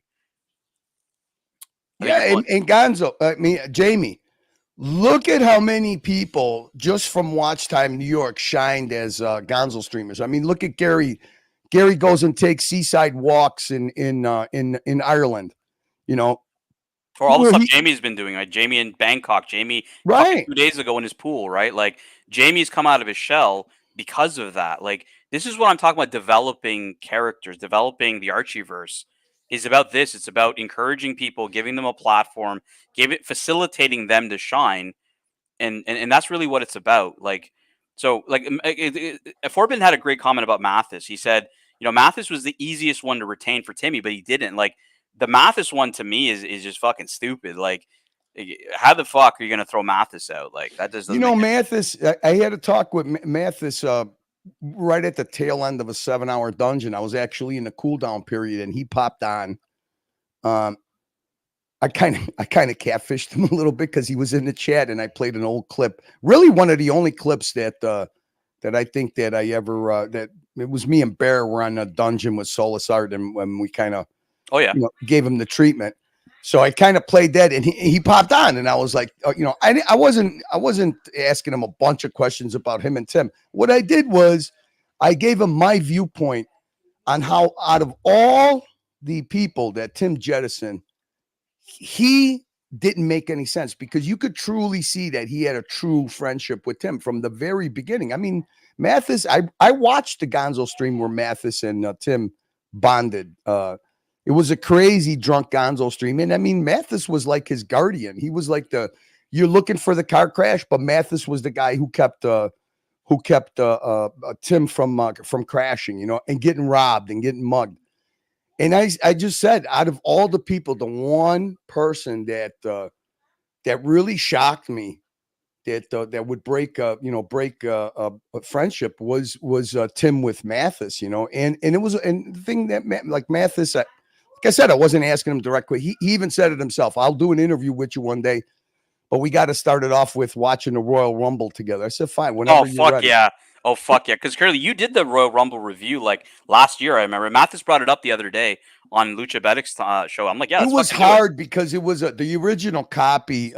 Green Room had it. So JL was able to mirror what was played on the channel, but it's not a great copy. It's real spotty. So we're trying to get the original Royal Rumble. I have the one that we played on the dungeon. I mean, it's acceptable enough.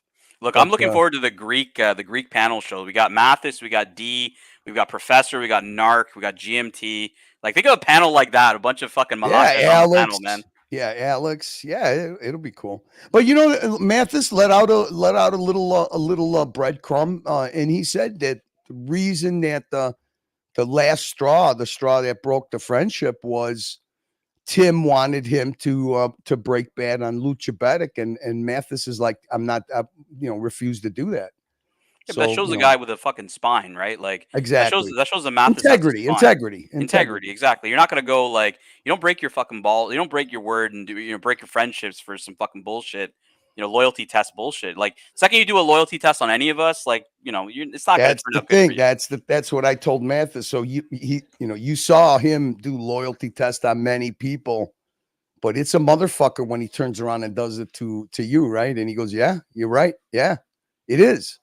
It is." 100%. When a guy gets that paranoid and that he's willing to jettison, just think about it. Just think about it. The 1, 2, and 3 core people from the very fucking beginning: OC, Diego, and Mathis. Yep. All three of them. And even Mathis said, you know what? When Diego, Diego 2 months before all of this happened, separated himself from Tim. And he said, he goes, I feel bad that I really didn't get involved in that part of it. He goes, but the last straw was Lucha Bedek, because Lucha Bedek actually was the first guy that broke away from the core group that was left as far as panelists and supporters. Think about it like this too. Lucha Bedek has been the first colony member, the first ex-Tim Wright member to actually go on Archie's live stream with Archie. Yeah. Like OC hasn't even done that yet, so like Lucha Bedek has hopped on Archie numerous times, has super tried Archie numerous times, that when Lucha was doing a show on Sunday morning, I saw it and Lux was doing a show and I said, you know what? We've got about 60, 70 viewers. Let's send them over to Lucha. Lucha's helped us out. Let's help out Lucha. Right. Like, and Lucha was super like chill about it. He's like, yeah, like, everyone's welcome. And then we had a good time on his channel. And look, it's all about enjoying the content, enjoying, other people, all these characters, right? Like, I'm excited that Mathis is back. Like, he was in the chat earlier. I think he's, cut from the same cloth as a lot of us in the dungeon and enjoys this kind of content. So, Dirk, I don't think so. Dirk, you gotta think to yourself, the people that were most vested in Tim, we just named them, right? You got OC, you got Diego, and you got Mathis. Diego actually, look, he's come out of his shell. He likes his channel. He likes to shine on his channel. He gets good people on there. They do really long form topics. It could be anything. It could be aerospace. It could be military jets, whatever. I think he found his place. Mathis is a guy, you see him helping out with clips and stuff on Lucha Bedek, on the Colony. He's doing the shorts and stuff. That's basically what he was doing by Tim. Mathis was a more behind the scenes kind of guy than a regular panelist, right, on Tim's. For sure. And Basil's has it right. He's like, play nice with Lee's like 100%. Curly said it right himself. Like, if we had that squad with us, like, we would be very happy, obviously, for the squad to hop on the panel and hang out with us. Just like Gorilla hopped on with me earlier. Like, yeah, definitely. We want to make sure that everybody's welcome. And, when we talk about the leads, it's not just money, guys. It's people in the chat. It's people on the panel. It's just people earning more fans for the Archieverse. That's what I'm doing. Look, it's people that when you give them the admin keys, they actually use them to run shows or to start streams. That's huge. That's fucking huge. I don't know how many times do we have conversations trying to say, hey, who could we get as an admin? I think, I was saying, Gary, I think would be a great admin. Gary's got the natural gift of gab. If a person's got the gift of gab, I don't care what the fucking topic is. I don't care what anything is. I mean, look at Crappie. Look at Doc's report. Are they super entertaining? Not really, but they're entertaining in their own rights. Why? Because they could start a channel. They feel comfortable just any topic. I mean, look, Crappie picks the most mundane topics, but you get a following that way. But consistency is everything, and if you could be consistent, you're halfway home to entertaining people in my eyes. I mean, Curly, I haven't been consistent myself. It's 4:00 Eastern. I haven't eaten lunch. Go eat. Let me love you and leave you. You were sending me the I got to eat right alert. I know, guys. But this is the team I'm talking about, right? I've been running a show for a couple of hours now. Obviously, Curly, I pinged him. I'm like, hey, man, do you mind hopping on? Because I haven't eaten. So I'll try to come back, Curly. But yeah, if you want to do premium park bench, if not, I can take the link. Yeah, I can't do nothing on the main show or an after show for tonight. We got a little late dinner. Okay, cool. Yeah, whatever you need, man. Whatever you need. I'll be around. Perfect. I'm gonna go eat Yeah, and I'll yeah. be around a bit. All right, man. I'm gonna review the Vito Johnny Cakes fucking thing that our Let's friend do it, man. decided to do on me. Do it. I'm gonna be listening. All right, guys. I'll see you guys next time. See you, Tan. Thanks. So who do we got in here? We got the Fat Windbag Ben. Fat Windbag Ben. I didn't think it would be you. Listen. I'm thinking it's. I changed my three mystery guests. Okay, because of if it's true. Because remember one thing, guys. Remember this. Our friend Jamie and our friend T and Tickers, they're attention fucking whores too. Okay, so it's not beneath them to fucking string us along. I really feel sorry if this mystery guest shows up and he's been built up to be something he's not, because he's going to get the fuck trolled out of him. You know what I mean? So to me, if the clues are real, I could only see Sod. I could see bondage and discipline and dis. Those are my three picks. I mean, I think they meet the criteria. Other than that, I'm lost. But I know these guys, especially with T and Tickers today. Yeah, I want to put them on my show. So, there's a little fuckery going on here too. Who do we got here? We got Spunky Hunk. Fuck. Not this guy. Why the fuck? Here we go. It's going to take too much brain power to read his comments. We got Chillin' Barefoot. He's new. All the Mathis I know are financially outrageously low. All the Mathis I know is financially and outrageously loaded. What's with that name? I don't know what you mean. Yeah, you're a fucking little attention whore. You're a little attention whore, my gonzo Jamie. You and all your, changing of the clues, twisting of the clues. You and T and Tickers, I think you're fucking stringing us all along. Watch it be some fucking lump that shows up. What's Gangster Bear? Bear is the new odds-on favorite. Nah, I don't think so. I can't see Bear staying at a bro house. I just can't. I don't see that. Plus, I think that Bear would have wanted his. Bear doesn't do shit for free. I think he would need per diem. I think he would need travel expenses. I don't think that he would just go underground like that. I don't see that. I don't see that happening. Mathis was a Tim mispronunciation. Mathis was a Tim mispronunciation. Okay. We got Anthony N. Curly. What happened between Jamie and Archie in the cigar lounge? Where? When? What happened between Jamie and Archie in the cigar lounge? You got to give me more details than that, Anthony. The half cigar thing? You mean in the London movie? The guy that the big super fan that came in and Archie offered him a half a fucking chewed and smoked cigar? Is that what we're talking about? Oh, this should be fucking great. Hey, I hope that you're not on the fucking Alpine moonshine. Hi, Jay Gray. Jamie has created more hype single-handedly than anyone else. He has a genius. Now he has a fucking cohort, and he wants to stream it on his channel. Okay, cohort. Okay, all right, schoolmaster fucking Jamie. Jay Gray. Well, what the fuck do you want from me? I don't want nothing. I just want you to come on and I want you to. Can you give me? All right. I know you get mad at me, but can you? I'm not mad.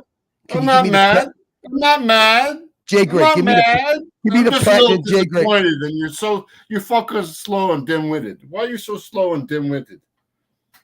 It's fucking afternoon. I'm not even high yet. I just got done with my. Well, dude, it's going to be in 13 minutes. It's 4:20 in my time zone. Do you want to partake at an hour early? I can't right now. I actually got a bunch of shit to do. I got to have my head kind of straight. So I'm going to be a little boring, Jay Gray. Jay Gray, I'm going to be off. I'm going to be boring. But Jay Gray, look, I don't want to make you performing monk, but you know what I love. I love that Jay Gray patented laugh, that evil, cynical laugh. You're not going to do it. I know. I know it makes you mad. I'm not even going to try to. I'm not even going to try. No, to, you've made it cynical. My laugh isn't cynical. You've made my laugh cynical. How? It just reminds me of Uncle Buck. Tell me the last time you heard my laugh. When's the last time you heard me impersonating your laugh? That's a better question, because I know that you're sensitive about it, so I stopped doing it. No, that wasn't that long ago. When? It's been at least 2 months. 2 months. Yes, and you did tone it down. You turned it into a more like a hum. But you inspired many others to. Oh fuck! The cult leader thing now. I'm a cult leader. You brought that up. I don't give a fuck about that. I'm telling you that Jamie is a fucking genius for bringing this mystery guest in. He's an attention whore. Don't make him out more than he is. He's an attention whore. Did you see him eating a cheeseburger while he's in the pool? Yes. That was fucking weird. It was a rented pool. And you know what? He was living lavishly for that. Wait. You know who called him out? Fun. You know who called him out for what he is? Why would you try to persuade him from not doing that? Oh, I'm not persuading him from doing anything. I'm not a persuader. I want to know who it is because I think I know who it is. I think it's one of those three. I think that it's either bondage and discipline. I think Neo's going to super chat. I think Neo's going to super chat soon. Whoa, Jay Gray, $100 so that you can have the floor without me. What the fuck, Jay Gray? When did you turn into a fucking a grifter? Why are you asking for super chats? What the fuck is this all about? Who's gotten to you? Neo doesn't like me. And he spent $100 before to have me gone. So why not now? Yeah, but Neo likes me, and he doesn't want. It's the benefit of all if he super chats me to be gone. No, what am I going to do then? You have no problem being alone on stream, Curly. You're quite happy to be by yourself. Hey, no, not right now. I'm not high, and I don't have any clips. I'm fucked. I'm very vulnerable without you. I need you. You have to stay here. I bet Neo won't. I bet you he won't. Because Neo likes me. I think he likes me, even though he doesn't like my association with the OC. But I think Neo knows that right now I'm vulnerable without you on the panel. Okay, so you know, because I'm a hate cult leader. So let's not focus on yourself or myself. There's the bigger picture for the greater community. And perfect. We're doing fucking. We're pivoting. Excellent. Where are we going? What are we doing? Everyone's stuck on this mystery guest, and that entire narrative comes from Jamie. Yes, the boy does like attention. Does he like it? Hang on 1 second, Jay Gray. Hang on 1 second, Jay Gray. I got to see what my dog's barking at. Somebody's at my door. Hang on. The dog wants to. Let me play a quick clip. I have that effect on dogs. No, somebody's at my door. No, it's me.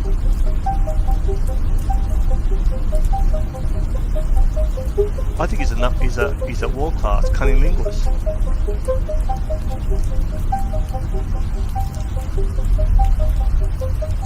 He's not in shape, right, to penetration, right? Bad hips, just not. He's not. There's no cardio there, right? And I've always said, right. I reckon this guy can eat pussy and rim ass for hours. Right? It's not much. If he could just lie down, in between the legs, right? Have a plate of food, one bite of food, pussy, food, pussy, food, pussy. Right? And I'm telling you something, right? A lot of women prefer being eaten out than being penetrated. I hear your number, your A grade when it comes to that. He actually had this proud look on his face. pussy, food pussy, food pussy, food pussy, food pussy, pussy. Disgusting, dude. I'm telling you, like, there are a few little moments that I'll remember, and that was one of them because he was so proud of it. It was just like, it reminded me of some like high schooler, like, because I remember this kid that I knew, like, he was so proud when he like got with this girl for the first time, and he was like showing off, like fingering her in class, basically, and it reminded me of that. Pussy, food pussy, food pussy, pussy, pussy, pussy. Orban agrees. He goes, nah, he licks everything. He's constantly exercising his tongue, building stamina and endurance. He can probably lick for hours. Breaks food. Pussy. Look, I actually agree that you're a 50, 60-year-old woman with money. Pussy. What's the last thing you had your pussy eaten? Seriously. Pussy. Seriously. A lot of them might get laid, right? But that's not where their enjoyment comes. The enjoyment comes getting eaten out. He's found his niche.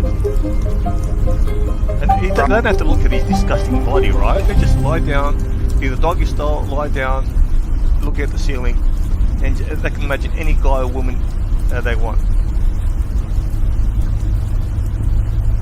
It's just after they come, they look at him and say, that's when they're disgusted with themselves. And then cry themselves back to sleep. Yeah. Oh, Jake Gray.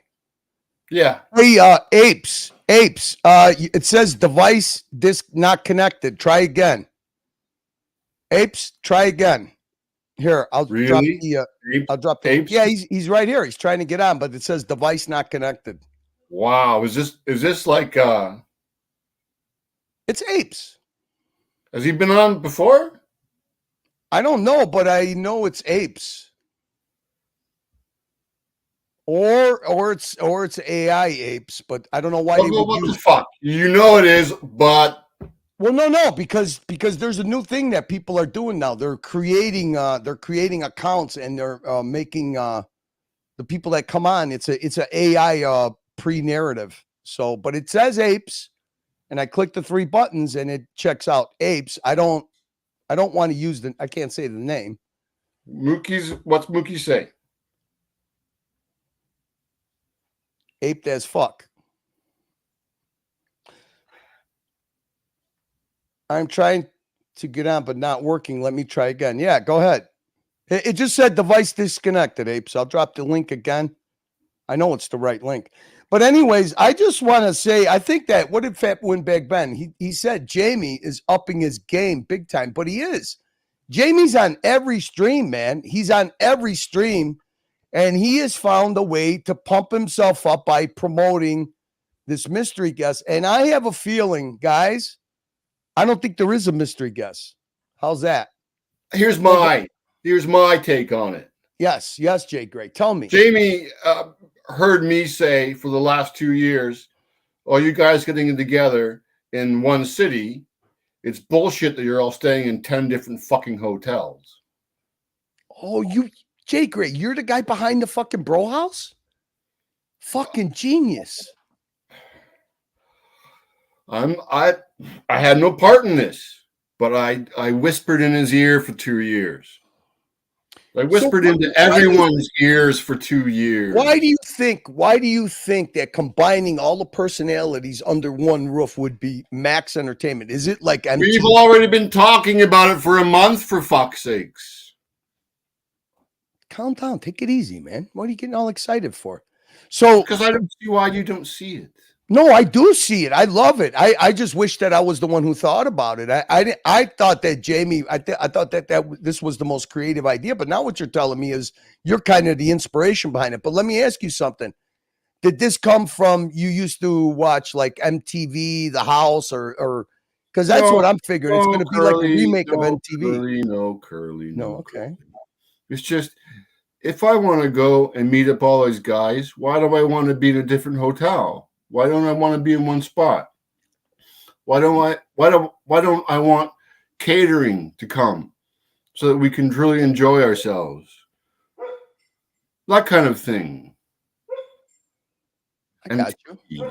MTV. Like almost like a social club in a mansion, like a bunch of dudes in a mansion. Well, what's the point of traveling? Wi-Fi cameras every. I'm feeling it. I'm feeling it. You're talking about camaraderie. Everybody under one roof. I made a similar journey as all these guys are going to make in London, especially the Bro House. And what I did is I met up with guys from all over, and we met up at a rented house in Las Vegas. Oh, well, tell me about this. What was the reason that you guys all? What is this? Work related? Was this recreational? What was it? What was the inspiration? No, high school friends that met up. So it was a reunion in Vegas. But well, it wasn't. Tell me about it. How did it? The house had a pool table. I was pissed off because none of the guys wanted to play poker. I got left alone in the casino. They're all back at the house because I wanted to play poker. Ah. And they were watching Guided by Voices videos. Jay Gray, what do you think of my my analysis that I think you're Laura Connors? Ridiculous? Well, that came from you? Is that your admission that you came up with that? Well, I certainly don't think it was Narc. I thought it was you because now it was not me. No, here's what happened. Here's what happened. There was a conversation where, look, what if Laura Connor is a guy? It's somebody in the Archieverse that's using her identity to get wrenches and to be an alter ego on somebody else's channel. Everybody seemed to say it was Narc, and I simply said, I don't think so. I think it would be Jay Gray because Jay Gray knows Canadian, Canadian-based things that the Laura Connor has said in the past. May I? Yes.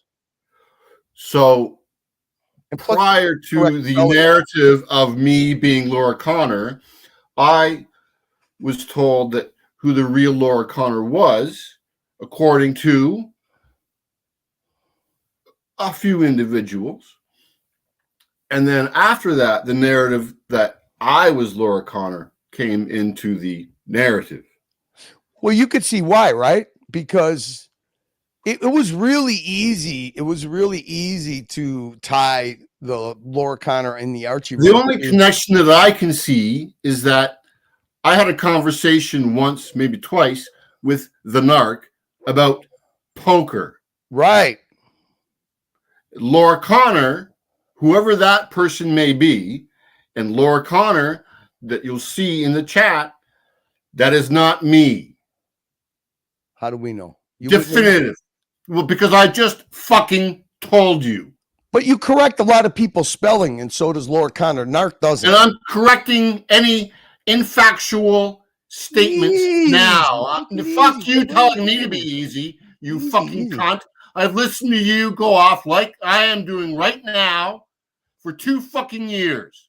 Yeah, but it doesn't suit your personality. You fucking tell me about the first conversation we ever had on the dungeon. Can you remember, you fucking cunt? I think so. Wasn't it on? Who was running it? I thought wasn't this running it? And then you and Crappie came on, and then Narc kind of lit you guys up, and then I came on afterwards. No. You tell me. No. What was it? You got the software. Well, I need phrases. You got the software. It's not important now. Well, you mentioned it. I did, but it's not important now. Time to move on. I'll pivot again. Okay. Well, did it go good or did it go bad? No, it was great. Oh, okay. Well, it was really your introduction because I let you talk and I asked you questions. And I said, if your cousin wants to take you to Istanbul, you really should go. But yeah, going for one day. Oh, it was about Istanbul because I spent a month there and I only scratched the surface. That is one of the topics we covered in that conversation. Fuck Jay Gray. You got my curiosity up. I can't pivot off of this. Remind me. So this was about going to The Istanbul. Oh, so this is this the story I told when I went to my cousin's wedding in Germany, and he wanted to take me to Istanbul, but it was only for a day. Is that what it was? I don't remember, Jay Gray. You can't cut me off like this. Tell me some more. What was I going to Istanbul for? Food or something else? Olive oil? Oh, you're withholding now. Now you're fucking with me. You're trolling me. I honestly don't remember. I mean, are you saying this is the first time? I'll look it up if you give me phrases. Was this the first time that me and you interacted on a stream? Is that what you're telling me? Yes. No offense. I don't remember. I truly don't remember. I don't. Did you hear my response? If you give me, huh? Did you hear my response? When? Did you hear my answer to your question? You wanted to move on? No. That you were in Istanbul for a month. I said yes. Yeah. In the affirmative.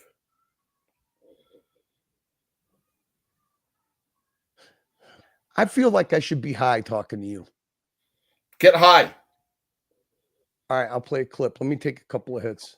I don't really want to. I actually got to deal with a lot of people this later on tonight. Is there any way? Get high. All right. What do we have to do for some clips around here? Come on, man. 3 years. It has really transformed my life. It changed it completely. I don't do anything else. I'm not fucking painting doors. I'm just Riding the dicks of these cunts. Uh-oh. You guys were willing enough to support me sucking dicks of these cunts. Oh, she's gonna do it. Too long, so long.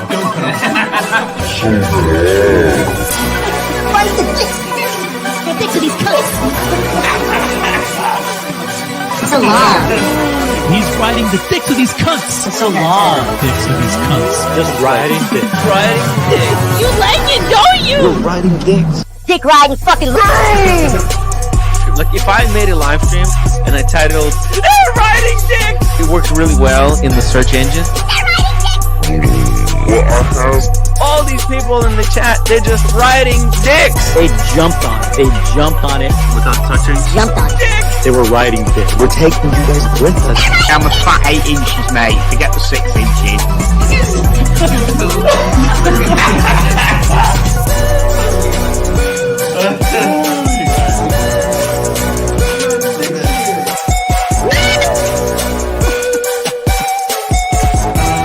Is this anything I can do, Mookie?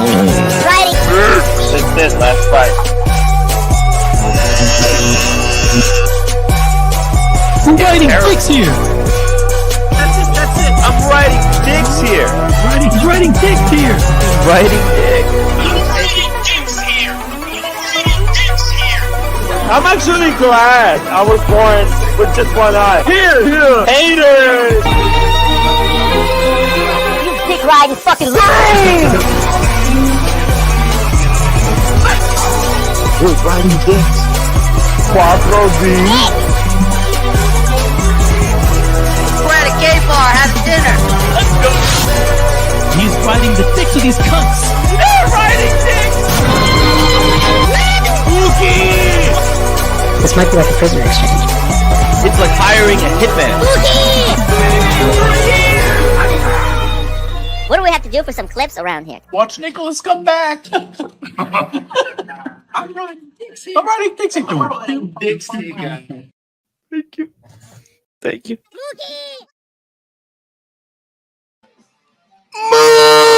Mookie! We got Time Lord, $2. Look at that. Who says Jay Gray doesn't bring in the bucks? Don Curley, kick the angry fool to the curb. Fuck no. Fuck no. Never put anybody out of their misery. I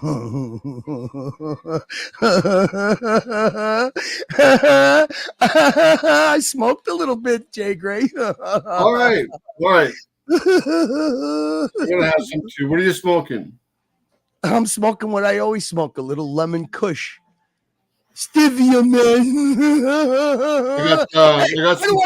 How do I improve my relationship? I got Citrulli. I don't know. You know what? I don't ask. You know what? The Talk thing over everybody. I asked can't you what stand you're going to smoking. the- Now I want to tell you what I'm No. smoking. What are I'm you smoking Citroli. And what are you washing it down with? You got a little bit of that fucking pine cone moonshine cooking in the background, or what, baby?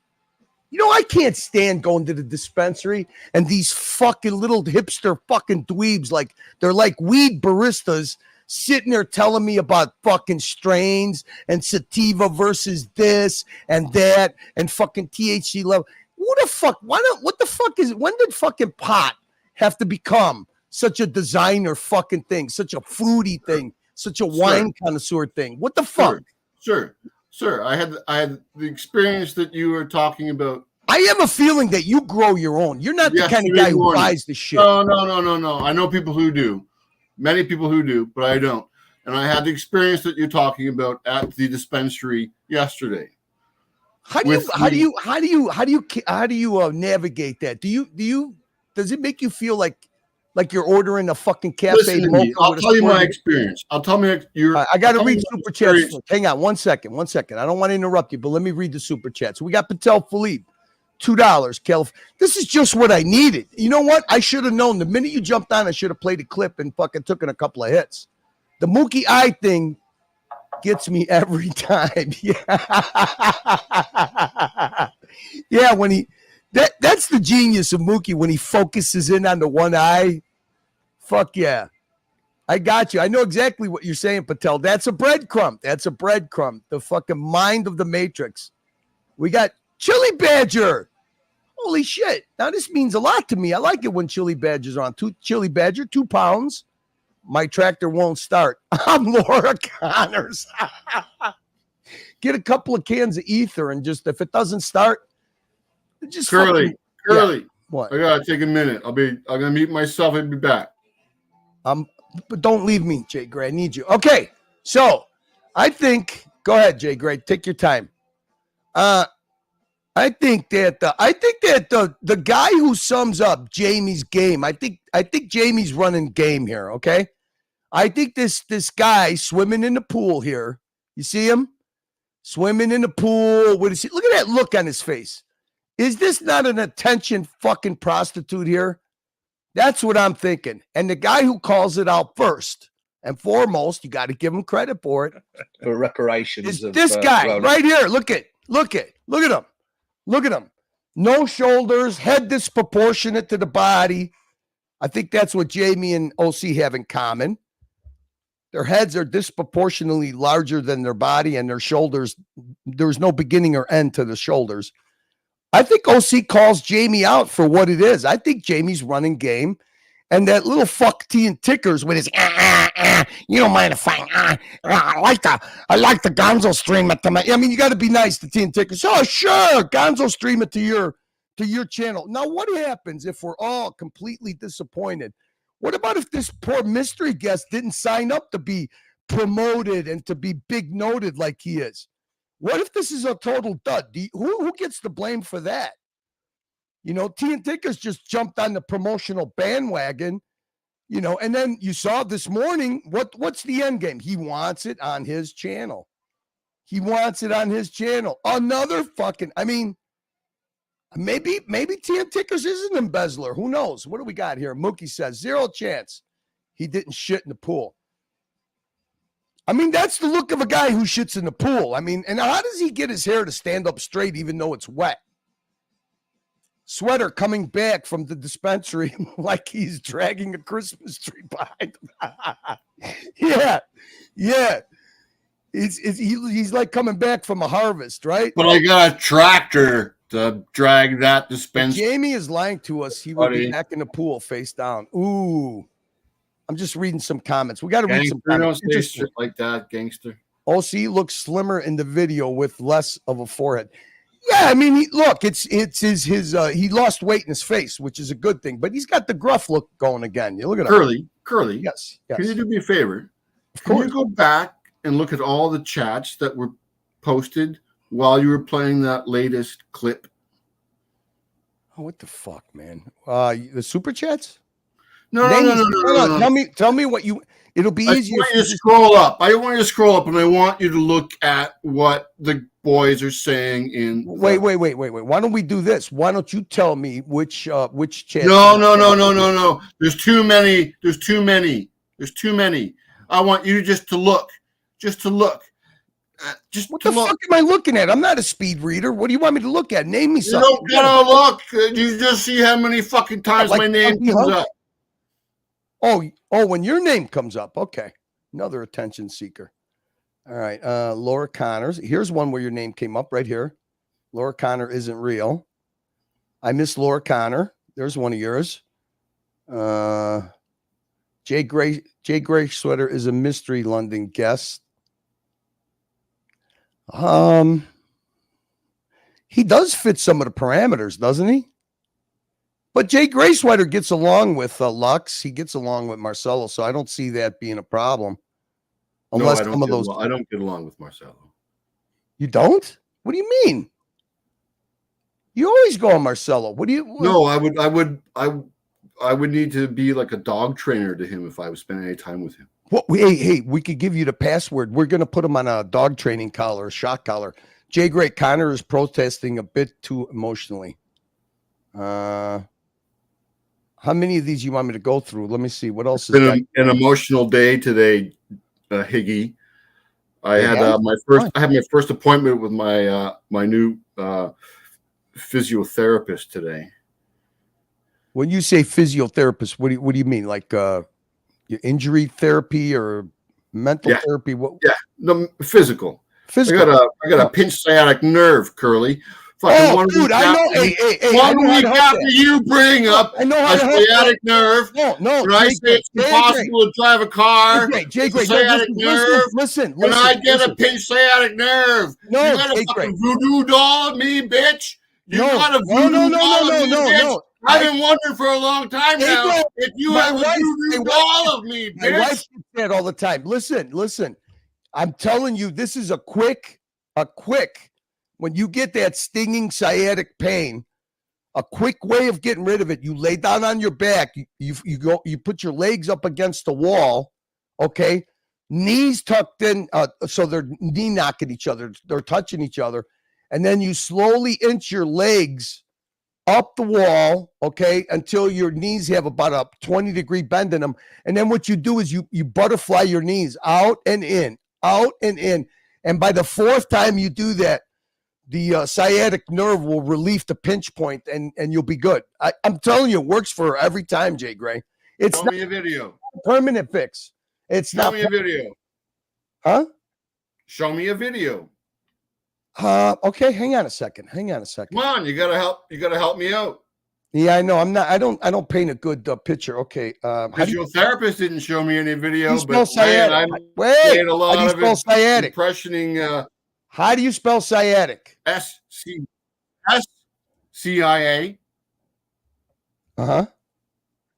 SCIA. Wait, what? I'm sorry. One more. SCIA. TIC. Sciatic relief exercise.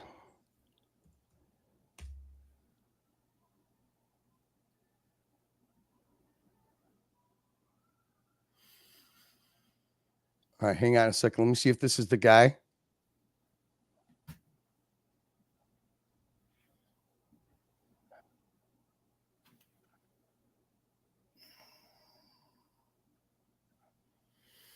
Okay, wait a minute. This guy's basically showing the same thing, but standing up. I'll show you the one that she does laying down and on the door. Here it is. Here you go. I got it, Jay Gray. Okay. You know, there are times where I'm serious, Jay Gray. So here, my wife's had 2 fusion surgeries, by the way, so you know. Okay, here you go, Jay Gray. Here you go. This is no permanent thing. This is as it happens. There's also a way to do this standing up I up was in against the that wall. pose this morning, my friend. All right, here you go. Here you go. Pain relief in seconds. Lie flat on your back next to a wall or a door. Knees bent at 90 degrees. Press your feet into the door. Whatever side that you're having sciatica, let's say it's my right side, slide your heel upward towards the ceiling as much as you can to straighten the knee. From here, I'm going to do a sciatic nerve floss, which can give instant pain relief. Take your toes back towards you as much as you can. Hold this for 3 seconds. From there, we're going to take our toes away from us, again, holding for 3 seconds. Do this one nice and slowly for 10 to 15. Now, she does it laying on her back because of her surgeries. You can do that if you never had back surgery. You could kind of do this standing up. If I find a video of this, of doing it standing up, I'll show that to you too. In repetitions. Let's take this one to the next level by then doing a figure 4. So take the painful side's ankle, place it over the other side's knee. So when you look down, it should look like I couldn't do that now. Into the knee until you feel a very gentle stretch forming over the hip, over the glute, and more importantly, into the piriformis muscle, a big instigator of sciatic. So there you go. Now let me see if I find the one where you could do it standing up. I think it's the same guy. Yeah, here. Well, no, it's not the same guy, but this is standing up. Here's how we can get sciatica relief in seconds. Go next to a door or a wall. Press pause. Can you press pause? Fats. I need a trainer. Sorry, continue, Curly. Painful side towards the door. So in this case, I'd have left sciatica. My feet go together, spaced roughly a foot, foot and a half away from the door. I'm then going to lean into the door with my upper body, wrist, elbow, shoulder, flush against the door. All right, so there you go. You got the guys. This is Dr. Roll. So I don't know if that'll work for you or not. I'm not. I hate to see you in pain. We can move on now. Thank you for entertaining me. I know that you care now. Not okay, really, Curly, but I mean, it's now that I know that you, I know that you care now. You seem to have gotten very excited, like as if I'm trying to troll. Like I now know that you are a human being. Oh, Jay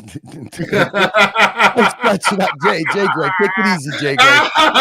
Take it easy. Take it easy. Like it? I could change really quick. Remember, I bite you in the face while you're trying to pet me. You know what I'm saying? The boys. I'm not trying to pet you. All right, so let's see this, Jay Greg. So I think that OC calls it out as it is. I think that this is just a huge attention-seeking stunt that now involves tea and tickers besides our dear friend Jamie. Let's watch you. We have a new panel member here. Look at watch how fast OC's. This is what you got to like. Look how fast OC gets all over this. The original OC. Hello. OC. I'm not in my pool, but pause. I'm here nonetheless. Pause. You went through this last night.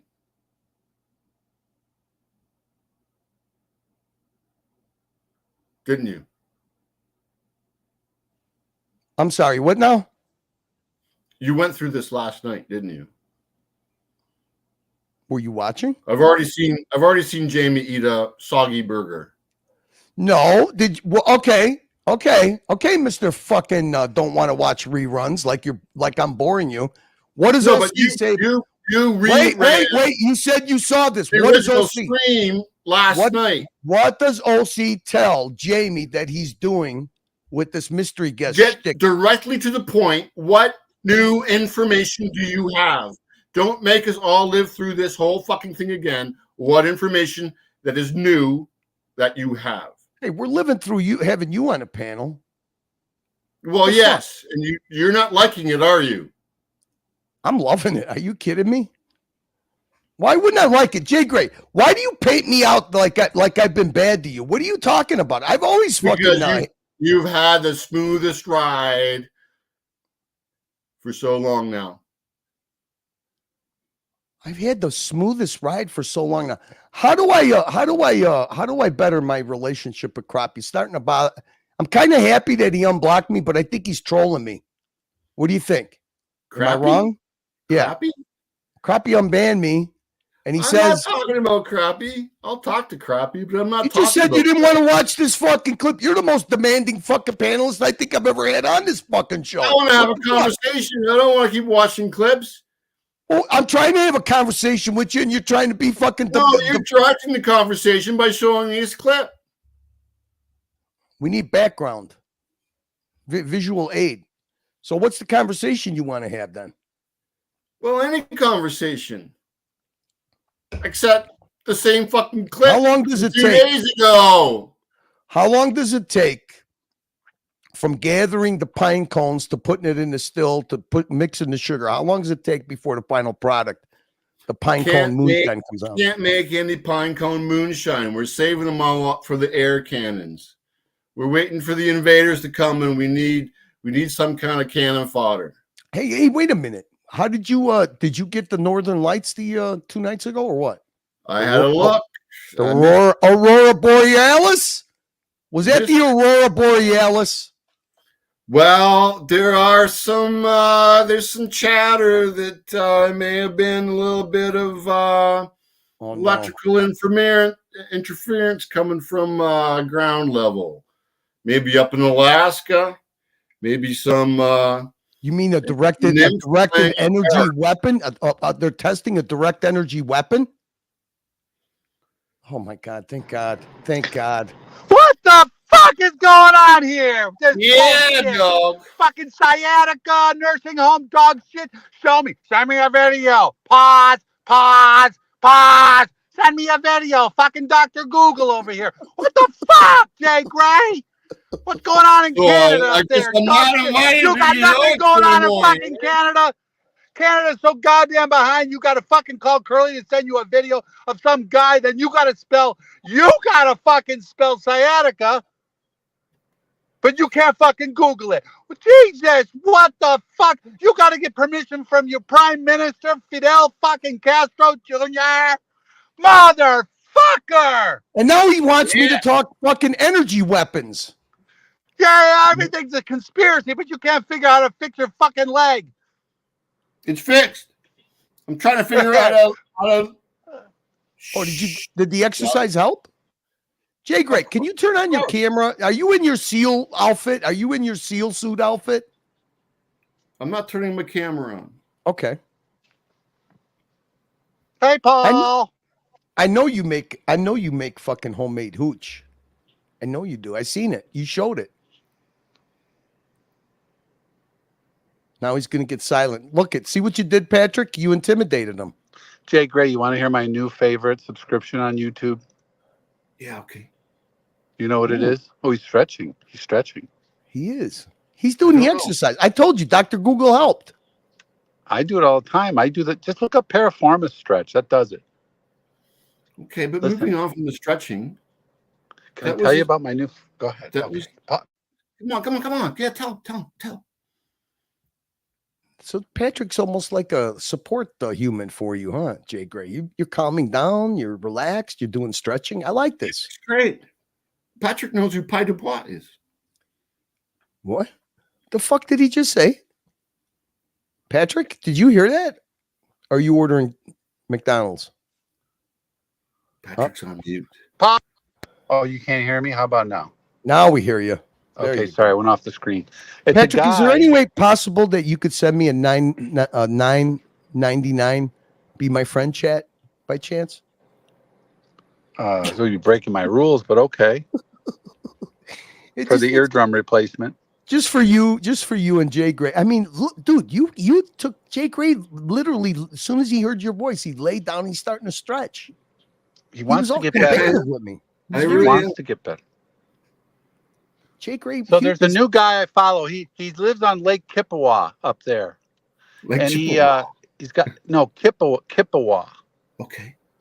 And he has Parkinson's and he's living off grid on the lake by himself with his dog. And he's basically what is the word? He's filming his brain disease to the end. And he's 57 years old. And I love this guy every day. He's got a great sense of humor. He talks about what he does. He's got an old cast iron bathtub on up in the air with a fire under it every day. This guy's fantastic. I love him. He makes jokes. He's got a terrible existence. He's going to be dead soon. But he's filming it right to the end. Okay. Well, Dirk, wait. Dirk Diggler member chat. Jay Gray is no. A reptilian alien. Dirk Diggler's not going anywhere. That can wait. Okay. Back to Patrick. Who is this guy? and how can we support him? Well, you can't. He doesn't answer shit because he says he gets so everybody follows him. He gets so many cards and letters and emails. He goes, I can't. My hands can't even open shit. And he had, you got to take the canoe in to get supplies. He cuts firewood. Basically, tries to stay unfrozen all winter. Have you ever seen Tom Green his live streams from Canada, from his ranch in Canada with his parents? He's my favorite Canadian. I like him. Yeah. He's So, good. He's always been good. So He Patrick, reminds me a lot of Jay Gray, Laura Connor. and someone that like Tom Green or us could maybe paddle that canoe and give him some support. Maybe give him another he 10 likes being years alone, of man. His son comes and helps him a little bit, but he likes being alone. He's wanted to live off grid since he was 8, and he's doing it. He was a software guy. He did gaming. He was a gaming programmer for years. By Bought saying a help, cabin. Jay Gray, by saying we could help him, what should we do? Should we geolocate him and plant some bear traps around where he walks? Well, no, like Patrick's bringing this guy up, and we still don't know who this guy is. But I'm thinking I'd have to log off and look because every time I go to it, I'm on YouTube now, so I can't go to on my phone to figure out. It's Mark Bogder. I got to look him up. Tell you what, I'll come right back. Fuck yeah! Catch up on the. Wait, Check. Hopster McDonkey got it. You know what? I forgot. Yes, he is my favorite Canadian. That motherfucker's got a sense of humor. You know what, Topster? Now that I think of it,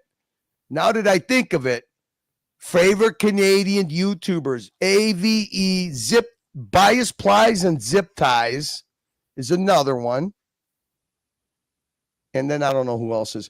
Oh, Apes, listen, Apes, if you ever wanted to really troll Jock, all you have to do is jump on and have a conversation with me. He'll go fucking nuts knowing that you jumped on with me. Because I like to drive Jock a little crazy too. Not like blow up crazy, but a little crazy. It's just me and you again, sweetheart. What were we talking about? Energy disbursement, top secret weapons? All I can think of right now is Neo saying many minutes ago that he was sick of looking at this screenshot. He doesn't. He doesn't want this screen. Okay, we can get rid of it. No problem. Let's see. How about this one? You like this one better? How about we do this one? How about that? That better? Let's play that. Let's just leave that play in the background. Let me see. I'm looking at a Happy Meal. Hang on. Give me a minute.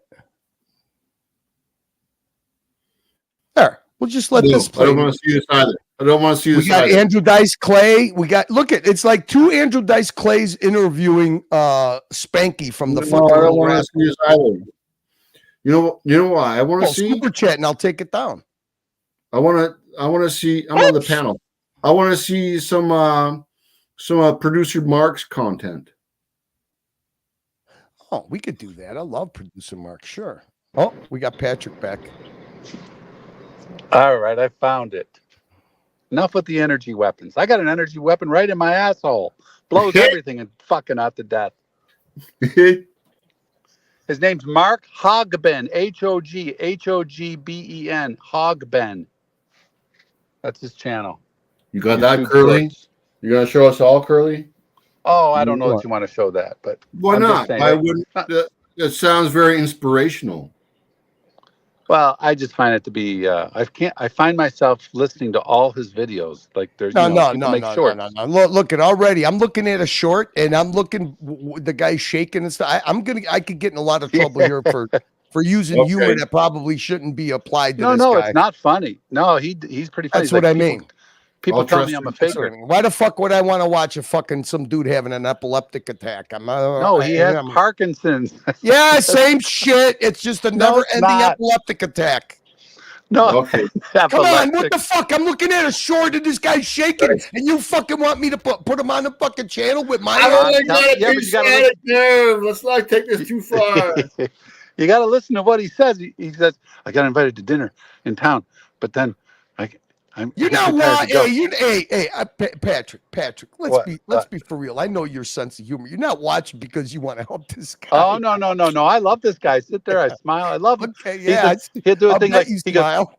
He grabs a rope and he goes out, and there's a hole in the ice, and he goes, I thought I'd do some cold water therapy today. So he's got the rope and he's ready to get in the water, and he goes, I thought I'd do some cold water therapy today, but so it make me feel better. And then he goes, no, but then I realized that's a really stupid idea. So fuck that. I'm not doing that today. Yeah, nope, bad idea. Nope. Pretty funny guy. Christ. I'm watching him right to the end, Curly. End stage fucking brain disease. I'm watching him to the end so that I can write something nice in the chat and say, Mark, thanks for sharing your story. Hey, Jay Gray, why doesn't anything come up? I got producer Mark. What is his channel name? Isn't it producer Mark? Cool. Yeah, as far as I Jay know. Gray. Why it doesn't come up? His channel doesn't come up. What the fuck? Producer Mark. Well, my computer is not very savvy. All right, so I know what I'm I could do. worried I know that what I'll- I could do. Hang on a second. Producer Mark Volo, because he always goes to that What is he car doing? museum. Who are these geriatrics on the screen? Watch Apprentice, a retired taxi driver in London. James Hess works for pharmaceuticals based in Switzerland. And Red Shovel, occupation not quite sure, based in Belfast, Northern Ireland. That's who you're looking at, Patrick. That red shovel will do anything to look good.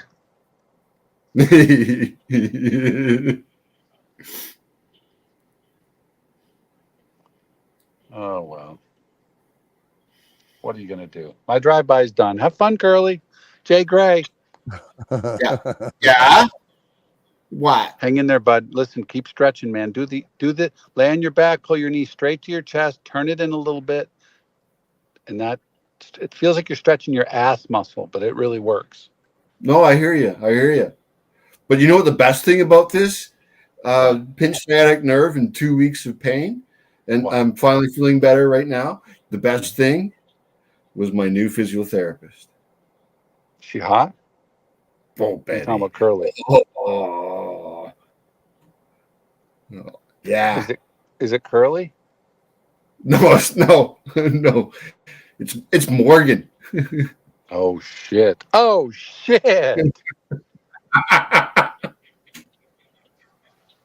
Hey Curly, you know what I was doing over the weekend? I was spraying off the patio, getting rid of all the shit and scrubbing, using some simple green because I care about the environment. And guess what? All of a sudden I just started laughing about something. You know what it was? Curly? No. Simple green is good stuff, man. I know. Fuck yeah. Anyway, I was thinking about you that time you were on the channel and somebody was supposedly doxing you and you yelled out your real name. Really? Remember that? Yeah. That motherfucker, come find me. That was really good. He'd have to find that name in a fucking cemetery. There you go, Jay Gray. There's your producer Mark with Mike the Snake. And where the fuck has Larry Smith been? Haven't seen him in a while. You know that Docs Report used to be a regular on producer Mark's channel?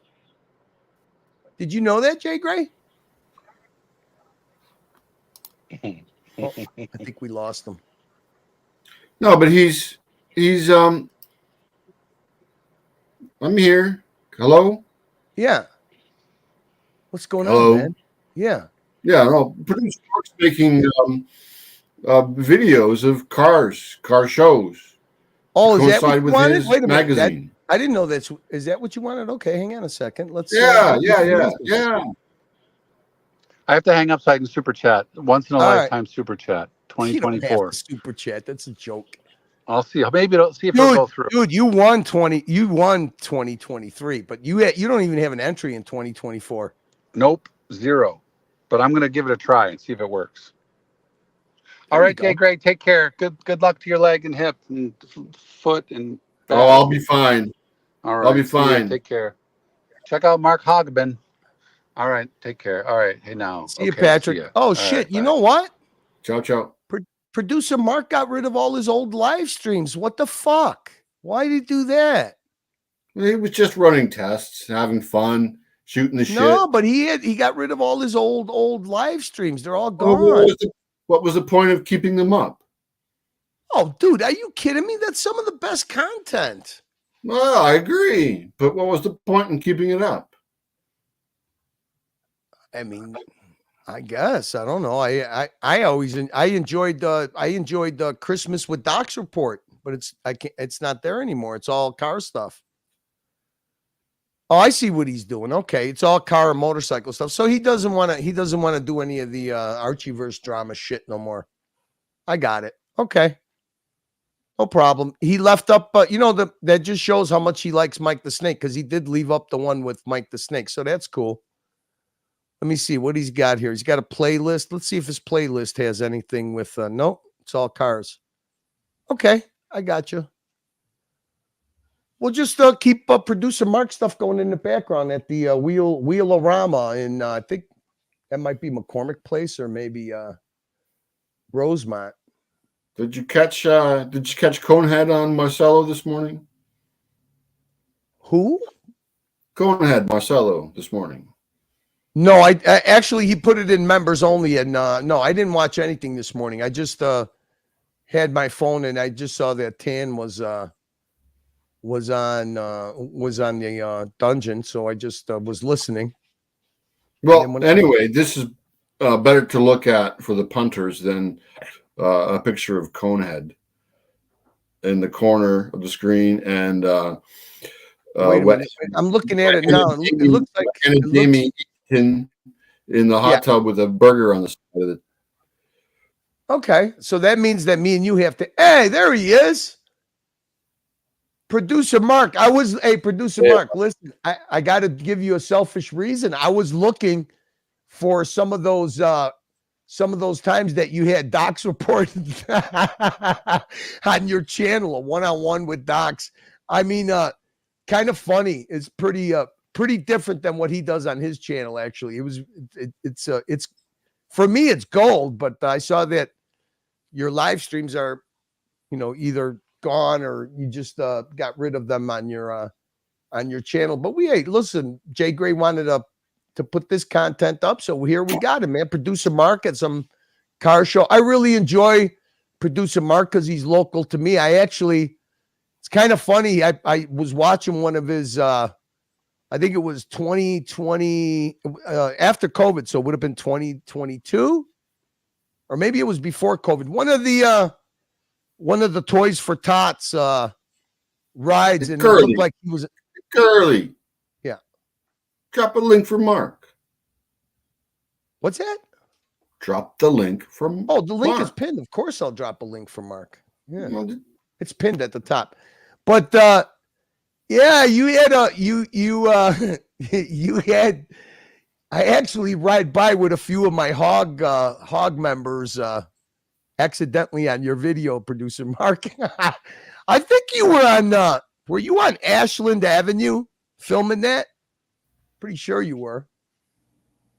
But yeah, Mark's a Southside Chicagoan from what I see. I like his. I like some of the videos when he goes to the Volo Car Museum. I actually used to go to in that area by the railroad tracks, and we used to pheasant hunt up in McHenry County. Oh, you're at work? Yeah, no problem, buddy. I'm glad to see you came back and started streaming slowly. So I happened to catch when Mike the Snake popped on with Larry. I haven't seen Larry in a while. Why doesn't he come around anymore? Larry's been busy as of late. Yeah, for a retired guy, he gets real busy. I like Larry. I used to he used to come on and watch Nicholas's channel a lot. We could sit there and bullshit for fucking 2 hours. Believe it or not. Believe it or not, it's not always about making people laugh. Idea what kind of thing Larry was tied up in last couple of weeks? Well, I don't want to know his business. Not his. What? More yours than his, really. I have no idea. Go ahead. No, I'm done with that. The fuck? You're a hard dude to have a conversation with. I don't see you giving Crappie a hard time. Like, how do I improve my relationship with Crappie? He said he wasn't ready to let me on his panel yet. What does that mean? I don't know. Maybe you should invite him to have a private conversation with you first. I don't know. I don't do that, Jay Gray. I can't stand doing that stuff. Why not? Because you know what? In the beginning, you know, when we were running shows and I would have private streams and stuff, it always ends up being a real problem because people that nothing just because it says private stream, nothing stays private. I mean, you know how many times as an observer I've seen people hold up other people's messages or put them up on the screen and make content. And you're afraid that Crappie is going to do that to you? No. It's just something that I don't do. That's all. I'm not passing judgment on anybody. I just don't think anything good comes of it. Put it this way. But Crappie is the last person to do that. I know that, but put it this way. So if you want to talk to Crappie, what's the fucking problem? There is no problem. Then talk to fucking Crappie. Well, hey, Jay Gray, let me ask you something. Do you think that my reasoning is flawed when I say I wouldn't say anything privately that I wouldn't say live on the channel when it comes to YouTube? That's it. No, it's important sometimes to say things privately because of the other person's perspective. Yeah, but see, I don't use YouTube to do things privately. I just don't. I don't use it to make friends. I don't use. Anyone that you've met on YouTube. Because you know what happens when you have met on YouTube, you're not going to have a private conversation. You have private conversations. Then what people do? No, is that what you're saying? No, what I'm saying is that fucking when you have a fucking private, personal, even conversation, which I've had in the past. People fucking hold you accountable. And I come on YouTube to not be held accountable. You know, believe it or not, it would bother me if I thought I had a private, personal relationship outside the streams, off the streams. What is your issue with being held accountable? I'll tell you what it is, because I had a private, a dual relationship, stream and private, with a few people. And I regretted the fact that when I first came on here, I said I wouldn't do it. I ended up breaking my own rule. I did it, and it fucking turned out to be the dumbest thing I could have did, because then people fucking, instead of just thinking that they're being trolled, they take things personally. If you do things on a personal level and then they either imagine a spite or something happens and they get spiteful, they take it personally. And I don't like that. So why give people the opportunity to think that I have a personal relationship? Do you not think that you, as your delivery, as yourself, your humanness, kind of creates friction with many that you come across? It creates it, but it's temporary. Look, Jay Gray, it's temporary and it goes away. If people think they have a personal relationship with you, even though it's still virtual, it's not like they go out to dinner with me or we meet in person, but they think because it's not on the stream, it's more personal, okay? Time doesn't heal that kind of a wound. That's the problem I have. And I fucked up because in the beginning when we were doing dungeons, I had private streams, I had emails that I exchanged with people, and I fucking regret doing that. I fucking regret almost every fucking time that I had a personal correspondence with people. It fucking turns out to be a big problem after some time goes by. Now, even like, I'm not going to say I don't talk to people behind the scenes. I do on WhatsApp, but it's mostly either show related topics, coordination, links, shit like that. It's not about fucking. It's not about trying to communicate with a person on a personal level. I mean, I don't know if it makes any sense to you. Do you want to know how the universe works? I don't like. Hey, look, Jay, great. What? Do you want to know how the universe works? Yes, tell me how it works. I thought it was maybe the laws of gravity is what makes it work, but maybe you could enlighten me. Nothing gained without friction. That's true. So I have seen some of the pitfalls that you just described in the very, very few relationships. Wait a minute. I missed the super chat. You missed a bunch. I did? Why don't you say missed a bunch. something? Remember stupid chats? The boys are going nuts. Jay Gray, you're supposed to be my co-pilot here. I'm fucking high as a kite. Well, all right, so wait, I got it. Wait. Did I get this one? Don Curley kicked the Angry Fool to the curb. I did that one. It ain't gonna happen. Mookie, I did that one. I did this one. Chili Badger. Who else do we got? Do you know? Go back to that last. Okay, this one, huh? Go back. Yes, Which one? Yes. This Chili yes, Badger. Yeah. Chili Badger. Okay, there you go. Do you understand the reference to the tractor? I do not. I thought maybe he had a bad tractor. I'm Laura Connor. My tractor won't start. I'm Laura Connor. The laugh that many impersonate. My laugh that many impersonate. I got that. Okay, yeah. Sounds the like tractor reference. The tractor reference comes okay. The tractor doesn't start. Okay. I mean, you don't have to admit it, but I believe you're Laura Connor for the simple reason that you know a lot about Canada. So it can't be narc. See, in the way the question was framed, this was my argument. It has to be Jay Gray Sweater because of two things: his geo knowledge of Canada and what are good fishing lakes, spots around Lake Ontario, resorts. Because I've had those conversations with Laura Connor, and plus two, you can't help yourself. You always correct spelling, and so does Laura Connor. So okay. That's all. And it gives you the chance to be an alternate personality that's more respected and that gets wrenches. Chili Badger, we did that one. Now here's Dirk Diggler. Did I miss this one? Jay Gray Sweater is a reptilian alien. Fuck. Man, you're bringing in the dough, Jay Gray Sweater. I don't understand why Crappie doesn't have you on more often. He tolerates you, doesn't he? Who? Crappie, does Crappie tolerate you for long periods of time when you're on the Alpine Moonshine? Can you spell the name that you're saying? Which name? Who?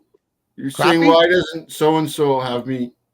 And I'm not quite sure on your pronunciation. I think you're a bit like Herman Love. I mean, you're hit or miss. Sometimes you could come on and it's non-confrontational and you could have a great conversation for hours, but the other times you could come on and some stuff you're just confrontational about it. A lot like Hermie. I love either one. I got to be honest. I like the confrontation. You're directing. You are directing the flow.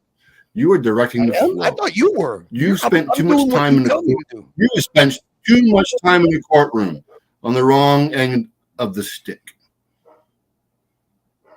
How do you know that? It's apparent. You know what the good thing is I'd rather spend time in the courtroom than behind bars. So you got to have a good lawyer to make that happen. So Jay Gray Sweater, is OC a reptilian alien?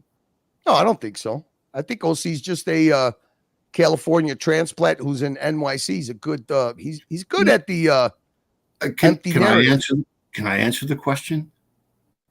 Of course, we don't have to take turns, baby. Was the question directed to me or not?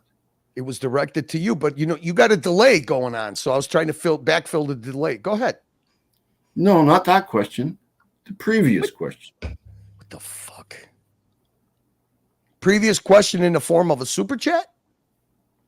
No, the previous question. That one. Okay, we got it. I'm starting to get the timing, Jay Gray. I'm starting to mesh with your timing.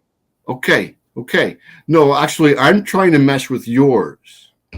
Okay, I feel like you better go get some. Yeah, I really need to interject when it's my time to speak because you take over the mic. Now, Dirk Diggler, Jay Gray is OC and a reptilian alien. Reptilian, yes. Alien, I don't know. What's that mean? Sorry, Curly. Next. I mean, it's not like they're coming in hot and heavy, Jay Gray. But here's the next one.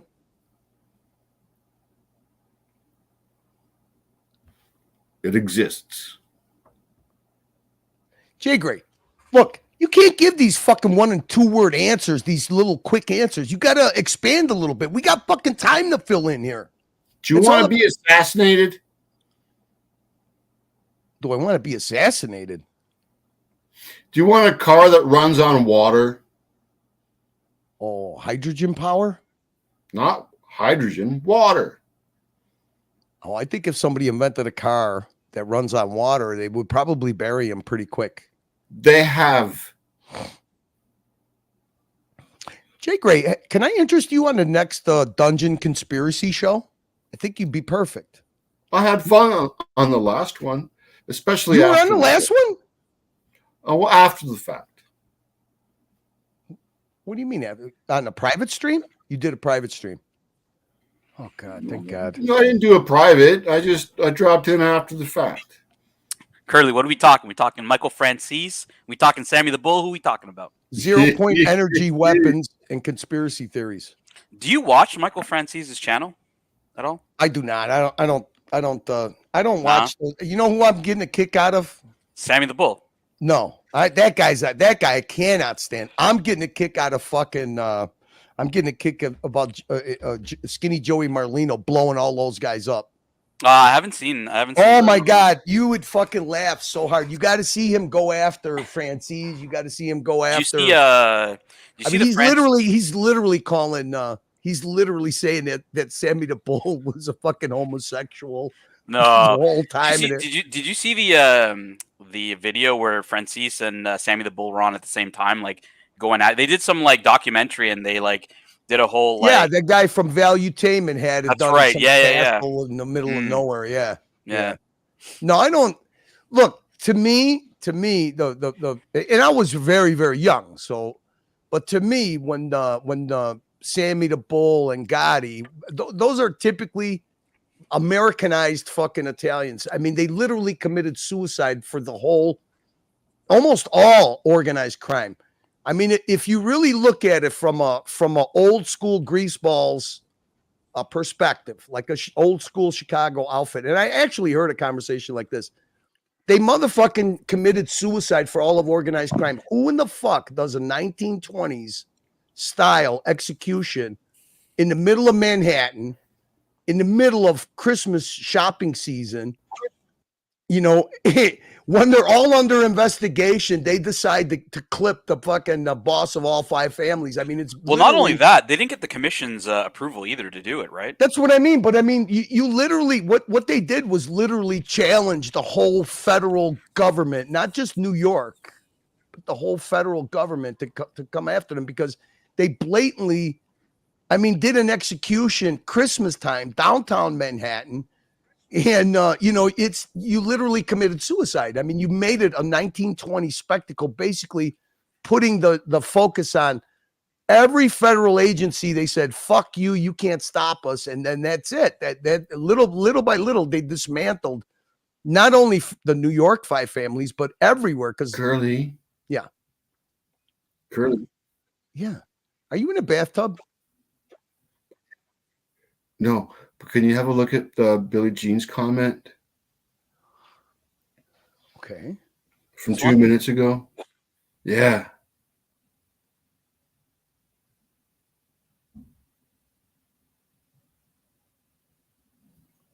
Yeah, well, dude, they said that the Germans had this kind of technology because the Germans were cut off from all sources of fossil fuels during the war. And they were wondering how in the fuck these guys were still had the war machine going when they were cut off from they didn't produce their own oil. And the world cut them off from oil. And in the meantime, they built the first fucking jet fighter and rockets. They didn't mine their own oil, but they may have created their own oil. Well, whatever. I mean, I think that was I mean, I remember Christmas time when all the old timers tell the story about World War II. They said that basically the Russians and the Americans almost started a war because they wanted the technologies that the Germans had because they knew these guys were cut off from all forms of fossil fuels and they still had one of the biggest war machines going. I mean, think about it. They had unmanned They had unmanned long-range missiles they built during the wartime. I mean, the V-2 rockets they used to send. They had the first jet fighter. They literally had the first jet fighter. I mean, it was in the incubacy stage, so it didn't make a big difference, and it was at the tail end of the war. But they were cut off from fossil fuels from the whole world. How did these guys still keep going with their war machine? So the first thing that the Russians and the Americans almost started fighting almost started a war with each other was who was going to get what engineers, what German engineers and what German technology. So I don't know. Conspiracies is not my game, my man. I just remember that. That's what I remember. I remember my old man telling me the one thing nobody could figure out, because everywhere in Italy, my old man in Italy, if it wasn't for the Americans coming through Sicily and some Italian sergeant basically stopped my old man from walking. He's walking down the road with a mule because my dad was 10. And he asked him, is there any way that you have anybody that could fix me a meal? And my old man told him, what can you give us? Because my dad was trading olive oil and fruit for wheat and for making bread and making pasta. Guy said, I want some homemade, and the guy was from New York. The sergeant was from New York. He goes, I want some homemade pasta. And he had this guy and a little entourage that he had follow him to his mother's house. Okay. His mother baked him a meal, and you know what he gave my dad? They left a mountain of jerry cans of gas for my dad, and everybody was dying because they couldn't have their single cylinder pumps to pump water during the war. And my old man said that what that guy did for him was it was like he left them bars of gold because it was gas, because you couldn't get gas, couldn't get fuel. They were cut off. I want to talk about the gas business. This is a very, very important super chat for you there, Curly. I had to interrupt you. AD never calling, $9.99 super chat 2024. Doesn't exactly enter for super chat of the year, but has high meaning. Okay, you rented a friend for 20 minutes, AD. Look, I had a comment up from Dirk talking about the gas business. Michael Francis, who he says is like, he's the moneymaker for the mob. But this is the whole thing about the altercation with Sammy the Bull and Francis, where Francis, Sammy the Bull didn't really consider him like a real mobster. He was like a money guy, a racketeer. Yeah, whereas Sammy the Bull was out killing people. So he didn't never really respect Paul Francis. Castellano was a racketeer. So were most of the all these guys had huge businesses, concrete, windows, the unions, casinos. And you got some street thug, basically guys that are basically a street gang. They fucking destroyed it all because they had this hard on that these guys weren't street guys, but they didn't know their role. I mean, Paul Castellanos, he was a fucking multimillionaire from legitimate businesses, let alone the shit that the street guys were paying him tribute for. Little Pablo Escobar date. We're looking at watches of the famous figures of the underworld. To keep it on topic, we got I actually got a good one here. Besides Escobar's date that everyone's seen, we got Al Capone here, Curly, the Chicago outfit. You know what his watch of choice was there, Curls? Cellini. There you go, the Rolex Prince Cellini. His daughter actually auctioned off some of his handguns. And it was kind of funny because they sold for big money, but then they got confiscated by the government. Yeah, I was gonna say that's a wild story, man. They got fucking confiscated. Yeah. I mean, just think about it. Nothing that these guys had could be. I mean, if it wasn't registered. That's why his daughter was trying to make bank on the granddaughter. It was granddaughter.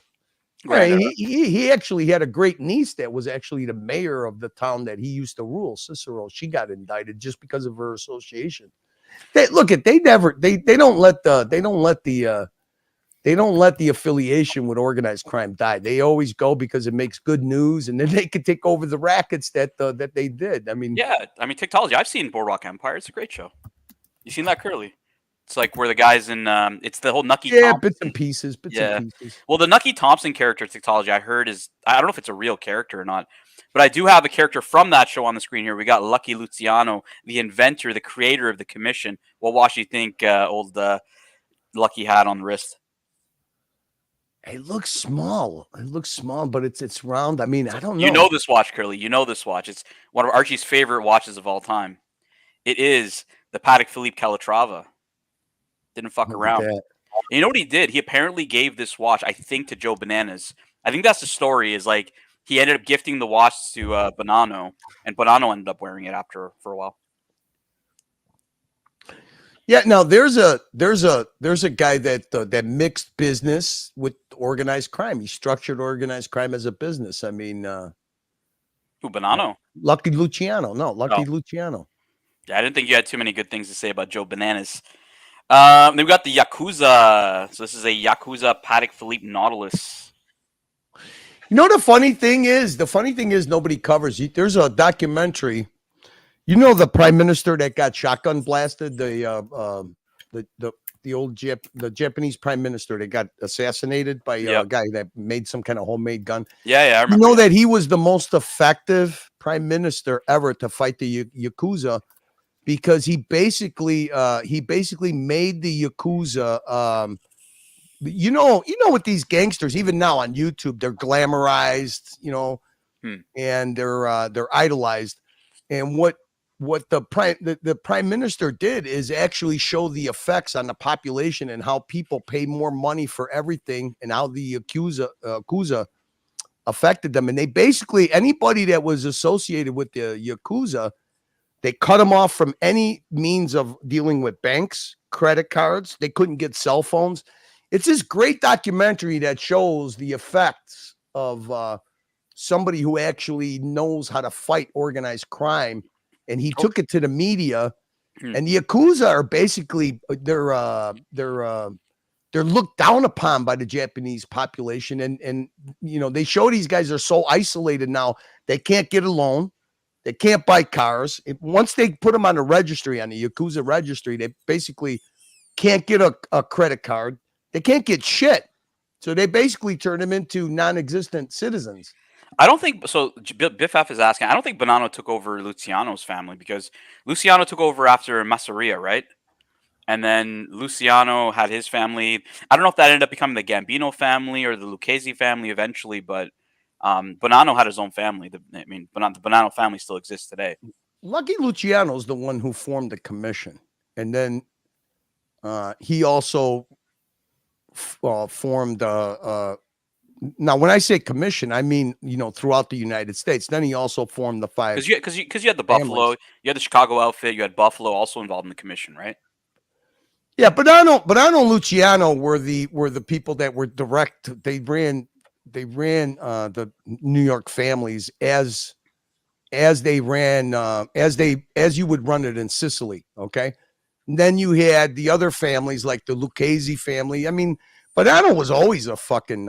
They were always mixed up in a drug family because Bonanno and Luciano were the only really direct from Sicily Casa Nostra type thing. And then what Luciano did was he had the Lucchese was Napolitan. Then you had the Colombos, and then you had the Gambinos were actually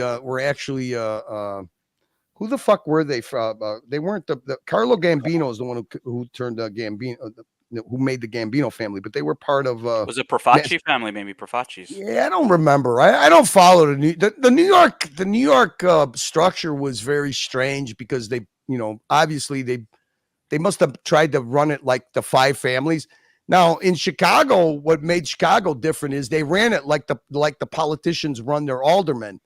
Okay, there was no families. There was just like areas, like aldermen, and the aldermen were like the sub bosses. But there's always only one boss in the Chicago outfit. That's why they called it the outfit. They didn't use these Casa Nostra and Thing of Ours and all that shit. That was all New York stuff. What do you guys know about Montreal mob?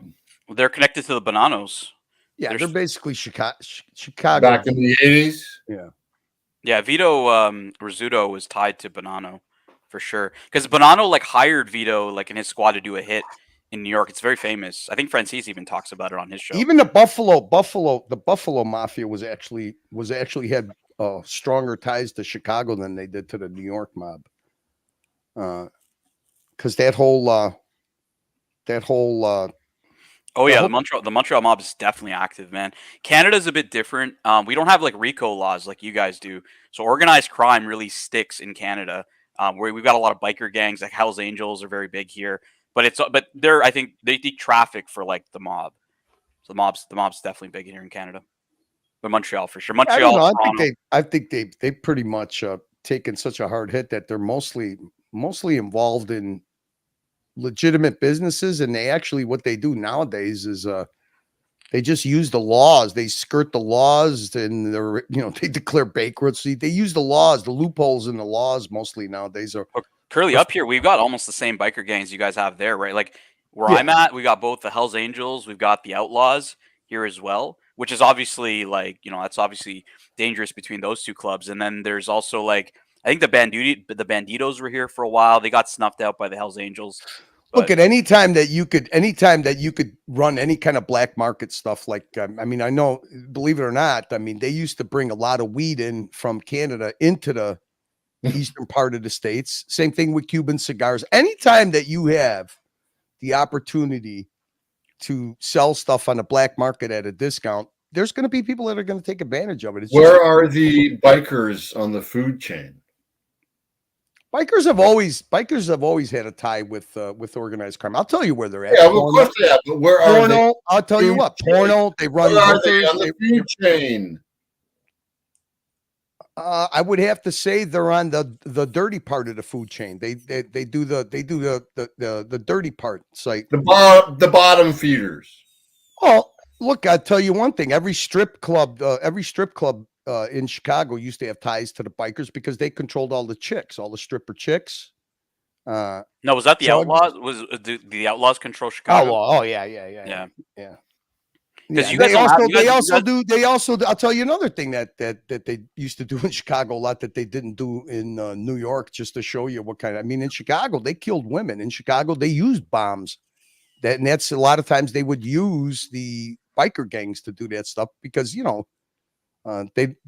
don't want how could you say, they don't want it to come to them, but everybody knows that. I mean, in Chicago they used to fucking use bombs all over the place. In New York it was a big deal that when they used like Philadelphia was the same thing. Philadelphia people, they didn't follow these rules from New York for some reason. Never using bombs to kill people. Philadelphia, they did that shit. They did it in Chicago. We had that problem in Montreal there, Jay Gray, like in the 90s, I think. And then because the Hells Angels, there was this whole biker war in Montreal, and the mob, Vito Rizzuto, like had to like negotiate between the bikers. So the mob is like at the top, and then you got the bikers underneath them. Yeah, the bikers are basically, they do the street gang kind of stuff. That's right. That's right. It's mostly, I mean, think about it. I mean, like in Chicago, basically all the rackets were taken over once the hardest hit the one thing that destroyed the outfit in Chicago had nothing to do with the casinos in Las Vegas and the skim and illegal. It was none of the illegal stuff. It was the legitimate stuff. You couldn't be a judge in the Cook County Circuit Courts without going through the Democratic, I think in New York they call it the Democratic. I don't know what the fuck they call it. The being appointed. No, they have a Democratic Association, right? So the people that actually decide who they're going to back. So it has what those guys represent is they represent the labor movement vote. Now, when you think labor movement, it's not just like I'm not talking about like electricians and plumbers. I'm talking about municipal unions. So in the city, in any city, everybody has a union job. You got the teachers union, you got the clerical union, you got the people that work at the airports. Okay. So when you have these people that represent these unions sitting down with certain aldermen in Chicago, the thing that destroyed the Chicago outfit was when they actually destroyed the political ties that they had, because that's what made them strong. You couldn't, I mean, you literally had judges that were fucking fixing murder cases in Chicago. That's how blatant it was. And the biggest, you saw the Chicago outfit basically disintegrate. They did what was called Operation Greylord, where they indicted, I think, 49 circuit court judges. So even if you had a federal case, if the FBI had a federal case, it still appeared, the indictment still appeared in the circuit court of Cook County. And they had that locked down. I mean, you could literally, they used to have a list of what they would charge from getting rid of a parking ticket to a moving violation, all the way to murder, assaults, everything. It was all fixed. You couldn't get a Cook County judge. You couldn't get anybody elected in Cook County unless it had the blessing of the politicians who were the head of the Chicago outfit. I mean, basically the most powerful politician that ran all the Democratic, they had to have his blessing to be on a Democratic ticket. The guy was literally a made member of the Chicago outfit. His name was Pat Marcy. That was his fake name. That was his name that he changed it to, but they used to call him the Pope. He was a made member of the Chicago outfit. He used to receive money from the skim in the casinos. I mean, do you know how much money these guys generated on illegitimate businesses? But imagine the legitimate businesses. You couldn't get a concrete contract, a window contract, a steel contract for any federal, county, or state jobs. You couldn't become the governor of the state of Illinois without these guys. You couldn't. My old man tried to bring a brand new concrete product into Illinois. He reached out going to curling events in Chicago. But see, the thing is now, the funny thing is, if you don't deal with the mob, you're not doing business. Yeah, but the funny thing is once they got the outfit out of the way, then the aldermans took over. So now what you're seeing now is every year you got 6 or 7 prominent aldermans under indictment. The guy who's basically in charge of the Illinois Senate is under indictment right now. This Michael Madigan. You can't get a contract at all for anything. I mean, imagine having the phone contract for all the Illinois prisons. I mean, you're a multimillionaire just by that. Imagine having the food contract, the concessions contract for prisons, for the airports. Okay. O'Hare Airport is basically a city amongst itself. You can't get a contract there without greasing somebody's fucking skids. So the operation is still there. The corruption is still there. They just handed it off from the outfit to the politicians. That's it. I mean, you can't get in Chicago. The mayor, you have to sit down with all these aldermen and stuff, because even if you do get elected legitimately, I'll tell you the last time that there was a legitimate elected mayor in Chicago was what's his face? The first African American mayor that was elected. Jesus Christ, what the hell was his name? I can't even remember. He was famous, the most eloquent guy. He fought the corruption, and he never got one thing accomplished because they blocked him, and the aldermans all blocked him. Harold Washington. Harold Washington is literally the last legitimately elected mayor that Chicago had. He won without their help, and then they made an example out of him because he couldn't get anything done. They blocked every single thing that man tried to do. The alderman did, because that's it. That's the way it runs. Chicago's the most corrupt fucking city still. Look, and I want to tell you something, Curly. If you want to see a really good show on the city of Chicago, not really a show about the city of Chicago, it's mostly based in Southside Chicago. Our good friend Kelsiewicz was the cameraman for a TV show called The Chi, a show I used to watch, actually. It's got like 6 seasons, but it covers like the South Side of current day Chicago. And he said the filming there was he filmed in The Chi. Kelsiewicz filmed in Southside, and he was like, yeah, it was definitely an experience, he will say. But yeah, it is, because the South Side, believe it or not, is a city amongst itself, because the South Side has big industry. It's got ports. It's got all the grain barges and stuff. South Side is very. It's got the steel mills. It's got the oil refineries, all the way up until Indiana. There's even parts of Indiana that they consider what they call it. They call it South Chicago, where it overlaps. I mean, I wonder if Kelsiewicz and producer Mark were ever on the same shoot together. I highly doubt that. I mean, Kelsiewicz worked on the latest Star Wars series that's coming out, Skeleton Key. He's pretty big time. The coolest movies they shot in Chicago produced were Mark. the two Batmans they shot in Chicago were pretty cool. You know, Kelsiewicz shot the Godzilla movie, and I fucking fell asleep in that movie like 5 times. I never had the heart to tell him, but you know, Godzilla movie was good. I couldn't stay awake in that movie for some reason. That's another thing. Ask I mean, if he knows the nitty gritty, ask Kelsiewicz. You know how many people you got to grease to shoot a movie in Chicago. It's amazing. I mean, you think that they come rolling in, you could use your own people? No, you got to hire. You got to hire this guy for the trailers. You know, for the talent. That's why Vancouver is so busy. Yeah, that's true. Kelsiewicz was saying that during the strike, I think Canadian cities and stuff were getting a lot of the business because I guess the guild wasn't the same or didn't overlap with Canada. So I don't know. It's a different different bylaws, but I mean, like a lot of unions are international. When they're international unions, then whatever strike happens is recognized internationally. Like they said, I mean, we had guys that used to go international means they could go to London and work. I mean, UK, they could go to Canada. But what I don't get, Curly, is with all the snowflakes in fucking Hollywood, why can't they make another good mob movie? Like, I haven't seen a mob movie in ages come out. Like, what's a good mob? They covered it. It's so saturated. I mean, I'll tell you one that's coming out now is what's his face is in it? The guy who played Bane in Batman. What's his name? Christian Bale. Curly. Yeah, and it's about the Chicago Outlaws. Curly. Okay, nice.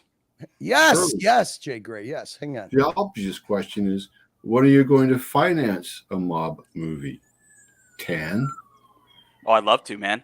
I love mob movies. They're some of my favorites, from Casino and obviously all the Godfathers. Like, it's just fucking some of the best movies. I just don't understand why they don't make movies like that anymore. Here, it's called the Bike Riders. Let me see. I think I should be able to play this. And this is about this is actually about the beginning of the Outlaws. And this is kind of what you're seeing. You're kind of seeing, the fucking mob movies are all saturated because they've made good movies from the very beginning. If I want to see you're going to show. Okay. Here it is. I mean, here it is. I mean, these guys are mob. What? This is one kind of mob. Well, look, it's very. As a matter of fact, there was a huge indictment. This mob is wearing Courts watches. Well, no.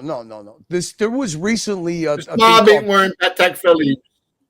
There was a recent. I want to know about the mob that wears Patek Philippe. Hey, Gray, you guys shut the fuck up a minute and let me finish talking, or else I think you're doing it on purpose. No, sometimes you need to shut the fuck up.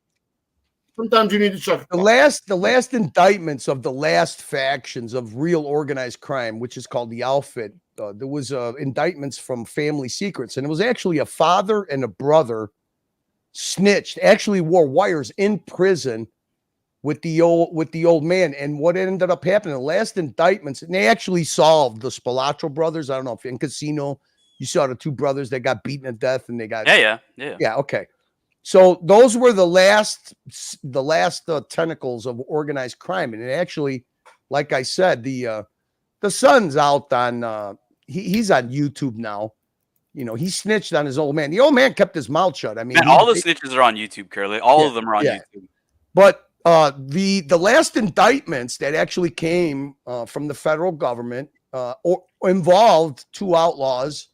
That actually, what's funny is that the one guy actually owned a place that they used to fence all these stolen jewelry and stuff. It was called Goldberg's Jewelry in Cicero, and that guy actually got indicted for in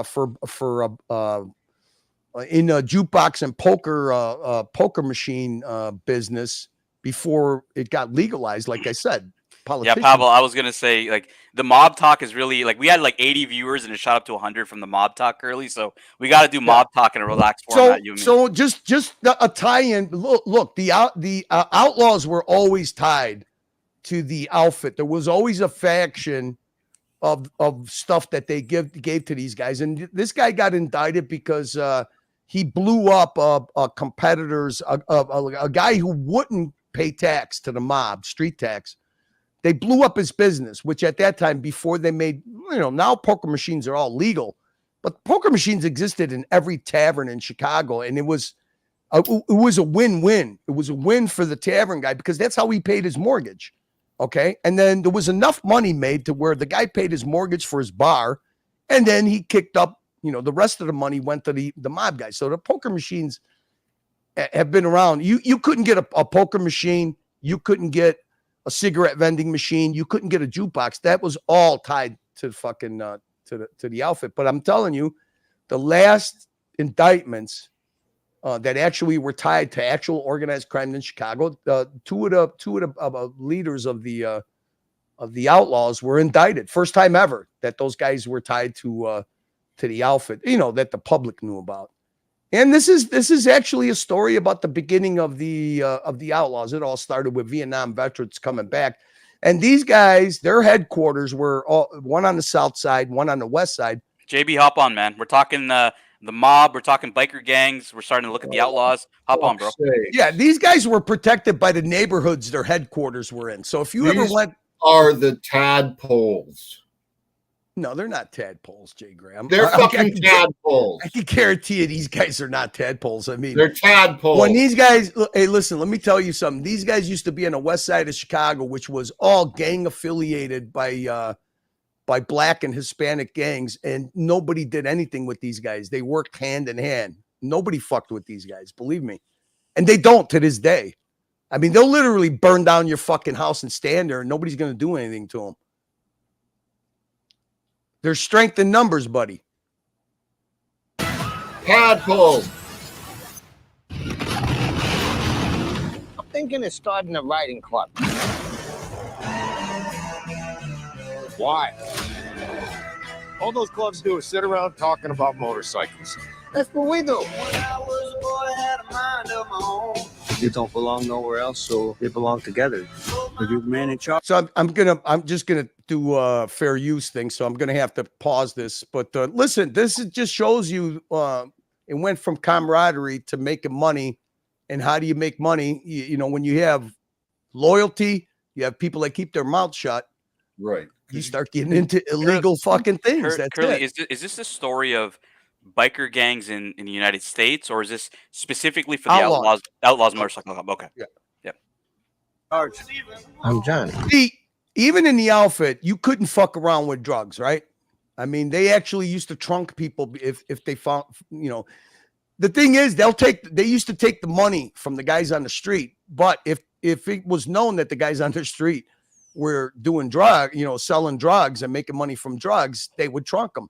And what these guys were, they were the perfect buffer between street guys and things that were frowned upon by organized crime. You got one super chat here from JBI Deeks, $5. We need Lucha Medic Mark to fill us in on Tony Lastaca or Lacosta. I don't know what he means. Lastaca or Lacosta. Yeah, they're talking about Philly and East Coast Philly, Pittsburgh mob, shit like that.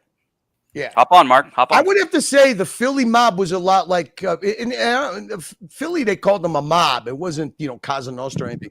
Philly and Chicago basically were kind of very independent from everybody and very dangerous too. We're the Randos. I'm Benny. I like you guys. Your boyfriends are getting into trouble. What the hell were you thinking back then? No, son, I saw you scoring off with them guys. What do I need to think for? Yeah, you and me, kid.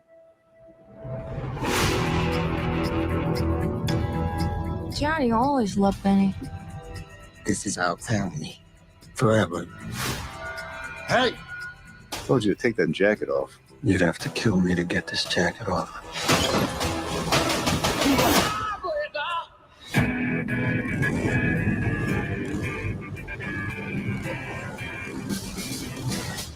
I don't want any trouble here. Then I'll let you later. What about the bar? Burn it down. We gotta go. Nah, we don't. You're scared of us. these young guys, they ain't gonna follow nobody except somebody who's gonna hold their own. The club.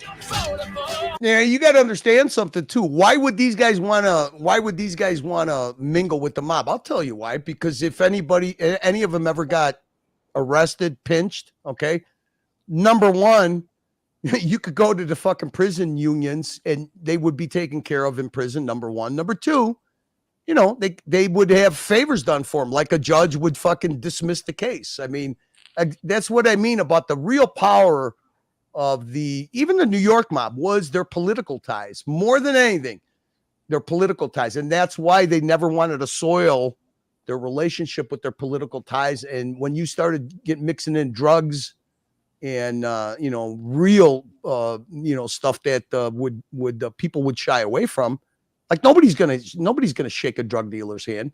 But you know what? That's the cartel's power came from not selling drugs, but the political ties that they had. I mean, how the fuck do you think Miami got built?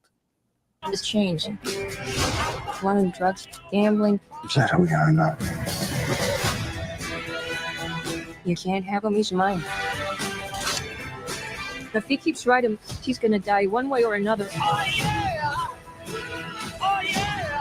need you.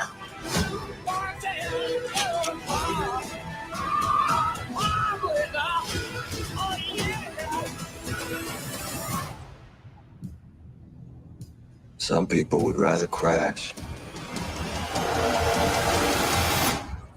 than slow down. I think it'll be a good movie. Yeah, it actually looks really good, man. It doesn't look like your typical fucking shit that comes out of Hollywood these days. And you want to know what's funny is the guy who got indicted is actually helped wrote the book that this movie's based on. It's just interesting that they chose the Outlaws, right? Like, you would have expected it to be the Hells Angels and not the Outlaws, but I guess if it's the tie to the story with the mob, like it makes sense. You know what's funny? I'll tell you a director who had very, very, who always used real people to technically advise on his movies. Scorsese's one of them. That's why his movies are so topical. Hey man, nobody messes with the tadpoles, man. I thought this was an AI, dude. The way you jumped on. No, I jumped on right away, man.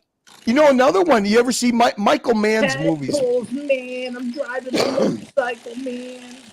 If you ever see Michael Mann's movies, Michael Mann's first fucking blockbuster was with James Caan. It was a movie called The Thief. And if you watch that movie's actually about a real person who was actually in the movie Casino too. It was about Michael Spilotro and his gang of thieves. And literally you couldn't have a jewelry store or a luxury store that these guys didn't rob. If you didn't want to be robbed, you would have to pay a street tax. And if you watch that movie, they literally show you what they used to do and what was, how it was when a professional thief gang, how they could rob anybody. They could, bypass alarms. They could bypass any safe. And he literally shows on, that movie, The Thief, when it first came out. You know what's interesting when you talk about protection money, right? Like, not only in the United States, but even in Japan, like the Yakuza is like, that's where they started from, was protection money.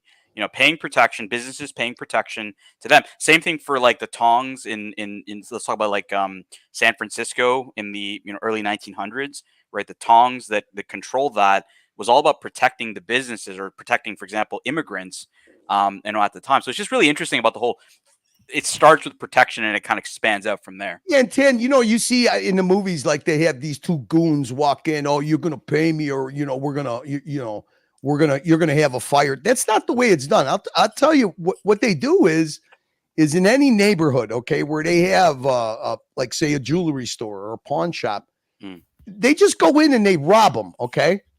And it's easy for professionals to bypass anything and rob. Okay. And then what happens is by word of mouth, it gets around. Listen, these guys are going to fucking rob everybody. If you don't want to be robbed, this is the person you got to see. And then those people go and approach and say, hey, look, it's insurance. I'll pay you. Just leave my place of business alone. It's not like they're putting the arm on people. The way that you put the arm on people, you don't go in and beat them up or threaten them. You just rob them. And if a person doesn't want to be robbed, I guarantee you're going to take part of the money you make every month is going to go to whoever it is. Well, that's exactly it. That's Yeah. exactly it. They felt Hey threatened. man, nobody's robbing us, man. I'm protecting the. I'll give you I could give you an example of that. When I was an apprentice, we got a big county contract, okay, to remodernize elevator systems in a housing project. They let us move in all our tools. They let us move in everything. Now these projects were run by a street gang called the Disciples. They ran all the buildings. There were 18 buildings, and we were hoping to get the contract on all 18 of them. So this was the first one. They let us move all our stuff in. They literally, on the weekend, we literally went up there and all of our stuff was gone. All the tools were gone. All the pipe was gone. Everything was gone. And literally the guy that owned the outfit that I worked for at that time, he was like, what the fuck? What the fuck just happened? So we start bringing stuff back in there. Somebody just came and said, hey, listen, we could rob you guys anytime you want. It's going to happen. You guys might want to, have respect for the people who run these buildings.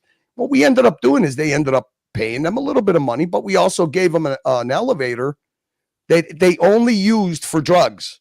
So they gave them control of one elevator that these guys used, that they would bring them up to the crack house. Their customers would come in.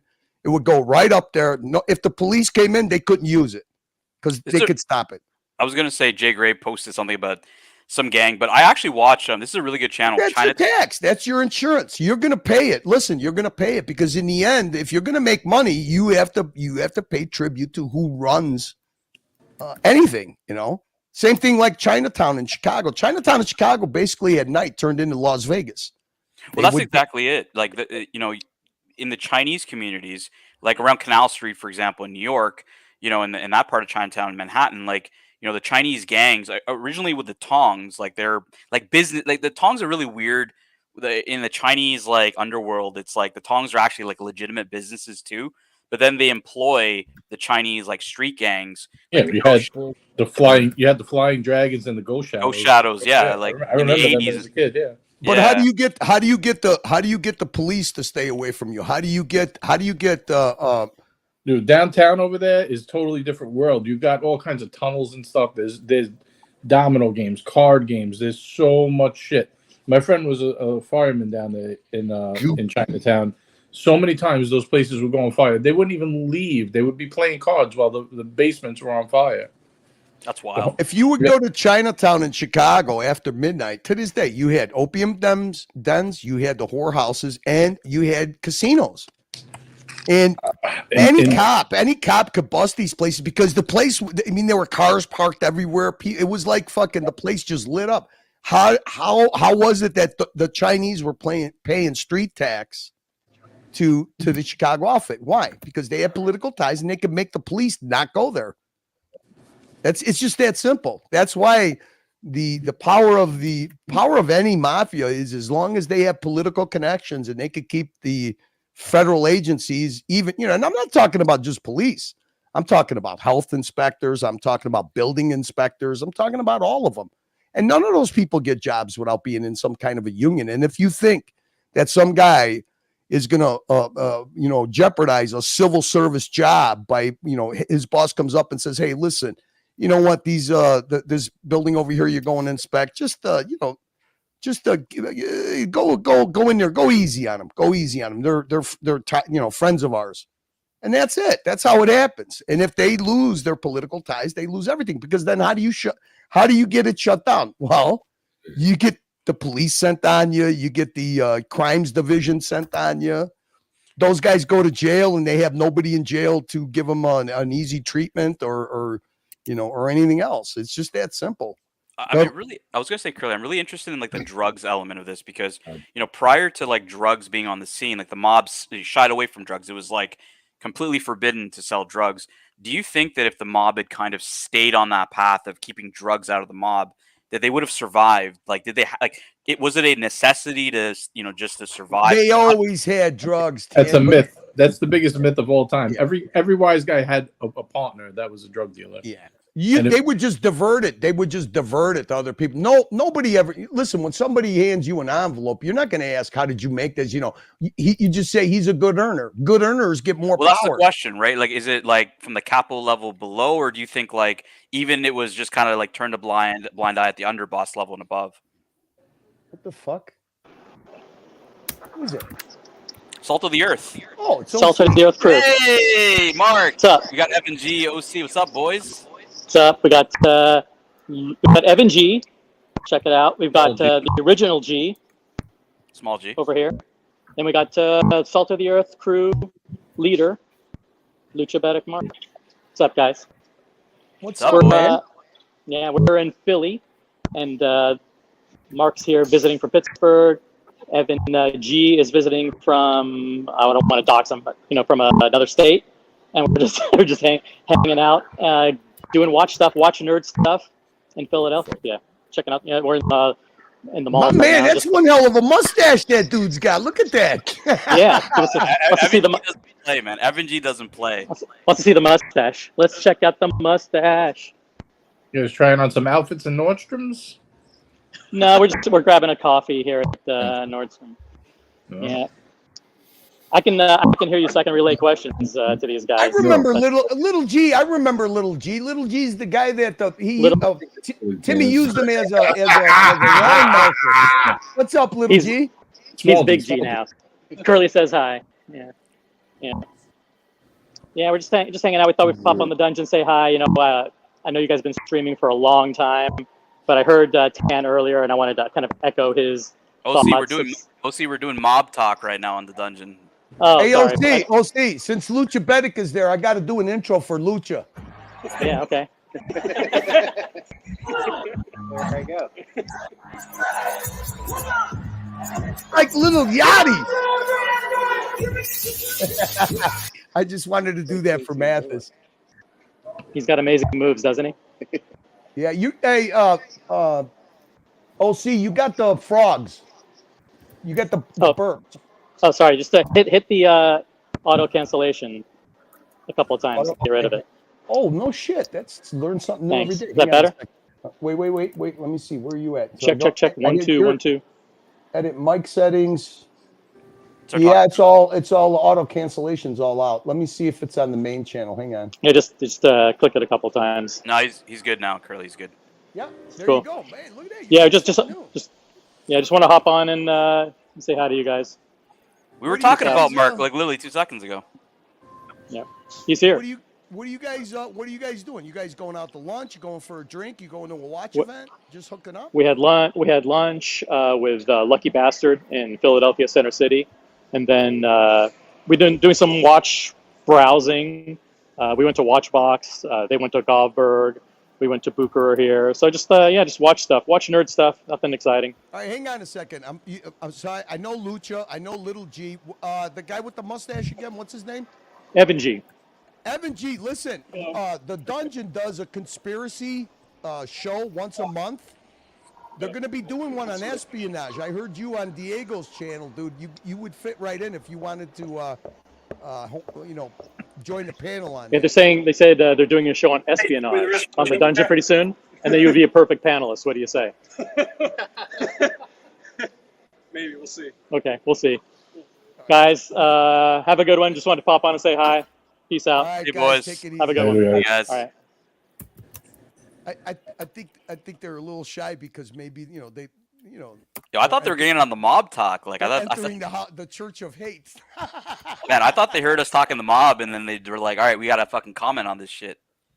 They're in Philly. That's the perfect place for it, right? That's true.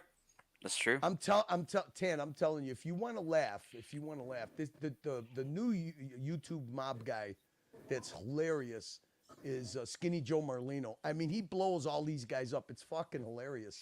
Yeah, I mostly watch Francis. I watched some of Sammy the Bull. I think those two are really funny when they like fought each other, like because Sammy the Bull's just calling him a money guy, and then like Bull's just saying the Bull's calling Francis a money guy. Francis is calling the Bull a snitch, and then they both call each other snitches. It was just like I don't know. I mean, this guy's like gone viral. Like his first two, they do. He's got a different model because what he does is he does like partial live streams And then what he does is he directs it to Patreon only streams. Okay. Okay. So he does, and so he's had Pete Rose. Pete Rose was Well, he's a big gambler. That's why. dude. Pete, yeah. That's all they do is gambling and sports. But The interesting thing, though, Curly, you should preface before getting into his channel is he's the only mob YouTuber that's not a snitch. That didn't get, he's not a cooperator. Right, and they That's can't, true. They can't fuck him over, and he's also a guy that fought the government on RICO indictments, and he actually won without tampering with the jury or anything. But yeah, look, the guy served fucking Supermax. He served in Supermax, basically being in the hole for I don't know. I don't know how that guy is so functional. Curly, I was wondering if you lowered your volume because everyone's saying your volume's low. They like it, I guess. And then Jay Gray doesn't want to tell nobody. Sorry, man. I thought that was just me. I don't know if JJ, if you've ever seen that channel, Chinatown Gang Stories, but yeah, it's all centered around like 1980s. It's all like the OG gangsters that are now like obviously in their 50s and shit.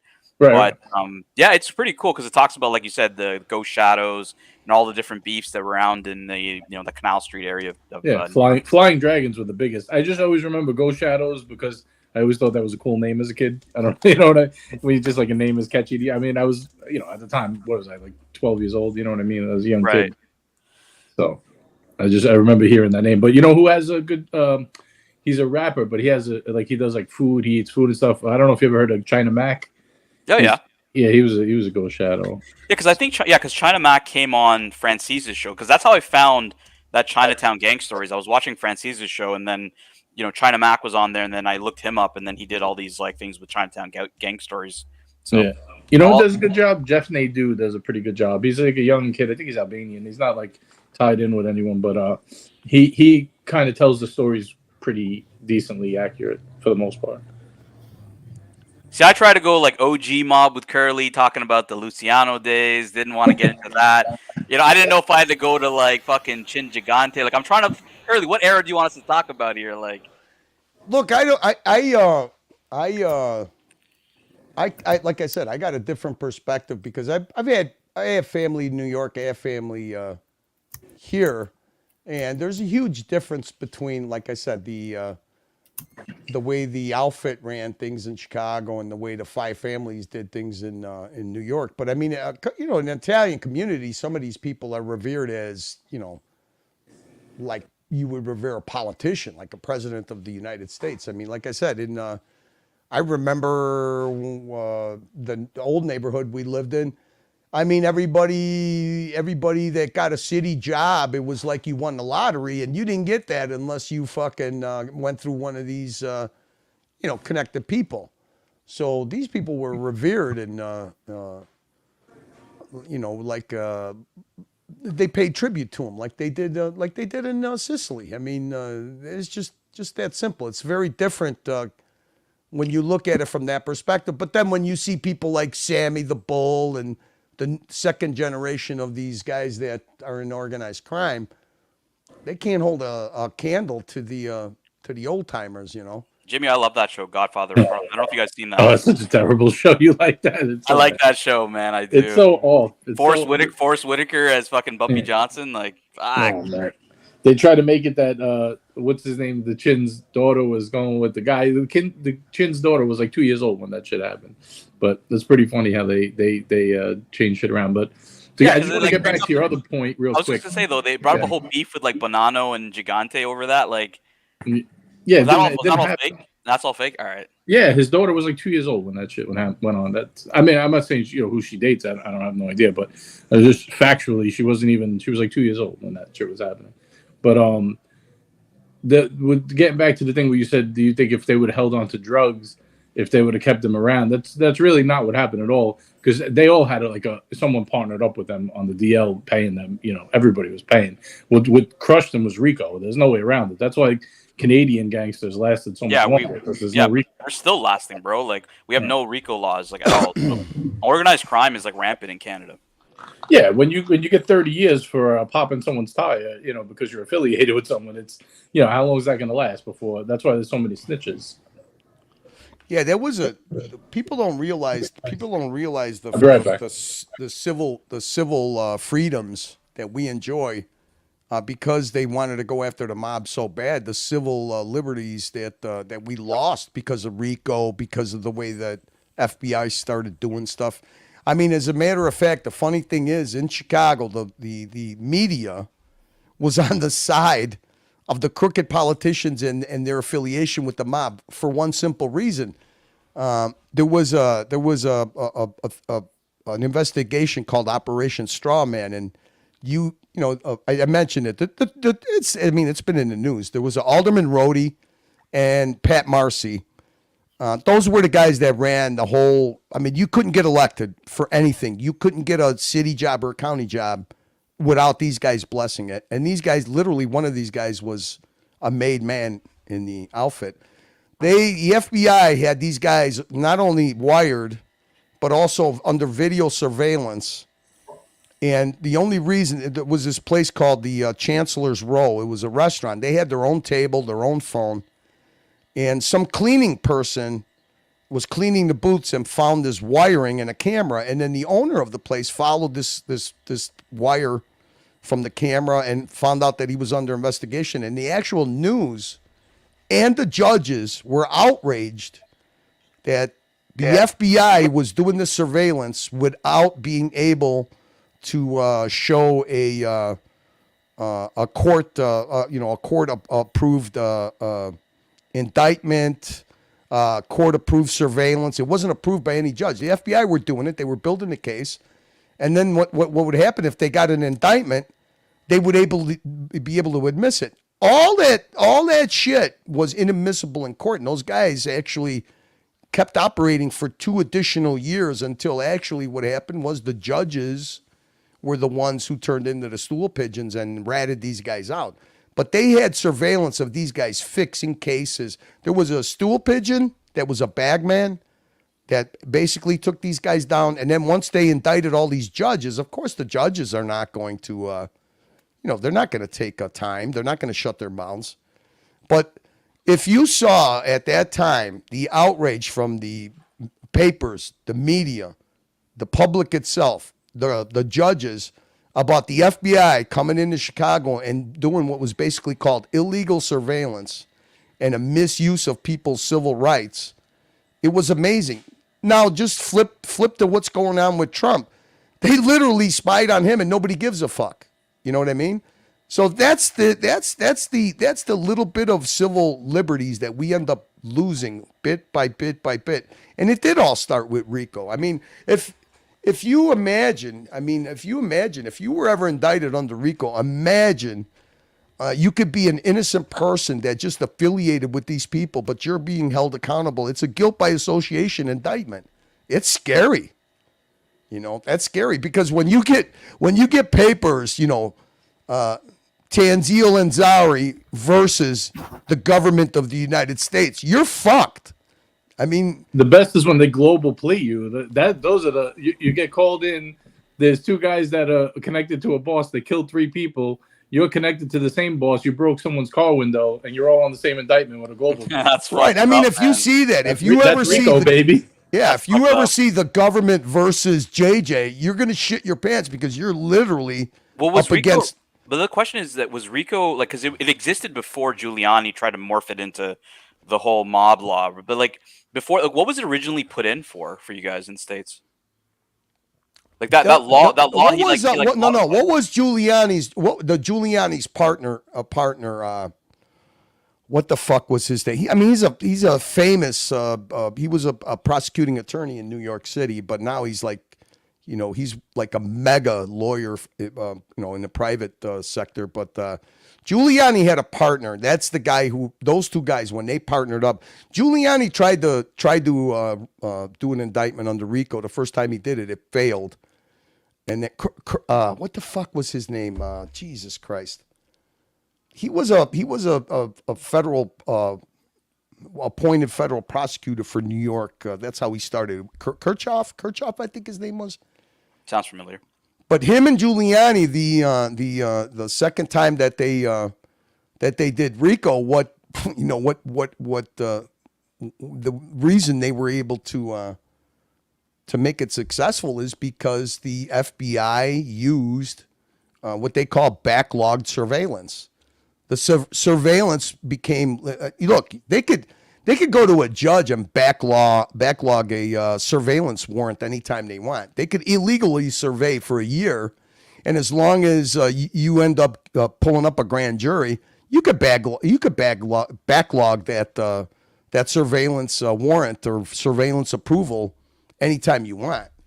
So what happened, I think it's true because the lawyer for John Gotti even said it. The first time that Giuliani tried to use the RICO laws, it failed. And then the second time, he did everything he could to make it work. That's right. It did fail the first time. You're right. Yeah. And what happens is, like I said, when you have government versus whoever, you're basically the government. What does that mean? Every single agency. I mean, you basically got somebody that can print their own money. Their fucking resources are endless.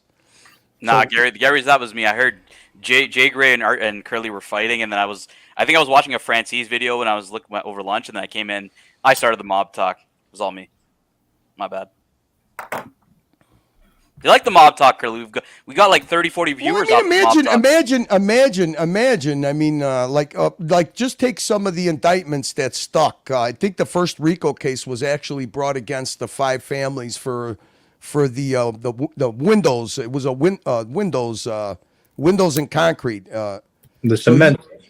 Yeah, it was cement, and then it the windows. Into the windows. Yeah, I mean, basically, I mean, you got all the labor unions. You know, they can make a contractor. You know, you think if I could pick up a contract, okay, where I think I'm going to make 35% on my bid, and because I got people in my pocket that are going to push me, okay, and they're also giving me inside information. Put in a low bid. Don't worry about it. You're going to make it up on the extras, you know, whatever it is. Even if they make it look competitive, and I got to give 3% out of that, or 4%, or 5%, and I still can pocket 30. Cement Club or something like that. Concrete Club. The cement, the windows. Concrete Club. That's what it was called. Yeah, you couldn't get. Listen. I could tell you the guy that makes the most money on a high-rise construction site in that job, you basically got to kick up to whoever appoints you, is the guy that runs the skips, because all your deliveries, or the dock master, the guy that's in charge of the docks. Most important people on a construction site are the people that are in charge of the logistics. I mean, so you're always going to grease those guys. The guys that run the skids, the guy that runs the sky crane, the guy that runs the dock.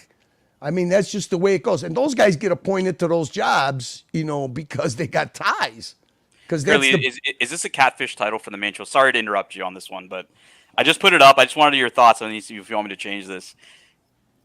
For Archie, he's going to log in. He's going to see this. Yeah, but he's going to see the title of the show, and then he's going to be like, he's going to be confused. He's going to be fucking clueless. Red Shovel in the bro house. He's going to be like, what's this bro house? What's a bro house? I hope that the funny thing is that Red Shovel actually engages Archie. Archie stays engaged when Red Shovel's on. Kind of funny. Like, I don't, that nostalgia show, you know what I'm talking about, 10. That actually engaged Archie big time. The whole show, you know. I thought that was great. It was actually fun to listen to. It kept me glued listening to it. So I like those kind of shows. Yeah, if you ever bring up any of these old characters that like Archie, like a couple of them are like Simon Crane, Don Haynes, all these old guys, when Archie was like really active in like warring with channels, he always becomes engaged because he has something to say about it every single time. Now, you know what? How do you explain Lux's role? I mean, Lux is like a nepotism hire. I mean, listen, I explain it really easy. If Lux had motivation to put out good content, he would do it on his own channel. He doesn't even do it on his own channel anymore. So he's there for a check. I got a feeling that Lux feels constrained. Go ahead, Jeff. No, I have a feeling that Lux feels constrained. Well, why you didn't open a show yesterday? I have no idea. Who gives a fuck, man? We got the people in the chat talking about the RICO laws. Brody says its use has been widely expanded over the years to prosecute all manners of criminal enterprises, including environmental terrorist enterprises. Wow. Well, that's what created the biggest thing the RICO laws did is create fuck snitches. These guys then. They don't have lemons. Marcelo, unless you're talking about Dutch Schultz, Meyer Lansky, like this is mob talk here. Marcelo, come on. Yeah, I agree. I mean, can you imagine being some low level street guy that commits hits, okay, and knows nothing about anything above you, and all of a sudden because of RICO, they're going to give you life in prison. Of course, you're going to turn into a fucking. Are there any historical stories about Montreal? A large amount of bikers being found in the harbor. In the harbor. Is that, what do you mean? I don't even know. I don't even know that story, Jay Gray. Dude, who's the most famous organized crime biker boss was a French guy. I mean, the Boucher. guy. That's Maurice. Yeah, yeah. That guy literally would just. I mean, fuck. He'd tell the prosecuting attorneys to fuck off and. Oh yeah, dude. That his club, which was the Nomads, they called themselves. Yes. The Hells Angels Nomads. Him, that other guy, Nerg or something like that.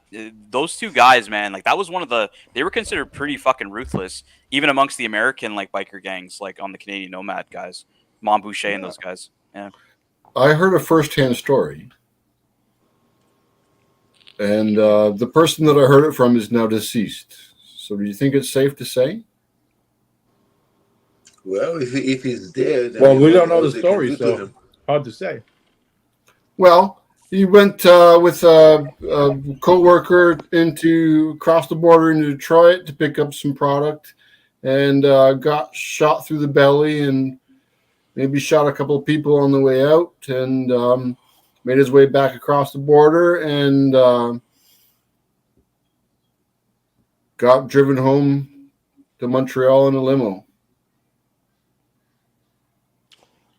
Hey, look, just like I said, if there's an opportunity to make money on anything, and you're selling to the public something at a discount because you're smuggling stuff in, I mean that's like organized crime 101, right? Drugs, tobacco, cigarettes, anything. You think it's really hard to smuggle stuff into Canada? I mean, everything you're talking about is bottom food chain stuff. Where's the top?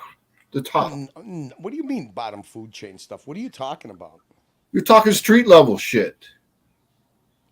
Jay Gray, if I take a fucking kilo of something I get right from the cartel and step on it and could basically double it and bring it to your country and then quadruple because I could break it up into little packages, are you nuts? Do you know the amount of money you're talking about? And it happens every day. Subject of conversation would be the bigger picture. Look, from either stealing it off of a container, stealing it off of a freight train, stealing it off of a truck, it's pure fucking, it's pure profit for people. I mean, anything that's black market. I mean, that's how most of the times these people, street level is street level. What do you think the cartel is? You think the cartel is street level? You've been to Bari, haven't you? I just came from Bari. That's where my mom's from. Yeah. Yeah, Curly doesn't believe Palermo is the real capital of Sicily. No, Cefalù is. You know what? My father's mother's maiden name was Bonanno. I mean that's right from his town, Lascity. That was where my dad's from. No, I knew people that know the Castellanos and stuff like that. Like you're right. Like it's similar areas, similar families, like people from back home and shit. But that stuff, that way of when you say amorta, to keeping your mouth shut, that's gone. That's gone. The last real. Does anybody adhere to omerta anymore? Like, does anybody? The cyclists do. Yeah, they do because they're forced. They're kind of forced to do it because, in Sicily, they'll kill your whole fucking family. When they talk about vendetta. When they talk about vendetta, every male in that family, if they killed a made person, they would kill every male in that family. That's where the word vendetta comes from. It's been like that for since time immemorial. I mean, the vengeance of a if you want to, what you want to do is, if there's a risk of a family member taking vengeance for something that you did to their family, they take that out of the picture right away. I mean, that was in the Godfather movie. That's the way they did things back then. There was no, you don't kill women, you don't kill children. That's all bullshit. They fucking killed. That's they the killed. Americans. Yeah, they killed a fucking the head. This is what really kneecapped the Sicilian mob in the 90s. They blew up a whole road and killed a whole entourage to kill one prosecuting attorney. They killed a prosecuting attorney, his kids, all his bodyguards. They blew up a whole fucking street. When they did that, that's when the whole. It's no different than what they did in New York by killing Paul Castellanos in the 1920s gangland style killing. That brought down So the some whole. really standout guys. We're talking about some really standout. Listen. What happens is when you turn when you turn your own people against you, okay, which that's what happened. The population turned against them. They didn't keep their mouth shut anymore. They were like, that was indefensible, but they couldn't get to this guy. So I guess at that time I don't even remember what the guy's name was. He said, you know what, fuck it.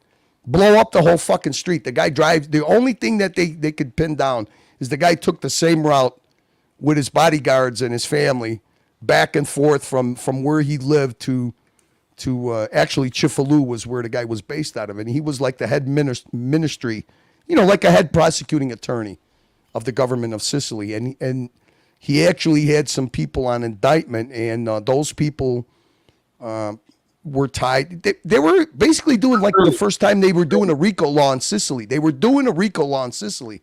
It's a real famous case. And what happened was the public finally turned on the Amaninera. They call, the Black Hand, whatever you want to call it. The public turned on them.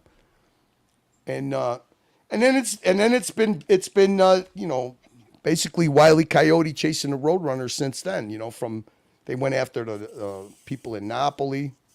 Do you want a rabbit hole, Curly? The what? A rabbit hole. What do you mean a rabbit hole? Judge Anthony Scalia. Do you know that name? Scalia, the one that was on the Supreme Court. Yeah. Yeah. Well, I don't know him. I've heard. No, of him. I'm suggesting you know him. Have a look. That's it. Bottom line, have a look. He actually came to the Chicago Italian Heritage Center. Was a special guest here in the.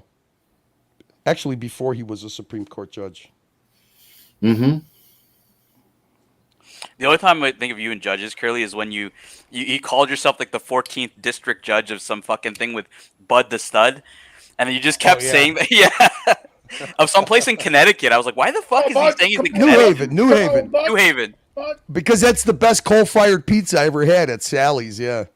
But like JJ is Bud from New Haven, Connecticut? Like, why is he saying he's from fucking Connecticut?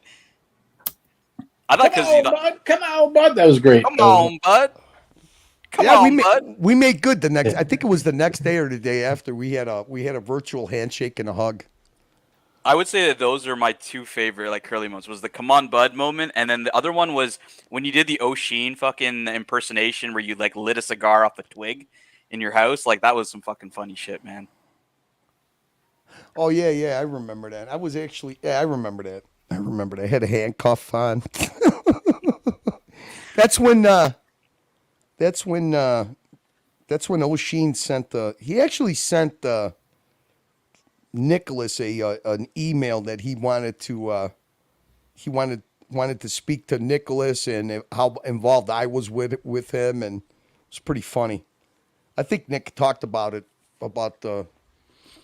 he turned it down because he could see that the guy was being disingenuous about it. I have no problem with disingenuous. Fuck. Yeah. Oh yeah. He was trying to be nice to I'll actually talk to you guys, but I want it to be a non-trolling type, like have a debate, like we run a debate club. Like I want to debate O'Sheen. Curly, I wanted you to see this comment from Buckley with your thoughts. He says the American-Italian mafia is cool. He says the Italian mafia is not cool because he considers them same as the Mexican cartel. You know what? This generation, yeah. I mean, fairly accurate. Yeah, not as bad, but still. Hey, look, bad. Where do you think they recruited from street gangs? There were nothing but street gangs. The structure got brought in from the guys that came from the old country, but I mean, I think the first actual public rat was, wasn't it Versace, JJ? When he Valachi. did this, Valachi, yeah, the Valachi files or whatever. And I don't even know what that was all about because Fuck, nothing I ever never came knew of it. Gianni Versace was a stool pigeon, man. Damn. Dude, the funny thing is that and I've actually seen it. I don't know if they're on YouTube. I've actually seen it on the. The funny thing is the government used the organized crime almost like organized crime used bikers, you know, to do dirty stuff. But the funny thing is that J. Edgar Hoover literally denied that there wasn't even any existence until he couldn't anymore. And they say that actually he was, you know, one of the most powerful things too, extortion, right? How does extortion come up? All right. The what do you think all the LGBTQ bars in the 60s, 70s were all run by the outfit. And these guys used to extort these people. They say that even J. Edgar Hoover was extorted by the fucking mob. That's why they had kind of a you know, I don't see you, I don't talk about you, I don't hear about you kind of a relationship for a long time until Hoover was, you know, I mean, I don't know if they're real or not. There's pictures of J. Edgar Hoover like with men. Yeah, have I mean, surfaced. Dresses and stuff. Yeah, they know. Yeah. So when you were talking about the government using the mafia, like, are you talking about the Luciano days, like back in like World War II era, like? For sure, they did it in war. Hey, listen, I heard it from my old man himself when he was 10 years old. I mean, when the Americans, finally joined the war, they came through Sicily first. Okay, We got Looking Glass in the chat too. Looking Glass, hop on if you want to join us. We're just shooting the shit, talking mob talk, all kinds of mob. And what the Germans did, there were, you know, Sicily was very undeveloped. So, I mean, you had convoys and convoys. There were only like certain roads they could use to run convoys of equipment. So, my old man said that when, you know, nobody could figure out when the Americans started the bombing campaign in Sicily, they were dropping most of the bombs in the fucking water because, you know, a lot of these people were number one, they were Italians. Number two, there was a lot of, they were waiting for a lot of the population in Sicily to actually do sabotage to the Germans. But what the Germans did do, my old man told me that there was a convoy that got held up for a month because what the Germans did was they put their big guns up high in the mountains and they would put them in churches. And they would, you know, it would be like shooting fucking fish in a barrel because, like I said, it's not like you got major highways or something, or these guys could use different. There was only like 2 or 3 main roads that the Americans could use for their long convoys, and it took a long time for the Americans actually used people on the ground. They sabotaged. I mean, like my old man said that, towards when the Germans started pulling out of Sicily, the Americans were actually winning the ability to use Sicily as logistically to go through Sicily to enter Italy because they came from Africa. Most of the people were being armed by the Americans and they started killing the Germans. The Sicilian people started killing the Germans because the Germans came in and they killed the men, they raped the women. They took over and they used it as they knew that if the Americans came from Africa that they would be coming through Sicily first. So I knew that one of these two questions was going to come up today, Curly. Either JFK or Hoffa. Yeah. Yeah, I don't know. I thought Hoffa was going to come up first, but Buckley's asking, did the mob kill JFK? He says there's good evidence. Obviously, look, with Hoffa had to be somebody, you know, it was like the same thing with Sam Giancana. I mean, Sam Giancana was executed in his house. They shot him 5 times in the mouth. And he still had sausage cooking on the stove. So of course it's somebody that they knew that did it. Do we really know who did it? Unless they get indicted, I mean, who are you going to believe? And JFK, who the fuck knows? I mean, I don't know. I heard they were French, right? Didn't they say it was French hired by the CIA to kill him? Who knows? It could literally be. I mean, look at the circumstances. How fucking wacky could it? You know, sometimes the actual people who do it, they create that confusion. So in the end, you don't know who did it. You could accuse so many people that you don't know really who did it. That could be the whole point of it. I mean, why would Ruby be allowed to execute the guy who's supposed to be the patsy. Yeah, but I I don't know. agree, man. Every fucker knows who killed Hoffa. Like even Francis doesn't fucking say who did it. So I'm very uninterested in Hoffa as well. I actually don't think I think it's pretty easy that it's somebody that they knew because they made him and his car disappear. I mean, Looking it's, glasses. Too I many mean, if you people really think about it in the end, guys, do you really think it's that hard to get away with murder? As long as you don't have leave something behind like a weapon, a body. If you take away the weapon, the body, you have to have evidence to convict somebody on the murder. Especially there were no cameras back then. Yeah, it's really not that hard to get away with it. I mean, you have to have the will and the no conscience to do it. But I mean, is it really that hard? I mean, these guys were basically chopping people up in New York and putting them in dumpsters or throwing them in a landfill. Do you really think you're going to find them or putting them in in a Sheep's Bay? I mean, it's really not that hard to get away with making somebody disappear. The thing is you have to find the people that are willing to live with it, which is Hoffa. How the fuck does anybody know it? I mean, everybody knows he's on the 10-yard line in Giant Stadium. Everyone knows that.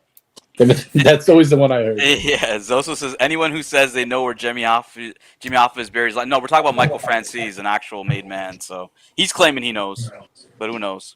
I don't think he knows. Nah. Yeah.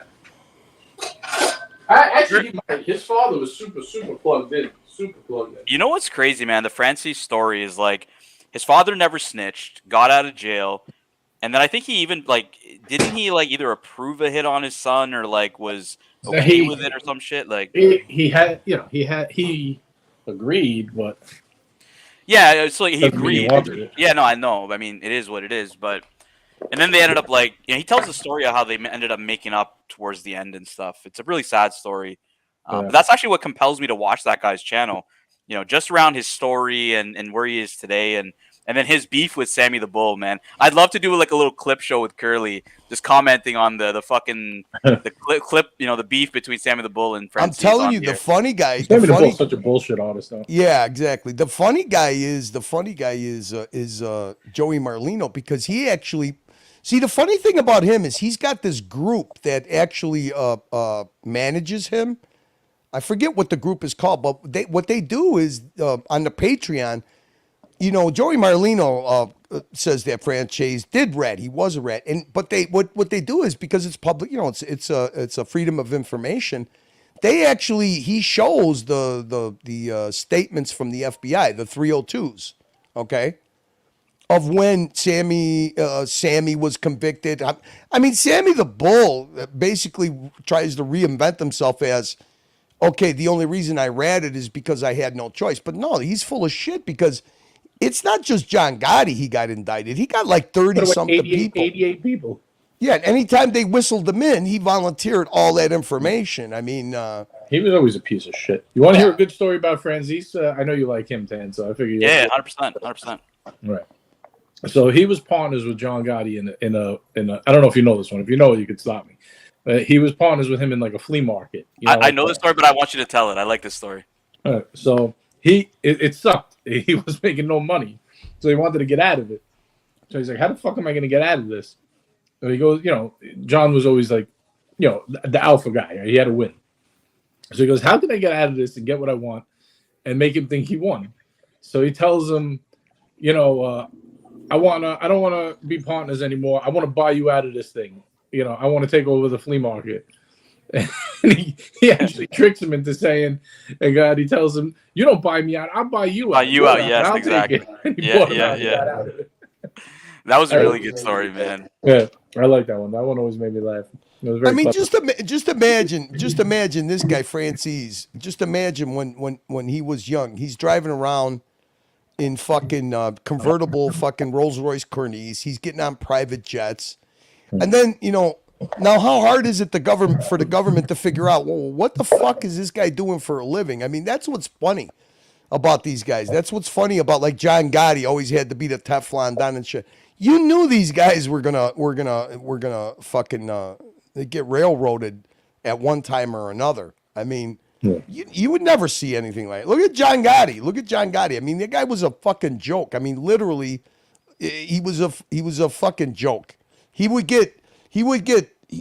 not be indicted, right? And then the whole neighborhood would have fucking all these illegal fireworks and stuff. And of course, you got the government that has endless resources. Why would you fucking, basically egg them on to fucking to come after you? And that's how it happens. You would never see that shit in the old days. You never saw any of that. Those guys all left a low profile. That's why it lasted so long. You think some politician's gonna ever want to do business with anybody affiliated with John Gotti and the Gambino family after that guy's the head of it? Nope, they're done. Exactly. Now, Paul Castellanos, I mean, look, the guy was a racketeer. You couldn't get a kosher. You know how important kosher chicken and kosher yeast and all the businesses he was involved in. I mean, this guy literally had meetings with the guy from Purdue Chicken. Purdue. Yeah. Well, he didn't want to work with him, and Exactly. then they started shaking him down. He went back. He said, "I thought you don't want to do business with me." So, Curly, you prefer the racketeers or the street level thugs that become the boss? No, of course the slick, smart racketeers who kept it going for that long. That's who built it. That's who built it. These guys destroyed it. I mean, come on. Literally, there were 4 major casinos in Las Vegas where literally people were walking out of the count room with fucking cases of money, before he'd even hit the books. I mean, just imagine that. Just imagine to have that kind of, you literally couldn't build a casino if you didn't go to the mob and get a Teamster loan. You couldn't do it. Looking Glass is from the old neighborhood, huh? Caesar's Bay. I haven't heard that name in a long time. Damn. Let's grab this member chat from Mr. Zoso, member for 10 months. My grandfather came to the U.S. to escape from the biggest organized crime organization known to man, and they're still in power, the Catholic Church. Ouch. That's true, too. You ever see that guy? He's totally fake. He actually lived on Bay Parkway. He had a small cigar company, but he goes all over the internet. He says he's related to everyone, from Lucky Luciano. He whacked the Pope. He killed 400 He whacked the people. Pope.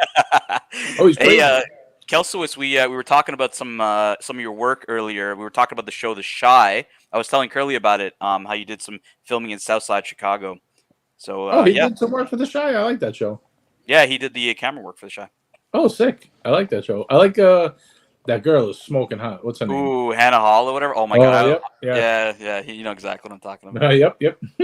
Every time she lights up on the couch, I'm like, damn, I wish I was sitting next to her. Anyway, you got to look up the guy. What the hell's his name? Nobody else saw him. You guys don't know what I'm talking about? Yo, JJ, check this out. He's like, yes, I have stories. Oh man, do you have any? Never mind. Talking. There's so many of them on YouTube. Anthony Raimondi, that's his name. You gotta watch him. Oh, the big fat guy. Yeah, what a. Oh my God! Yeah. He was in on the conversation about the poisoning the Pope. Yeah, he's a fucking. These guys are all nut jobs. That guy lives in an apartment on Bay Park. I don't want to dox him, but there's info is out there from other people already. So it's not like he has like a little cigar company. He runs out of his apartment. The guy has a booth in Coney Island somewhere. Like he makes it like he was doing all this crazy shit.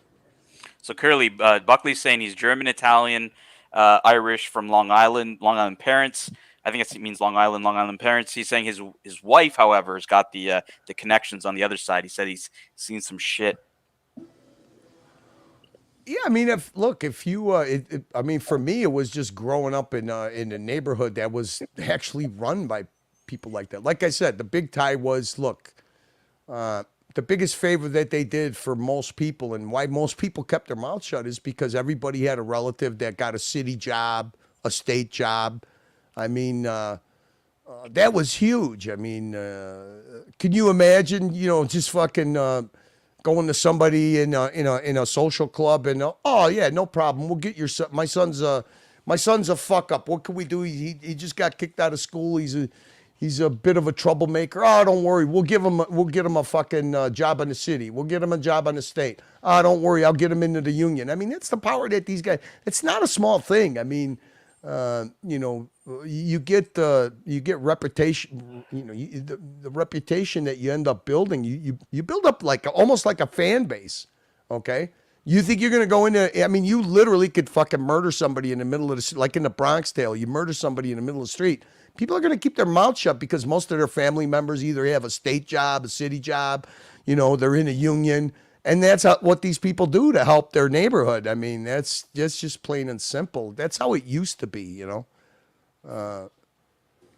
But I don't know. I mean, these guys, they still ride the glamour side of it, and people are interested in it. They love it. They lap it up. Everyone eats. Looking Glass. Everyone eats. I agree. Yeah. Oh, this is fucking funny.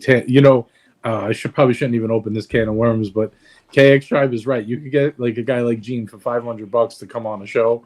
He does all, he'll tell like his whole story. Yo, But Mob mixing the Talk in a Bob relax. Talk world with Let's this do would it, be- man. Let's do it. Mob Talk in a relaxed format. We got everybody. We got an Indian guy. We got Irish people. Everyone's gonna be on the fucking panel, man. It's gonna be great. Dude, I'm telling you, the guy that makes they make me laugh because it's young guys, social media young guys, and they got Marlino, and this guy won't do anything. Everything's $500. Hey, listen, we got a guy that wants to use put our name on the coffee cups. Oh yeah, tell him $500 for a meeting. $500 for me. I mean, it's fucking hilarious. But the thing that I like about it, Joey Merlino has got a different high-end hype watch every fucking show. AP. Yeah, he's big into watches. Rolex. Yeah. Oh yeah. Yo, Buckley, find out how I can make this happen, and we'll make it happen. No I problem. can make that. I could get that. Okay, I well, just don't know if I. Yeah, I don't know if you want to, but like, we'll throw like worlds. we'll airdrop Archie into it. Hello, how are Tan, you? I'm telling you, if the next time that Marlino has one of his live streams, me and you and Mookie get into chat, and because the super chats are like they take their idea. Yeah, here's the email. Yeah, just send it to us, bro. You got to see the way they run their live streams. It's fucking hilarious. But like I said, most of it is to promote their Patreon shows that they do behind the scenes, and I don't know what the fee is for the. Even Mike the Snake's liking the Mob Talk here, Curly. Great show, great content. Look, you can't if you grew up in an Italian neighborhood in a city, Chicago, New York, Detroit, L.A. I mean, New Orleans. I mean, you can't help but to know the. That's why it's funny, right? I kind of laugh almost sometimes when people are like, "Oh, did you ever see whatever?" It's like, well, if you live there, like, there's no way you didn't. Like, how could you not? I don't know. It's kind of hard to explain to people who don't like live in a place. It's like always someone somewhere, Yeah, Marcelo hopped off. I was gonna ask him about the Yakuza in Japan, but he's not here anymore. I always ask him about that 10, and he shies away. I'm like, show us the local Yakuza den. He's like, I don't know what this means, and I gets don't know what this means. Yeah. See, you know what would be good is to get like if you get the. You have JJ. There's a lot of good like informative, real documentaries where they don't glamorize it, where they don't make it titillating. And there's a lot of them. There's a lot of them that have to do with the outfit in Chicago, all the way from the Al Capone days to modern day, today. Because like I said, the last big. The last hit, the nail in the coffin for the Chicago outfit was the Family Secrets trial. And that's literally, they solved the murder of the two Spilatro brothers. And you know, how the way that you could say, okay, it's real and these guys were really there is because the guys got indicted for life. They all snitched on each other. The people that were actually there that saw these guys got beaten to death and put in cars and driven out to Indiana, and they fucking put them in a shallow grave so they can be found to send a message, because at that time there was still organized crime. And then after that, like I said, the last big reports that you saw was this Family Secrets trial, where actually a father kept his mouth shut, and they wired the brother.